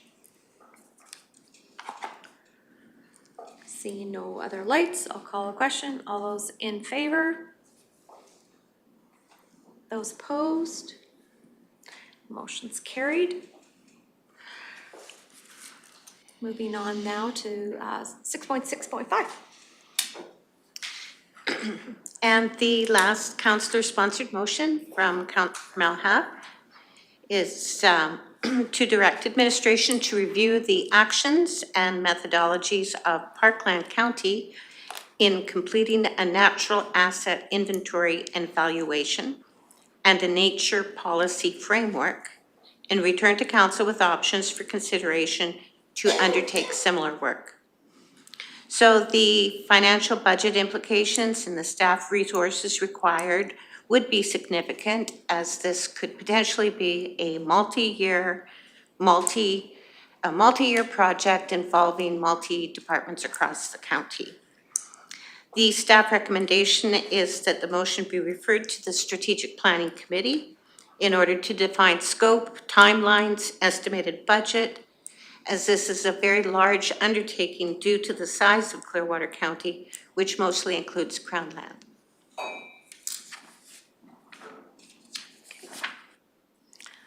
All right, Councillor Mello.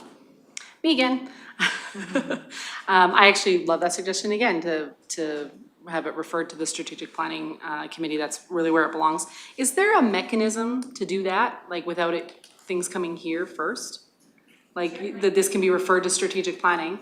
What is that mechanism? Because the only mechanism I know of is notice of motion, which comes here. So is there a notice of motion to strategic planning? When council goes through their strategic planning, when they go through their council budget deliberations, they come up with a sort of a, master plan, a guideline. Then administration comes up with a work plan, and then depending on what those items are, it gets directed to the applicable committee or council agenda that's needed to get the work done. When projects and ideas come to council through notices of motions, those are usually sort of like on the spur kind of items, sometimes requiring urgent attention.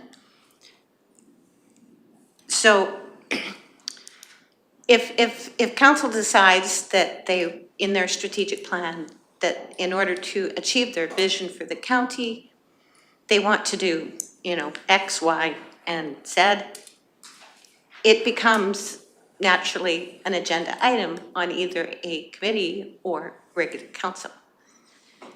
Another way for items to come to the Strategic Planning Committee is through the REEV, through the CAO, in council's work with other boards and committees. Topics for discussion often come up, and then through discussions with the REEV and the CAO, they get added to a future agenda. It's all just part of administration's work plan. That's sort of usually at the beginning of each term of council. That's usually kind of decided so that the next 4 years can operate as smoothly as possible without having all these, bits and pieces come into the picture, unless, of course, it's an urgent priority. So. Okay, no, I'm sorry. Yeah, go ahead.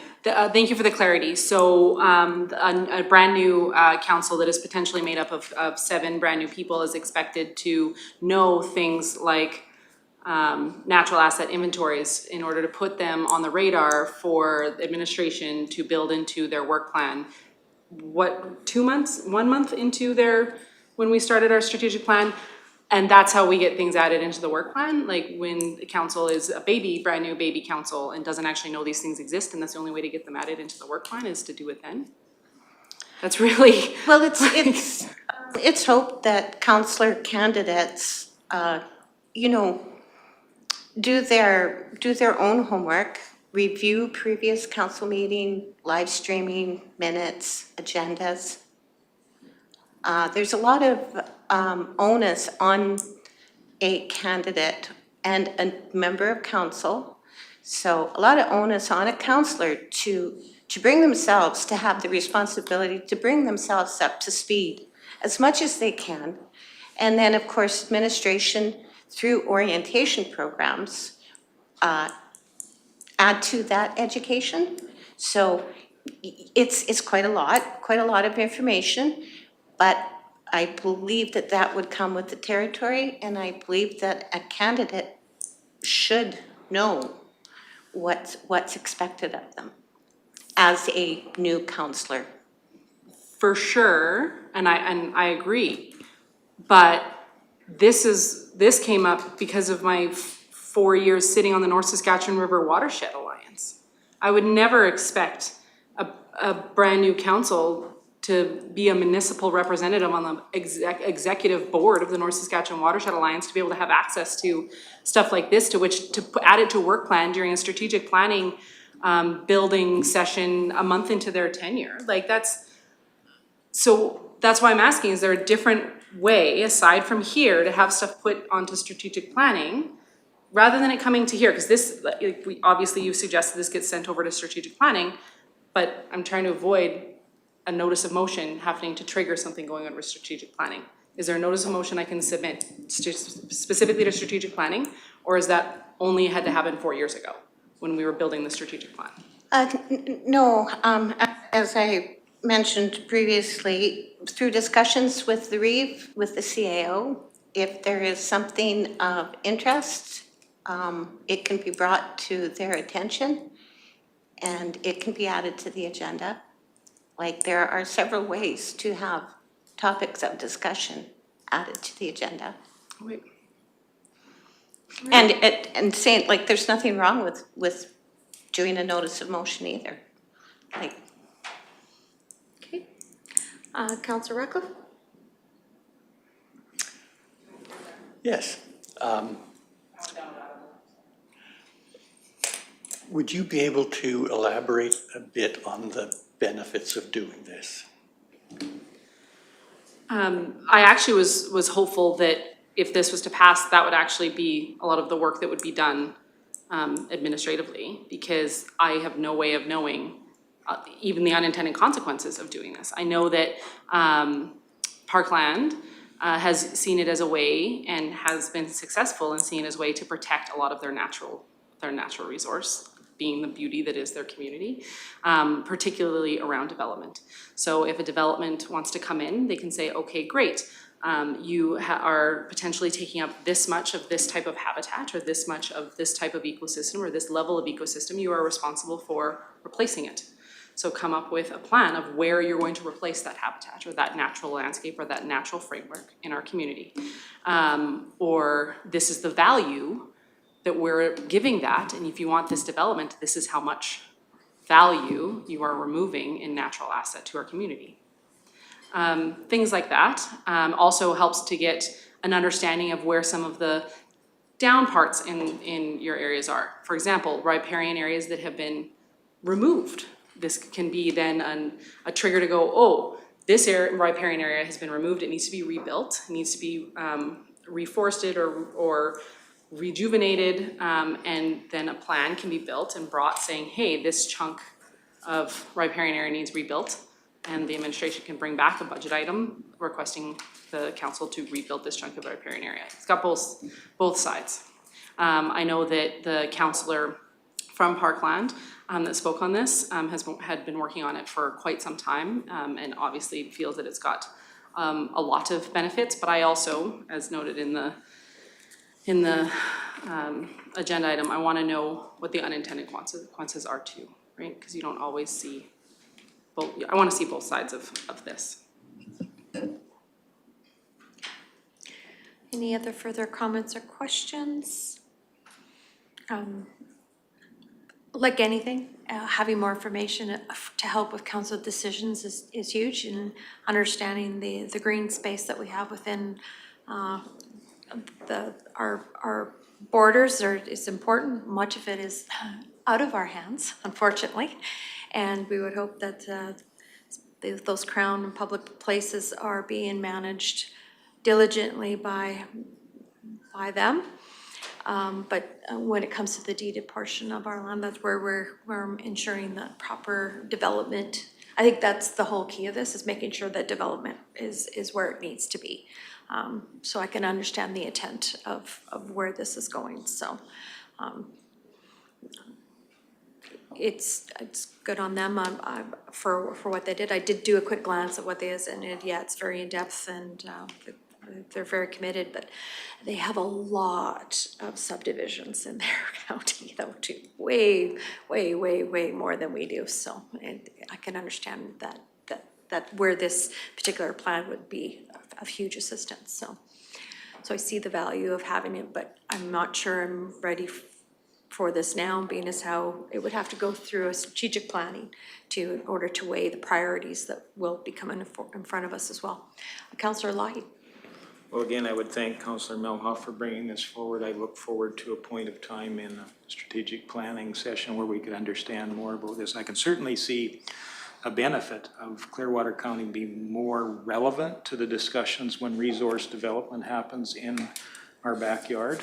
We struggle with that between our being advocates for our community and being effective in the communication, and to have some data, something to help that argument when we're discussing the future of those areas that are so dear to many people in Clearwater County.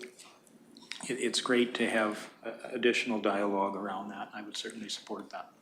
Sure. So would it be proper then, as you mentioned at the beginning, then to refer this to amend your motion to bring it to the Strategic Planning Committee? To refer the motion, I guess that was what it was for the first one, to refer this motion to the Strategic Planning Committee? Okay. That would be your intent? Okay. I really liked Tracy's suggestion of referring this to the Strategic Planning Committee, so do I need to motion that get added? So then I would motion that this motion be referred to the Strategic Planning Committee. Yes, thank you. Okay, any other comments, questions on that? See no lights. All those in favor? And that's carried, thank you.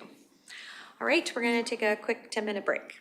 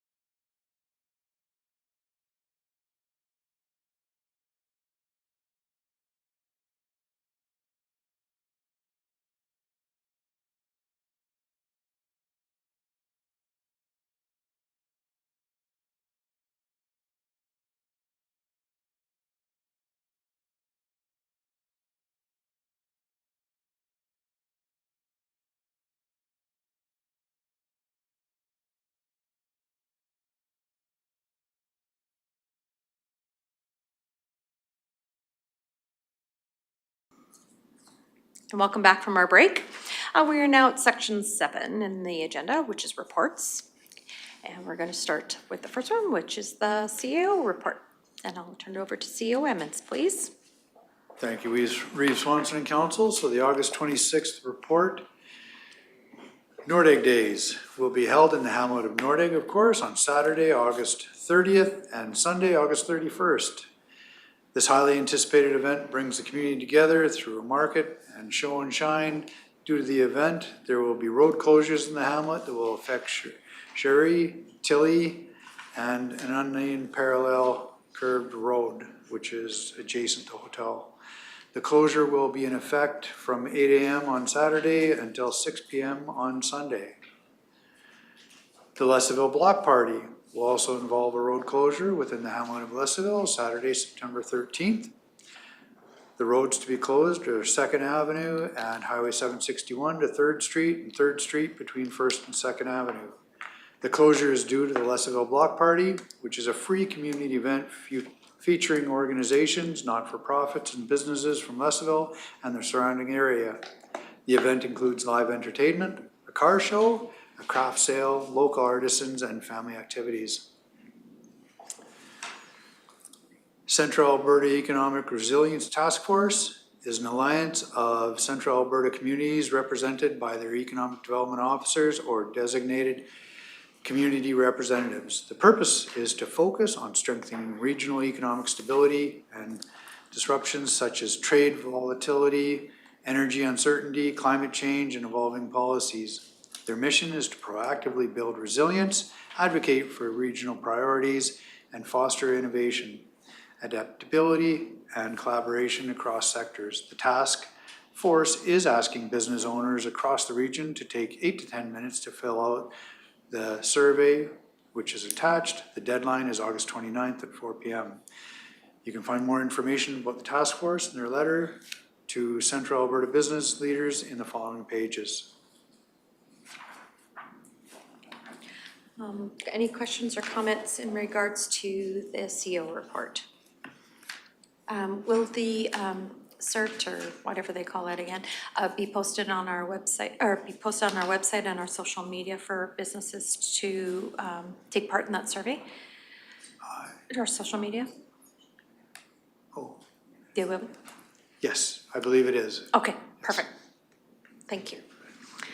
Any other comments, questions? Okay, then moving on now to 7.2, which is the capital projects review for the update for the end of, near the end of August, August 20th. Any comments or questions in regards to what has been happening in construction? Go ahead, Councillor Cermak. Yes, I have some questions for the James River Bridge. This was started in April. I think it got started a little bit late, maybe not. Maybe it did start on the 7th. But I was understanding that it was supposed to be finished by July 31st. Now it is, and the last I heard, it was supposed to be finished on August 31st, and now I see it's September 7th. Do we really have a date of when this is going to be finished? Because the people at James River are really starting to wonder, and it's causing a lot of hardship and headaches for them, especially the farmers. And what kind of penalty, because it's going over so long, what kind of penalties are these people getting issued? Director Hansen. Yes, thank you for the question. We can certainly appreciate the concerns. We've heard the concerns as well from the James River community, and our contracts they're based off Alberta transportation standards. We do have the penalties through site occupancy, which Kate was kind of describing how site occupancy works, as well as completion dates. They are, of course, anything beyond their completion date they're going to be assessed penalty. What the actual amount is it's not going to be finalized until it's complete. Because sometimes it's negotiated through extra work. If there was extra work that was required, sometimes that's deducted from the penalty, but really we don't assess all the penalties that would be applicable until the end of the project. They're again sometimes used as a negotiating tool. Unfortunately, that's all we have for for leverage when it comes to dealing with an Alberta transportation contract, is that when they provide us their site days and their completion date, that's held to that as a contract, and they're penalized accordingly, according to the Alberta transportation guidelines when it comes to contract management.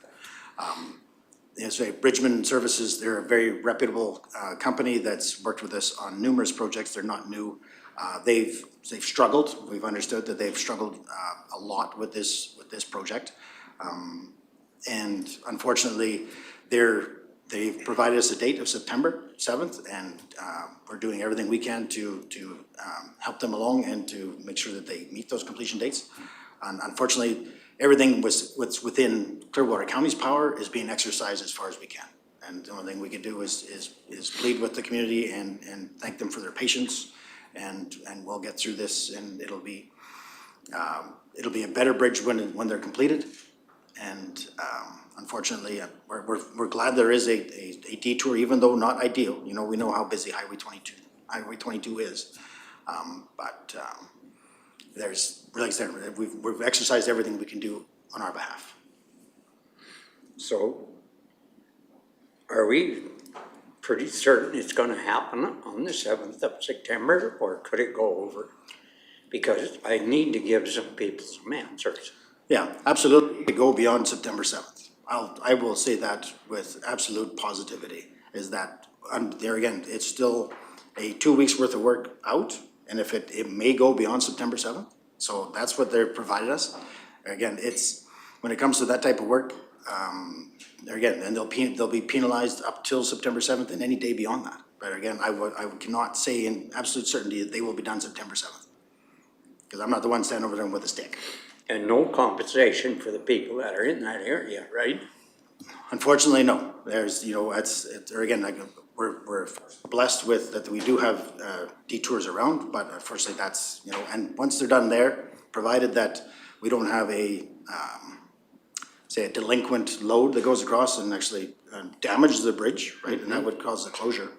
This is the best alternative we have, and unfortunately there's no compensation for the public. I don't even know how you would monetize that to say what that would look like on any of our projects. Yeah.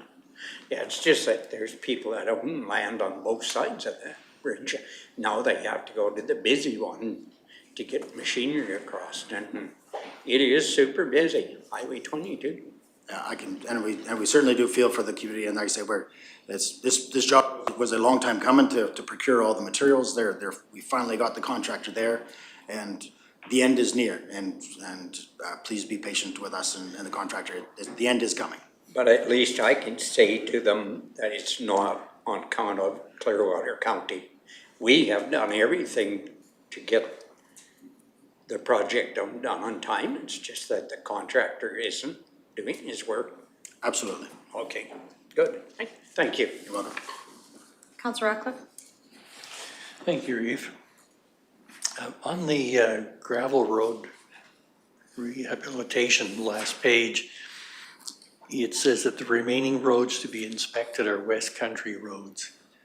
Would one of those be the Shunda Creek Road? I need to give people some answers.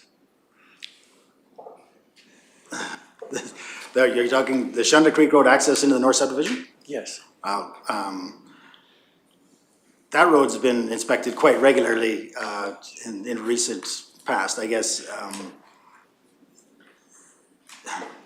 We've discussed a few times about what is the proper solution for that Shunda Creek Road, and one of them was that realignment.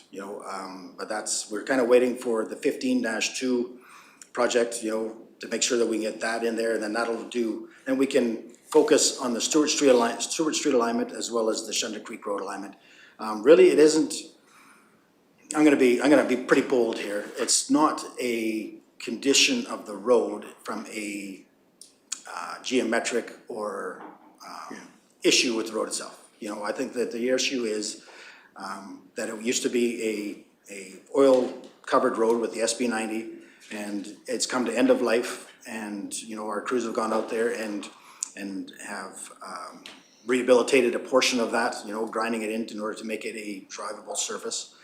And yeah, it's, they say the dust controls come to end of life.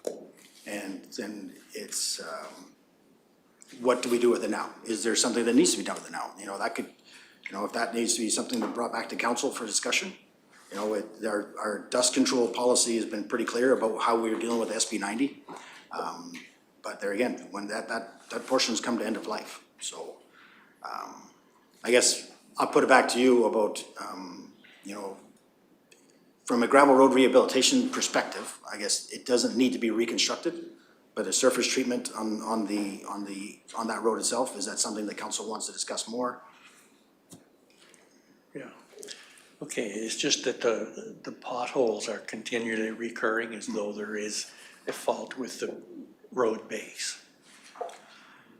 But you know roads way better than I do. Yeah, you know what, they have been very, I'm gonna say our operations team has been very conscientious about how quickly they react to the potholes, you know, to go and grind more of the dust control up. They're trying to maximize the life when it comes to the existing dust control product.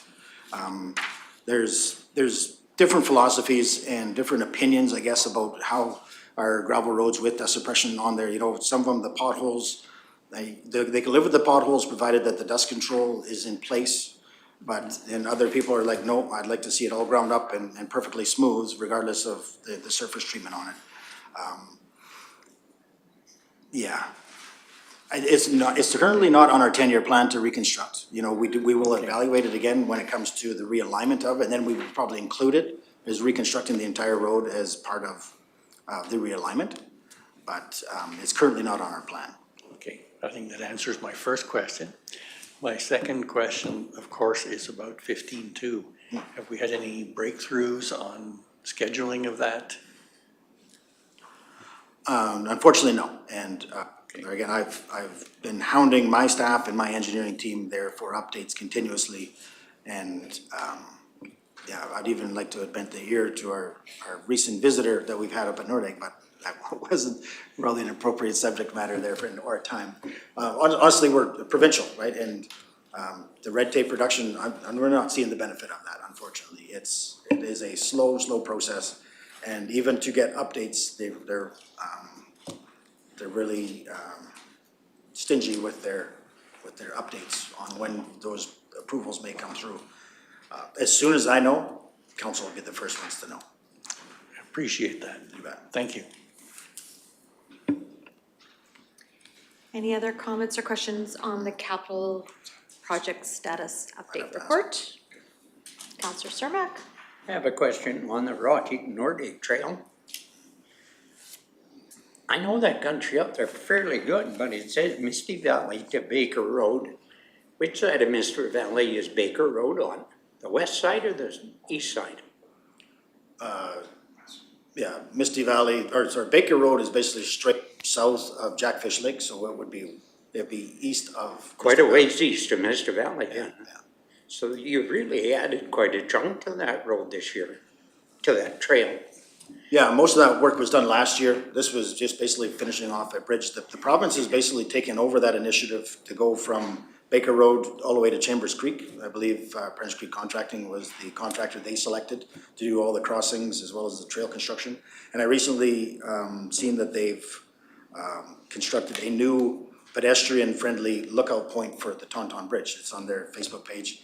And there again, I'm going to do a spoiler alert. We've already had a request come in to do the road maintenance on that portion. So I was going to get some more details on that. I see I haven't even seen it. I didn't actually know they were doing that. It was part of our work plan at one time, but the province kind of changed their project delivery method. They went back to their own team. They designed it. They put it out to tender, and they've just been doing it on their own without any municipal contribution. So no cash of ours, no resources of ours. We were just basically finishing off the bridge that was in between Misty Valley and Baker Road this year, and we're kind of done for now. And then I believe that's as far east as the province wants to go is Chambers Creek. They're gonna have another staging area there.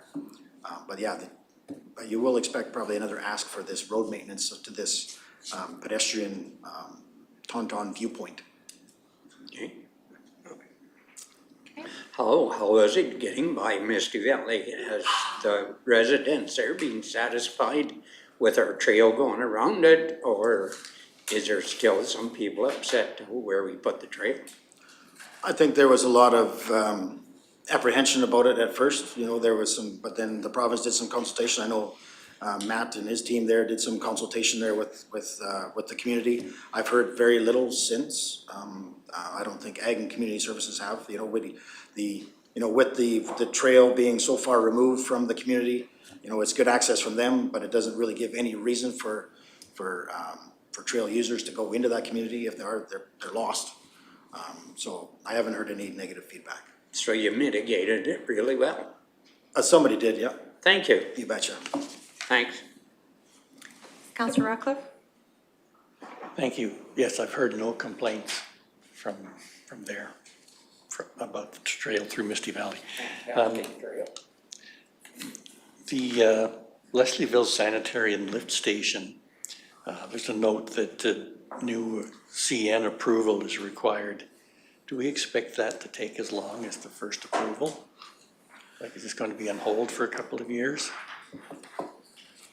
No, I'm hoping to hear any week now, any month now, that CN will give us that approval to go. We tendered the project and then it came in slightly over. So we actually modified, there again, we were able to modify the contract, actually make it fit within budget, but then actually required to go from two conduits to one underneath the CN rail line, but the approval was for two.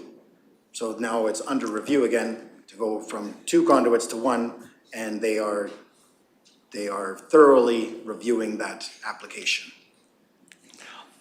All right. Yes. Thank you. You bet. Any more questions in regards to the capital status, project status report? Yearly rent to go underneath everybody. Okay. Seeing none, I will move on to 7.3, which is the Clearwater Regional Emergency Service Report for July of 2025. Council, congratulations to the new fire chief, Christopher Hemrick, with his new position, and I see that they've been busy for July. Any other questions?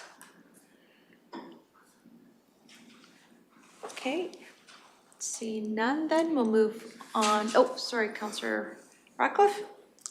Thank you. On the RFP updates, the fiber to the home, this information is a bit stale. Have these been awarded already? There's the three of them.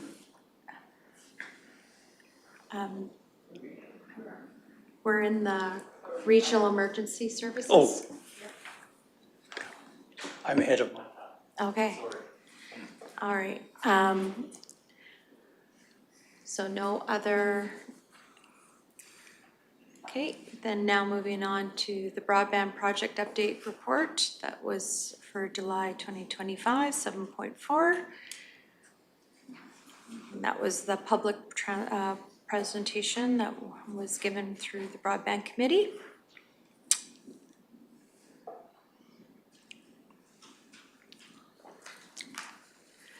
Councillor Ratcliffe. Okay, now I have a question. If there are those three fiber to the home cable installations that according, this seems to be a month or more old. Have they been awarded at this point? Might be a COM and. I have nobody from IT or from broadband at this time, and I wouldn't feel comfortable here. That would be for the broadband committee. Okay.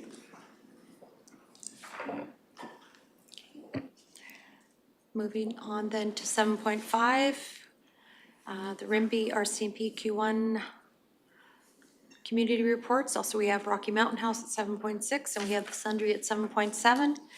We're all fairly similar, but if anybody has any of those particular reports from any of the RCMP stations wishing to bring things up. I believe they're all doing a great job of reporting. I like the quarterly reports, so I'm very thankful that the staff sergeants are including us with their reports. That's great. Guess we can move on then to 7.8, which is the councillor remuneration. Unless if there's nothing else there to report. And then quickly moving on now to 7.9. Being as how we haven't had verbal council reports, we can fill in a month of activity. So we'll start with Division 1. Thank you, Reeve. I'm gonna try to be as brief as I can because I know we have more going on today. We all attended the land use bylaw public hearing, and then subsequent 2 full days of steering committee and PAC committee meetings in order to go through every single one of the comments made at the public hearing, line by line, to make sure that we made changes in accordance with what was said at the public hearing, which was a fabulous opportunity to go through the document again and to make changes that could hopefully serve the community.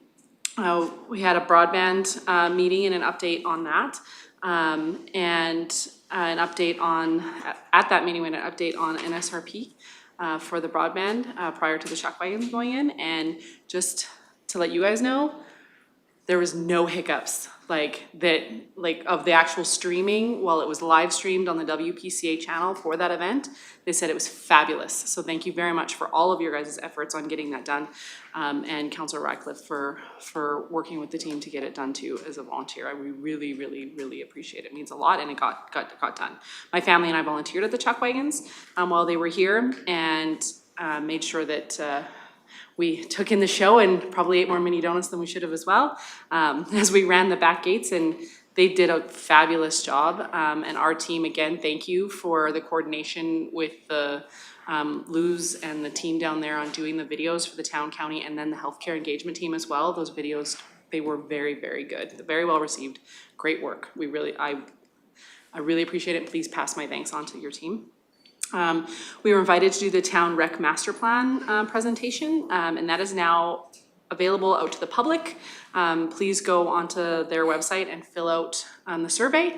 Doesn't matter if you're a town resident, county resident, go out and fill out the survey for their the recreation master plan that is on the town website. It's predominantly focused on the town rec, as it was their initiative, but make sure, even if you're a county resident, because as county residents, you utilize that infrastructure as well and pay for 50% of some of it, so make sure that you are filling out the survey. We had an ICC meeting in and amongst all of that as well, and I believe the ICF agreements are coming back to councils in the very near future to have recommendations made on those. I was also invited to one of the Unstoppable Conversations subcommittee meetings. And I am so excited about the nonprofit arm, and Reeve Swanson can probably explain significantly more about this because she's been involved in it the whole way through. I was just invited for this one meeting, and they have some fabulous ideas, and I really, really hope that we're able to get some of those off the ground. And I learned a lot about the Community Foundation of Central Alberta. Rest of council, please take the time to go and learn about what this foundation is about, so that you will be pre-warned about what I'm going to be talking to you about. Notice a motion near you, maybe. We'll see how that goes, but I'm fired up about the Community Foundation of Central Alberta. Make sure you go and take a look at that, and I have so many notes on that if you'd like to know more about it as well. But again, Reeve Swanson will be able to fill you in even more than me. And the Medicine River watershed is doing a Celebrate the Watershed with Art Day on September 14th. So they are inviting the community to come out. They're calling all artists, whether you're just a dabbler or a pro, to start with photographs or paintings, etc., from 10 o'clock in the morning till 4:30. And then they're inviting children to come out from 4 till 5 and do fun table art. And then public viewing of all of this art that's been achieved throughout the day or been built throughout the day, to come and view from 4:30 to 7, and supper will be there as well, so you can come and learn more about what the watershed is doing and their advocacy efforts. And that, like I said, that's on September 14th. Please go to their website and RSVP, just because they want to make sure that they know how many numbers that they're going to be having if you are planning on attending what I think is going to be a really great day. We had Municipal Planning Commission as well. And I just wanted to note that things like bona fide needs and garage locations are becoming somewhat, they have been problematic, but they're being more frequent and even more problematic with the old land use bylaw and the way that it's written. Further to that, working within Caroline's current land use bylaw and try to integrate the needs of Caroline, because they're working on a different land use bylaw because it cannot be rescinded yet. It's been difficult, it's been problematic. So I just wanted to make sure the rest of council, as the chair of the Municipal Planning Commission, that you guys were aware that there is some challenges with the actual working with the old document, with the needs in which our community is really wanting, which I hope that we've achieved some of those changes in the new document, should the new document pass. But just want to make sure council is aware that those are some of the challenges we're having at Municipal Planning Commission. But it's always valuable to hear what the public thinks when they come to the Planning Commission for an application. We also had the ability to join the Premier and Minister Nixon for the roundtable with the tourism group out in Nordegg. So I believe she was the first Premier to ever visit Nordegg. So that was fabulous to have her out there, and I have it on good authority that she really, really enjoyed the pie. So it was, in fact, she told me that yesterday. So I'm glad that she plans on coming back to enjoy some more pie. So Nordegg definitely left a very positive impression, which is exactly what we want to have happen.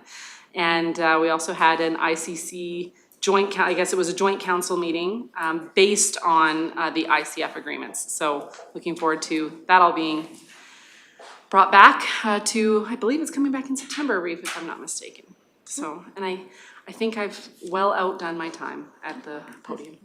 Are there any questions? Yes, and thank you for volunteering at the Chuck Wagons. I think it's a feather in their cap to now be the finals for the next 3 years for have that contract. So I think the Chuck Wagon drivers are excited to finalize. Some of them are sad, but some of them are happy that was the last weekend and they could get back to their farming. So that was a good thing. So yeah, and the weather held out. That was a good thing. So that they didn't have to run in mud. It's awesome. Yeah, or sort of one night. Yeah, exactly. Councillor Lougheed. Thank you, and as always, Jenny is very thorough with her reports, so I'll just echo some of her comments that I think the best work was done this month of reviewing the land use bylaw review and the public hearing and incorporating much of what we heard into additional verbiage or removing some of the things that we've thought were unnecessary. And I think really have to congratulate the steering committee, the members of the Public Advisory Committee for their huge effort to do that and keep our timelines moving forward. So I think that was work well done, and we hope the community is positive about the results and that they were heard for sure. Definitely meeting with the Premier was a great honor. Thanks to the advocacy of this organization and its council and our MLA, we were able to get the Premier in our jurisdiction or in our municipality for the first time that I can remember in a very, very, very long time. So that was super. And also hats off to her for her time is very busy, and she did talk in depth with important issues around Nordegg as well as this municipality, and looking towards the future of our West Country. So really appreciative of that effort, and I think I'll just leave it at that then. Oh, I would also echo one further thing with the as Jenny said, with dealing with the existing land use bylaw in the Municipal Planning Commission, you do see how that really creates a barrier for many people wanting the freedom to use their property the way they best decide, and in good efforts to match where they are in their life and not affect other people within the community. We're seeing those barriers put up unnecessarily in place that delay and really discourage people from using their property to their best of freedom. So we hope that the potential changes to the land use bylaw streamlines the process, gets more red tape out of the way, and really helps our community enjoy their property to the fullest. Okay, thank you, Councillor Lloyd. Any questions for Councillor Lloyd? Okay, moving on to Councillor Cermak. Thank you, Reeve. I won't go over any of the meetings. I think the other two have covered them very well, like what we did in the last month. I would like to say that the ice is in the Caroline Arena, and most of it is being rented out already for it. We are moving ahead at the Ag Society to get bids out so that we can hold our bull busting again. It looks like it's going to be late a little bit more. We have our next meeting on September the 8th, and we hope to finalize it because we have to put new doors to the outside to get people off the ice surface faster. And then after we got that, then our engineer or the person who's doing that work for us said that we would have to do phase 2, which is the lighting for exits. I thought if you put in exits, you would assume that exits would be in the bid, but apparently not, according to him. So you have to look at that at the next meeting. So it's on hold again. So that's, I think, 3 years now that we missed the bull busting because of this. So we're working on that.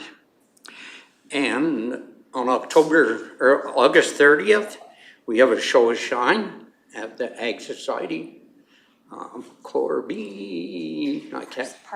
Parson is putting it on, and I do not know the time of it.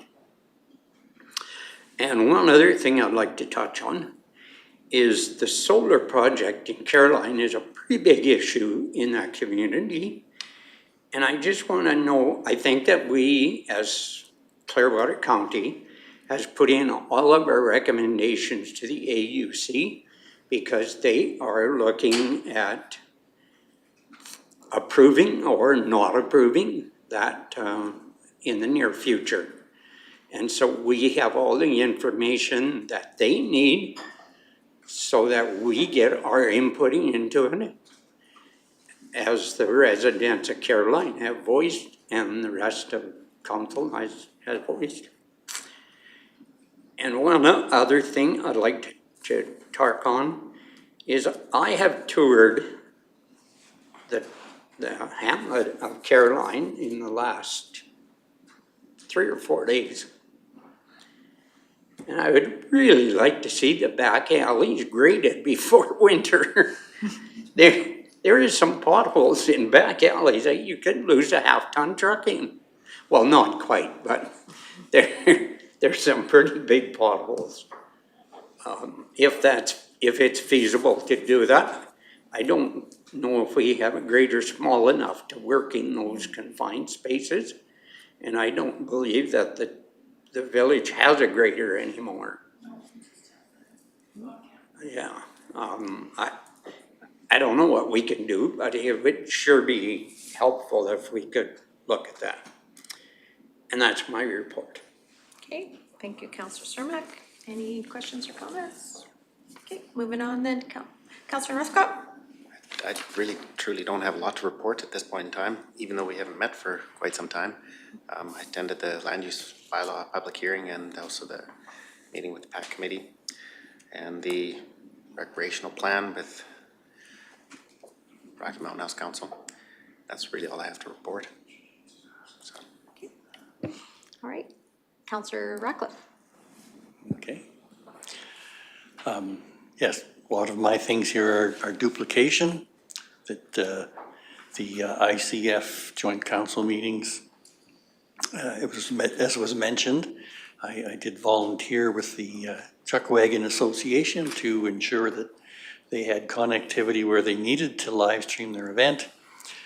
That was a hot and dusty 8 hours.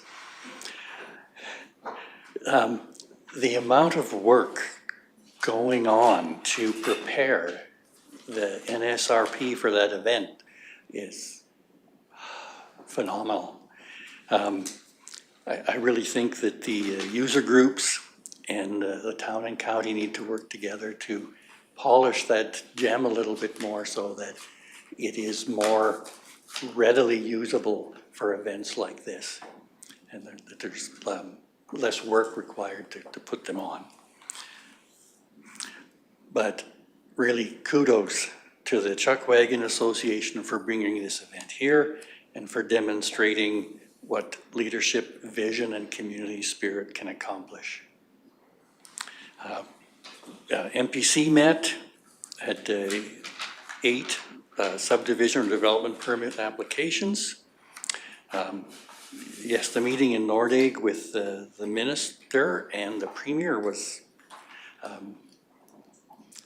it was great to see how the premier wanted to hear from those people and what could be done to make them more successful.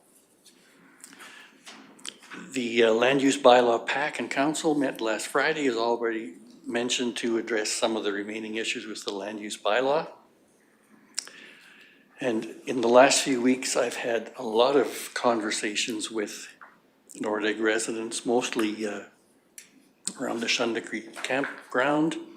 There were potholes in the road, which resulted in Public Works restoring that road to gravel. And now the dust is settling into the campsite has become significant. A previous council, felt that installing the dust control there on that high section of road was the right thing to do. The Fire Smart work that was done there around the campground last winter has opened it up more so that the dust comes further into the campground.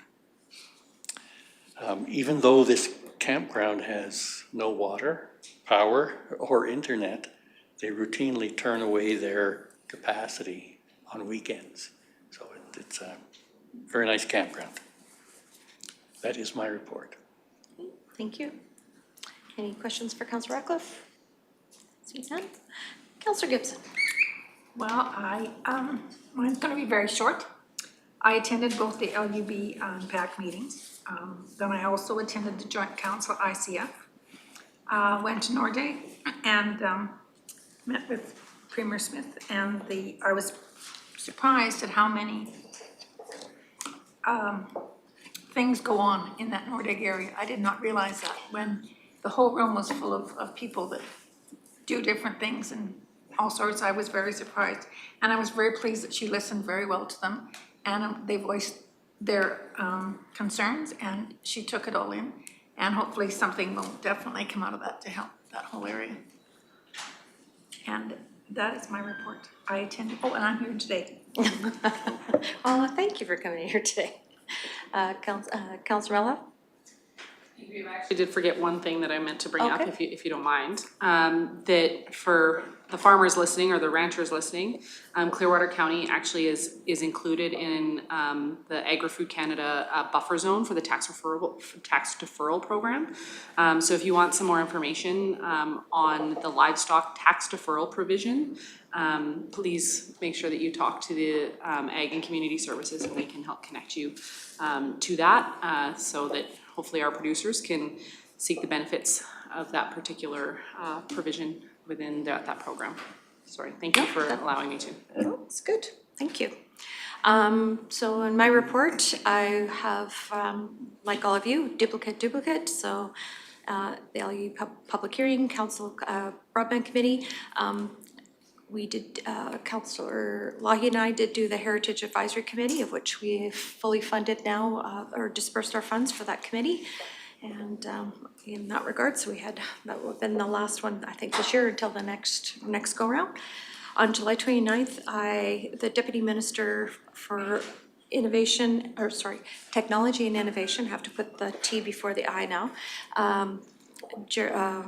Janvan Alfred did AI in the public sector. That was the whole day, of which we were about 150 people, of which I would say 80% of that was from the government of Alberta. I was the only municipal person in the room, but it was so interesting to hear how they're wanting to streamline the government in and of itself for a lot of their policies and permitting, et cetera. So that would help not only municipalities, but everything else that's going on in the government. So it was very high level and just basically a good show of everything. So that was a very good day. I've had a couple of interviews in regards to, of course, the Nordic gasification project and going on. I've had a couple of bid committee meetings in regards to the 2028 Alberta Youth Summer Games. Attended on August long weekend. Of course, we popped into the Leslieville Antique Days. Of course, it's always my favorite stop to go for a cinnamon bun and see the tractors. So very good that way. Of course, there was a Rocky Dome AGM. That was very enlightening to see some good turnout from the community for that particular AGM. Going forward, as Councillor Melhoff has mentioned, I've been a part of the Unstoppable nonprofit, and we are continuing to deep dive into how to set up and how to create a community foundation, or what does it look like for our community, and more to come on that. Of course, the rec master plan is huge. I also encourage, yes, our residents need to help steer those suggestions, and with that I believe that's a 3 to 5 year plan going ahead, so it's always nice to have that involvement from our community. In regards to Premier Smith, Minister Nixon, I did learn about heli-canyoning. I have no idea what that was all about, but I'm not going to do that because going down a canyon is not something it's not on the bucket list. Yes, yes, it's not a really, a great, it's exciting if you're on an adrenaline junkie, and I am not, so I'll watch from the ground. So anyways, but very good turnout, and absolutely appreciate Minister Dixon for organizing that and for the invitation to come and listen. And I did talk to a tourism operator after that, and they were so pleased to be able to have the Premier's ear for those 2 hours. It was beyond and above, and hopefully she's back out again.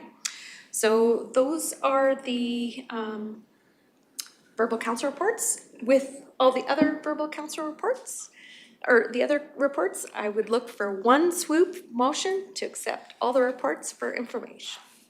Oh, Councillor Northcott will make that motion. Yeah, I'll make that motion to accept the reports for information. Thank you.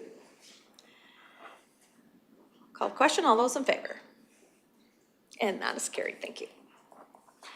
All right, moving on now to correspondence. We have, again, multiple letters, and I believe there's 7 items in that. Is there anything that, any one of them that council want to bring up? I'd like to bring up that letter 8.1 in regards to the new commanding officer. I think we should be sending a letter of congratulations to his appointment if we haven't already done so. Trevor, to Trevor Devereaux. We could send a letter of congratulations. Other than that, it was great to see the Mayor of Sturgeon County send a nice thank you for our fire services going out to assist him with the Redwater fire. I know it was very important. Councillor Melhoff? I just wanted to say it was great to get a letter that we're getting money. Oh, yes, that is. I thought that was a nice letter from Minister Williams with regards to the the Canada Community Building Fund, CCBF. And that our allocation is $849,000, like, so that was pretty exciting. So what are some things we get to do with that? I'm just curious. Roads and, oh, it's a road and bridges thing? Oh, okay. Okay, more for you. Roads and bridges. That's what we're mandated to do. Exactly. That particular grant is used typically for asphalt overlay. Okay. That doesn't go for, that's not asphalt. Okay. I do want to acknowledge that the Ochese First Nation has sent us a letter to Premier Smith and a CC'd us, so hopefully we can have a conversation with our MP, William Stevenson, and I know there's, with summer and everything else, it's been hard to get a hold of him, and we can have a conversation with him in regards to help us advocate when Parliament gets back in session, and they now have Pierre Poilievre back at the helm to help maybe move that needle as well too, so anyways. So with that, if there's no other comments or questions, I will ask for a motion to accept the correspondence for information. Go, Councillor Cermak will make that motion. All those in favor? That's carried. So before I forget, I think we should lift, look for a motion to lift item 3.2 and we can have that discussion. Okay, Councillor Cermak will make that motion to lift item 3.2 from the table. All those in favor? It's carried. Okay, CO Emmons, maybe could you relay the information that in regards to, as Councillor Northcutt has questioned in regards to the YouTube channel, please? Thank you, Reeve Swanson Council. So I've had opportunity to check into it with staff, and there was an edit. The break was edited out of the YouTube. Administration did this. No different than today. The breaks are not part of the meeting. They're not recorded. If that meeting was here, it would have been the same process. So it was, we just edited that out. No part of the meeting was altered or edited, but that portion was taken out. Okay. Councillor Lyon? And in that case, like any other situation, there would be a reasonable assumption that this would be, any conversation held in that time would be of a personal nature or a private nature? That'd be correct? Thank you.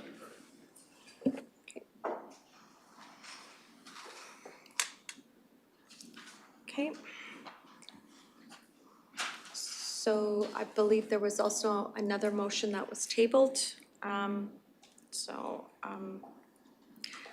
So this was specifically in regards to the minutes, so I'll ask Councillor Northcutt to, in regards to your motion, maybe we should lift your motion from the table as well? No, I have one motion on the docket right now, and that's the minutes of the special meeting. So in that regard, so it's just the minutes of the special meeting that we require. So that motion, I have no motion to approve those minutes. I just tabled that agenda. Would someone like to make a motion to approve those minutes of the special meeting? But Councillor Melhoff.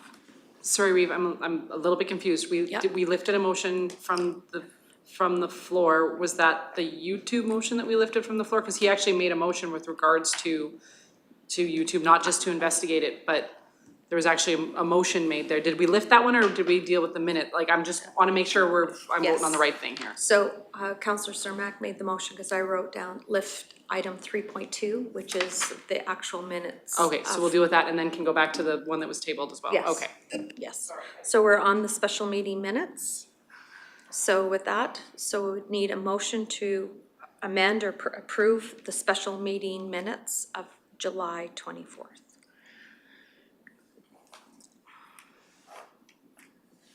Anybody would like to make that motion or have a comment on that motion, of that agenda item, sorry?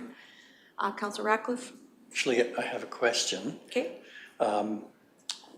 Was there also a motion to release the That was a separate motion. recording? That was a separate motion that was tabled. Yes, okay, so we haven't gotten to that one yet. No.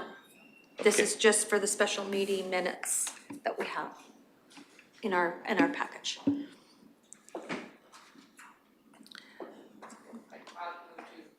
You'll accept, Councillor Meloff will make the motion to accept the special meeting minutes as presented.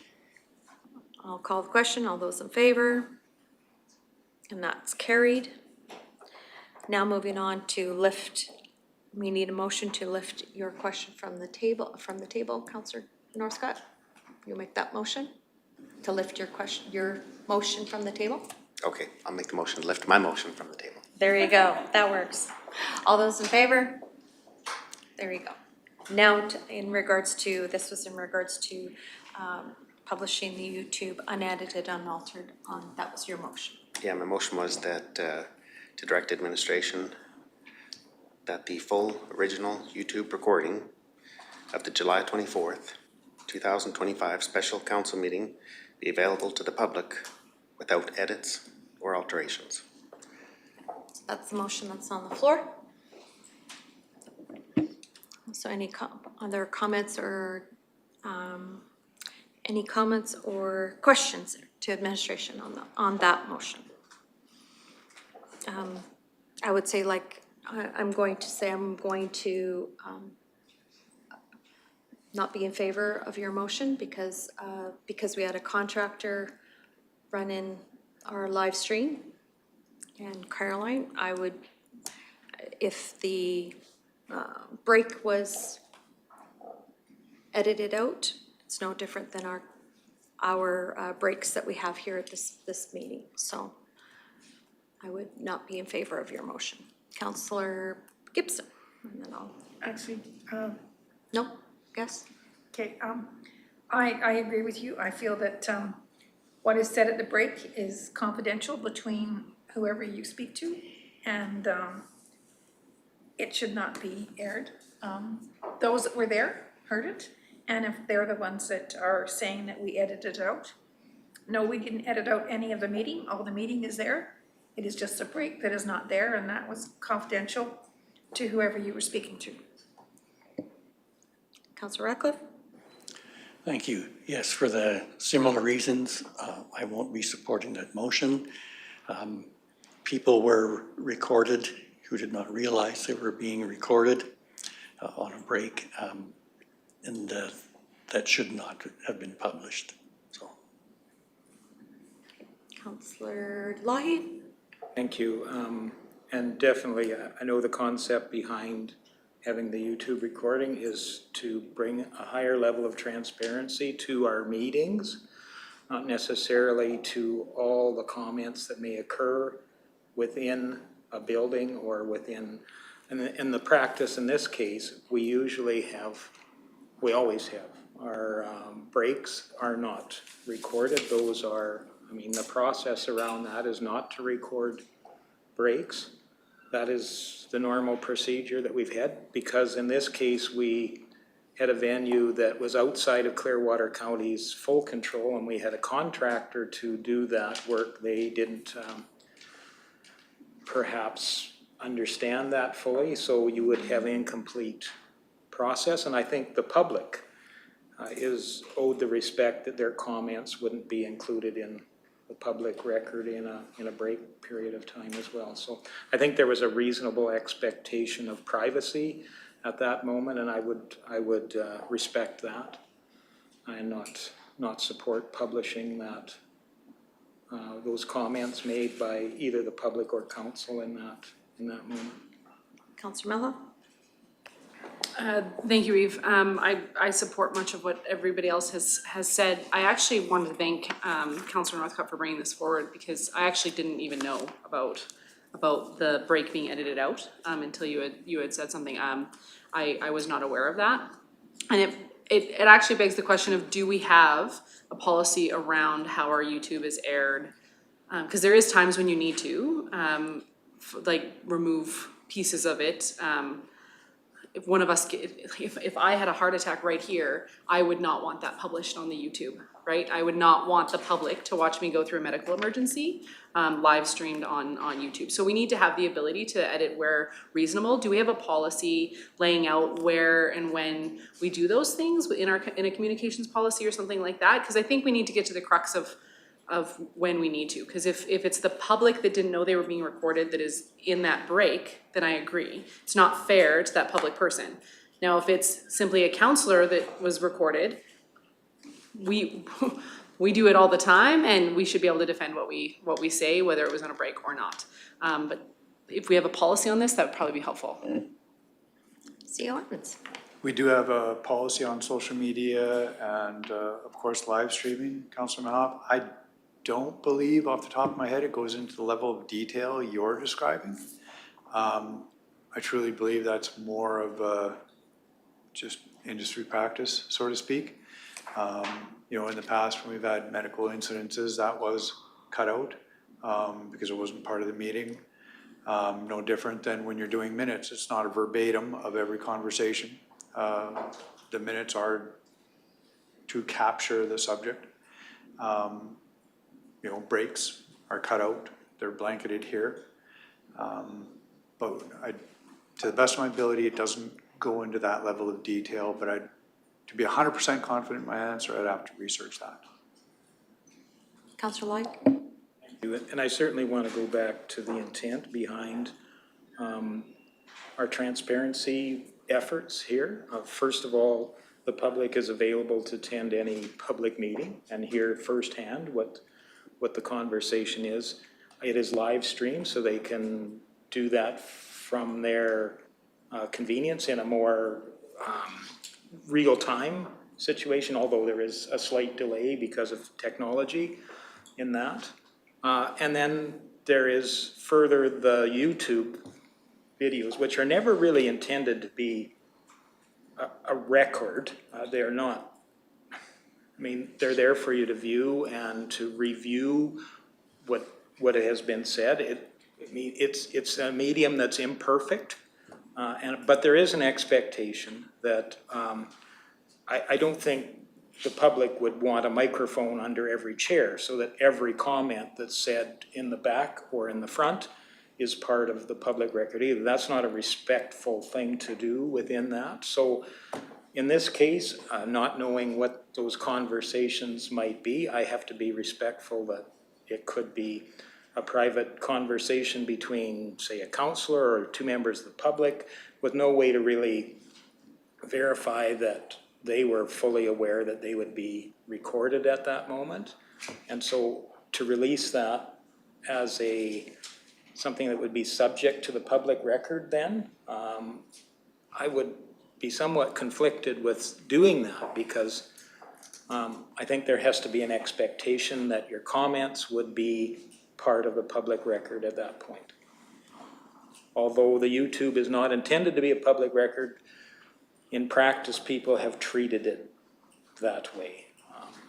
And we have to. We have too. And in order for us to get from that medium to something that is truly the public record really requires a transcript of that, and that requires examination by an unaffected third party in order to determine what was said and who said it and at what time. Not knowing what this conversation or what this feedback was, it makes it difficult to do any judgment other than to respect the practice and procedure that has served us well up to this point. So that's why I won't be supporting the motion. Okay. Councillor Northcott?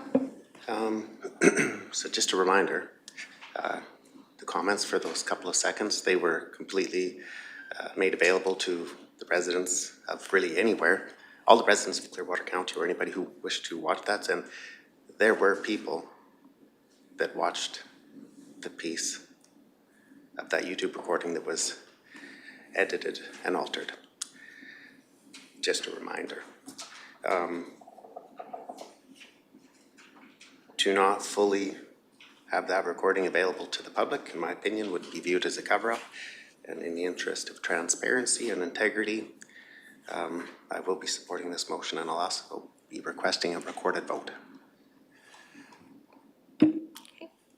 Any other comments or questions? Councillor Milhoff?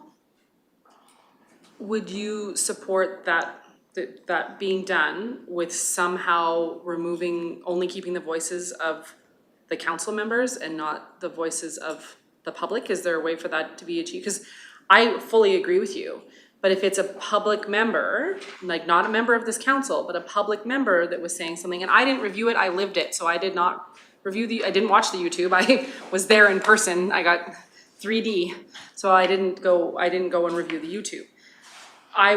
So I don't know what it was said, but I would feel bad if it's a member of the public who didn't know that they were being recorded. But I fully am fine with if it's something I said, it being public and me defending it, that's fine. But if it's a member of the public, I don't know that that's necessarily fair to the public people, like the members of the public that were there. So is that possible and doable? Because I agree with you. It's more transparent to leave it all in one piece. Councillor Northcott? Okay. So again, in my opinion, I think trust in really all levels of government has been broken way too many times. I'm going to leave my motion stand just as is. And that's all. Okay. Councillor Lawley? Thank you, and through the Reeve, Councillor Northcott, I certainly agree that it's a challenge maintaining trust with the public. You, however, characterized it as something that I have a little challenge with, and that's when you mentioned integrity.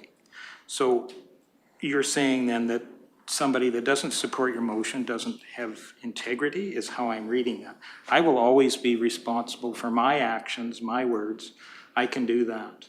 I can't be responsible for somebody else's actions or reactions that I can't be responsible for. It's as simple as that. So that's why, without having a full understanding of what is being suggested here, that I can't support your motion. Okay, thank you. All right, so with that, motion's on the floor. And if there's no other lights, I will call a question. All those in favor? Those opposed? And that motion's defeated.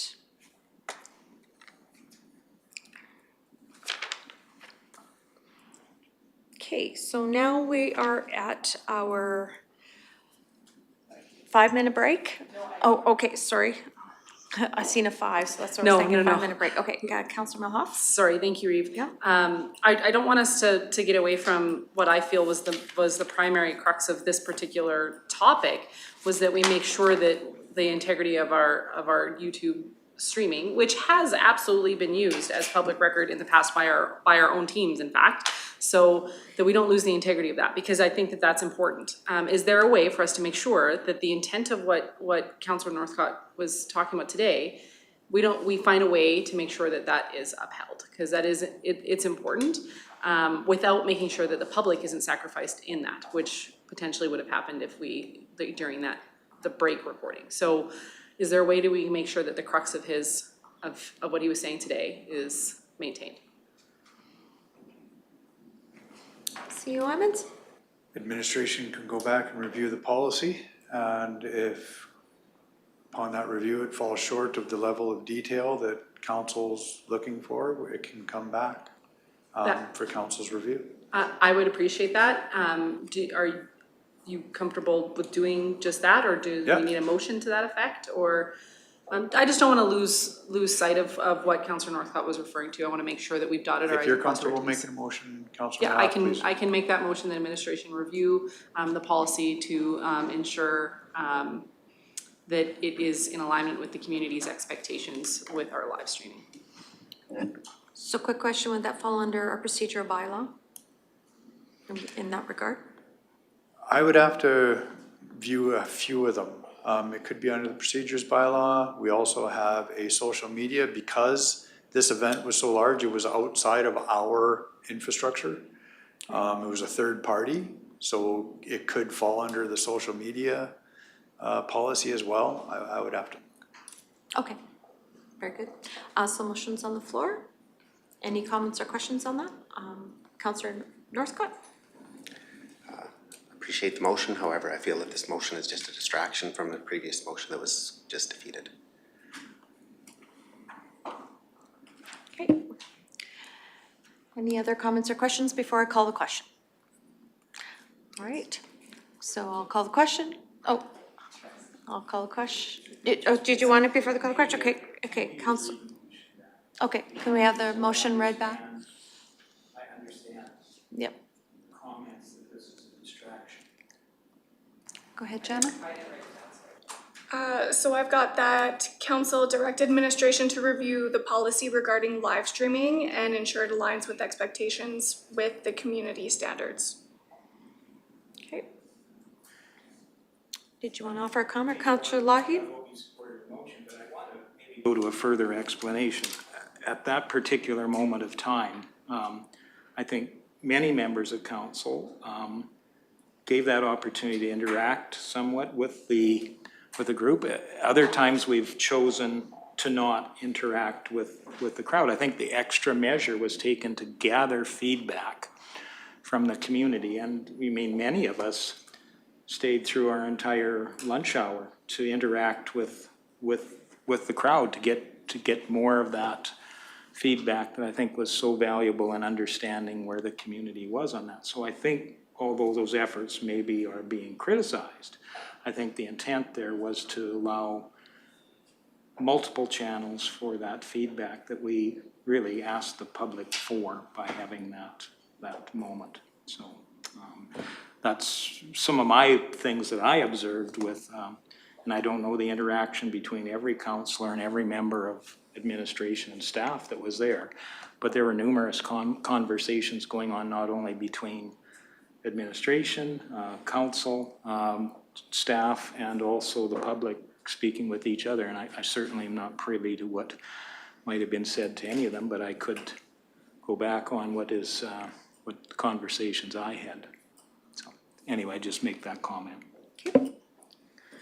All right, so with that, we have a motion on the floor to review the policy in regards to live stream and ensuring that the alignment is with community expectations. I just parred it down, but I know you got more verbiage there for us, Ms. Thompson.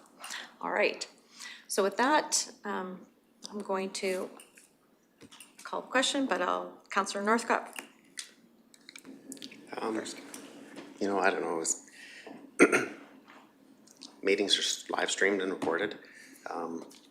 I think this is just we can review the policy whenever we'd like. This is just really an exercise that is going to provide, it's going to deliver no results other than just reviewing the policy. So I can review the policy whenever I'd like, and I think all of us could, but I think I'm not going to be supporting it because I just feel it's an exercise with no benefit. All right, so motion's on the floor, so I will call the question. All those in favor? Those opposed? Motion's carried. All right. So I believe that subject is now dealt with, and we're going to move on now. There's no notices of motion.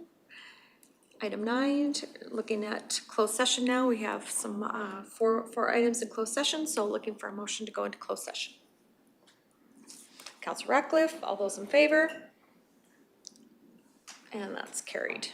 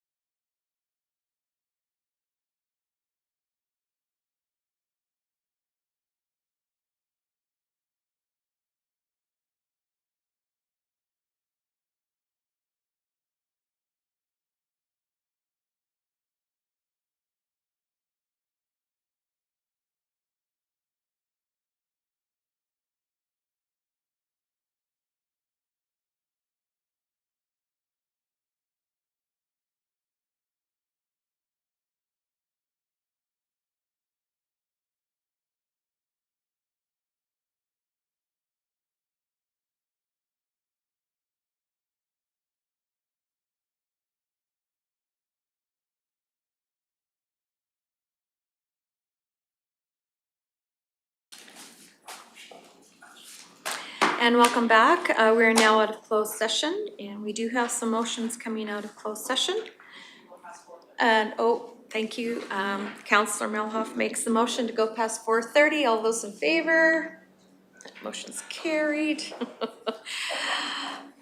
All right, all right. So we have a motion for 10.1. In regards to the summer games bid. Someone, Councillor Ratcliffe.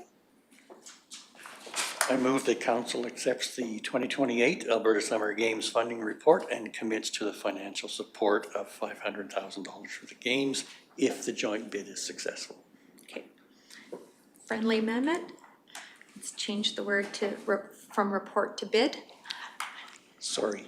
Yes. Okay, thank you. Please, Jana. All right, thank you. All right, Councillor Melhoff.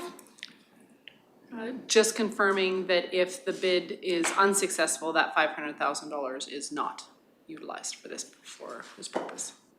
Thank you. All right, any other comments, questions? Okay, I'll call the question. All those in favor? And that motion's carried. Moving on to 10.2. It's a motion, actually it's on the screen. Someone wants to. Councillor Melhoff? The council approves an adjustment to increase the 2025 Public Works capital budget by 1.8 million for the purchase of land to be funded from the operational and administrative facility restricted surplus and decrease the restricted surplus by the same amount. Thank you. Any other comments or questions? Seeing none, call the question. All those in favor? Those opposed? Motion's carried. Moving on then to 10.3. Oh, there was, sorry, none, no, none there. And then I guess 10.4. Motion. I'll make that motion that council tasks the broadband committee to review the broadband committee bylaw 1120/24 at their September 26th broadband committee meeting with legal assistance, and that the committee providing any recommendations for the bylaw revisions if applicable to the council for their October 14th, 2025 regular meeting. Councillor Melhoff? I'm the one that made the original motion to have this bylaw reviewed prior to the 2025 election. However, my motion indicated that council will be doing that review, not the broadband committee, so I will not be supporting this particular motion as I feel that council should be doing this review, not the committee. Okay. Any other, Councillor Ratcliffe? Okay, this is different than what I thought I heard. I thought this item was tabled until the September 9th meeting. No, there was further discussion and the staff recommendation motion came forward. So. Oh, okay, supporting. well then we should not have left closed session.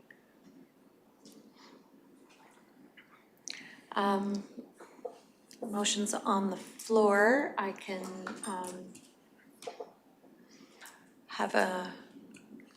we can, I guess. Okay, I understood we were tabling this, and then I don't need to speak about it. Otherwise, I do. So I'm just in regards to procedure, we can go back into closed session for a few minutes for clarification. I'm looking at, this is just an opportunity to, with council's discretion, either that or I'm taking a break.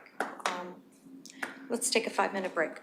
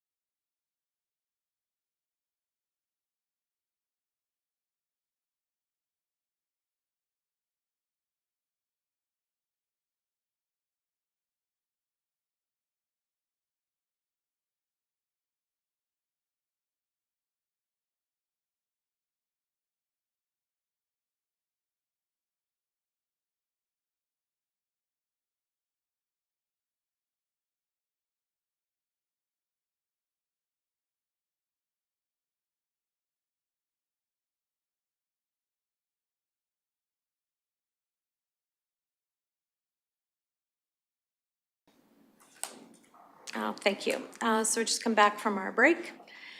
And so the motion is on the floor as per staff recommendation for item 10.4. Just a bit of a reiterate, Councillor Melhoff has made her comments in regards to not supporting. So anyways, and Councillor Lougheed. Thank you, and it certainly is an awkward moment. And I know, especially fresh in the mind of comments about this council's transparency and integrity. I find myself, although I would like to support the motion, I find no way that I can support the motion that creates action at this time. So I'll be voting in the negative. Okay. All right. Councillor Ratcliffe. Thank you. Yes, I will also be voting against this as according to the legal advice I have received,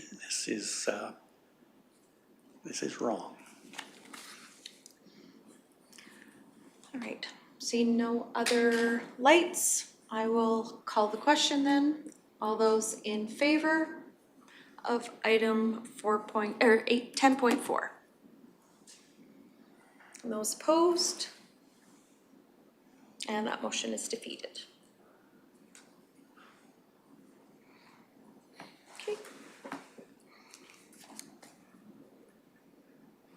All right, so with that, motion is defeated. So there's no other motions other than we have item 11. So good luck to all the kids going back to school. And I forgot one thing on my verbal council report, and that is there's a Richardson ground squirrel survey out there about using some extra chemical. Please, farmers, get out there and fill out that survey. That's very, very, very, very important. Maybe it'll help us with that Caroline school. Anyway, school ground.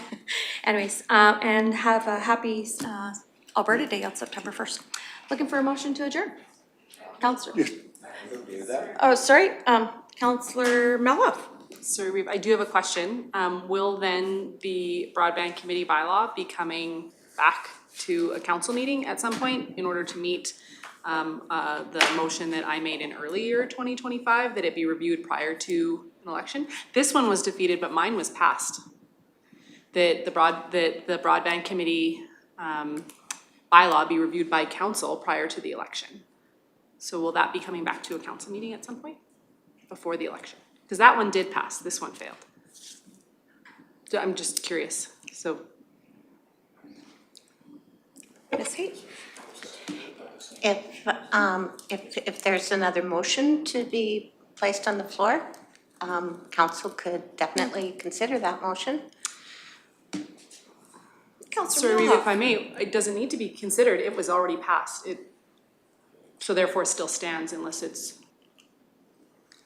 a different mechanism that I'm aware of.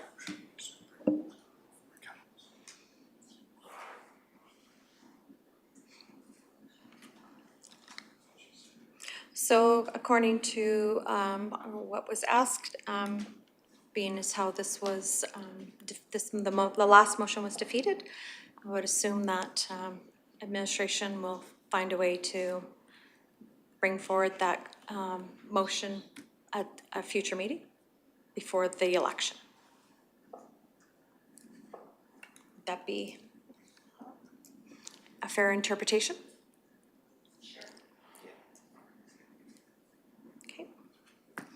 All right. Last one. Councillor Northcote? Yeah, it's just the last item on the agenda is make a motion for adjournment. Thank you. All those in favor? Motion's carried. Thank you.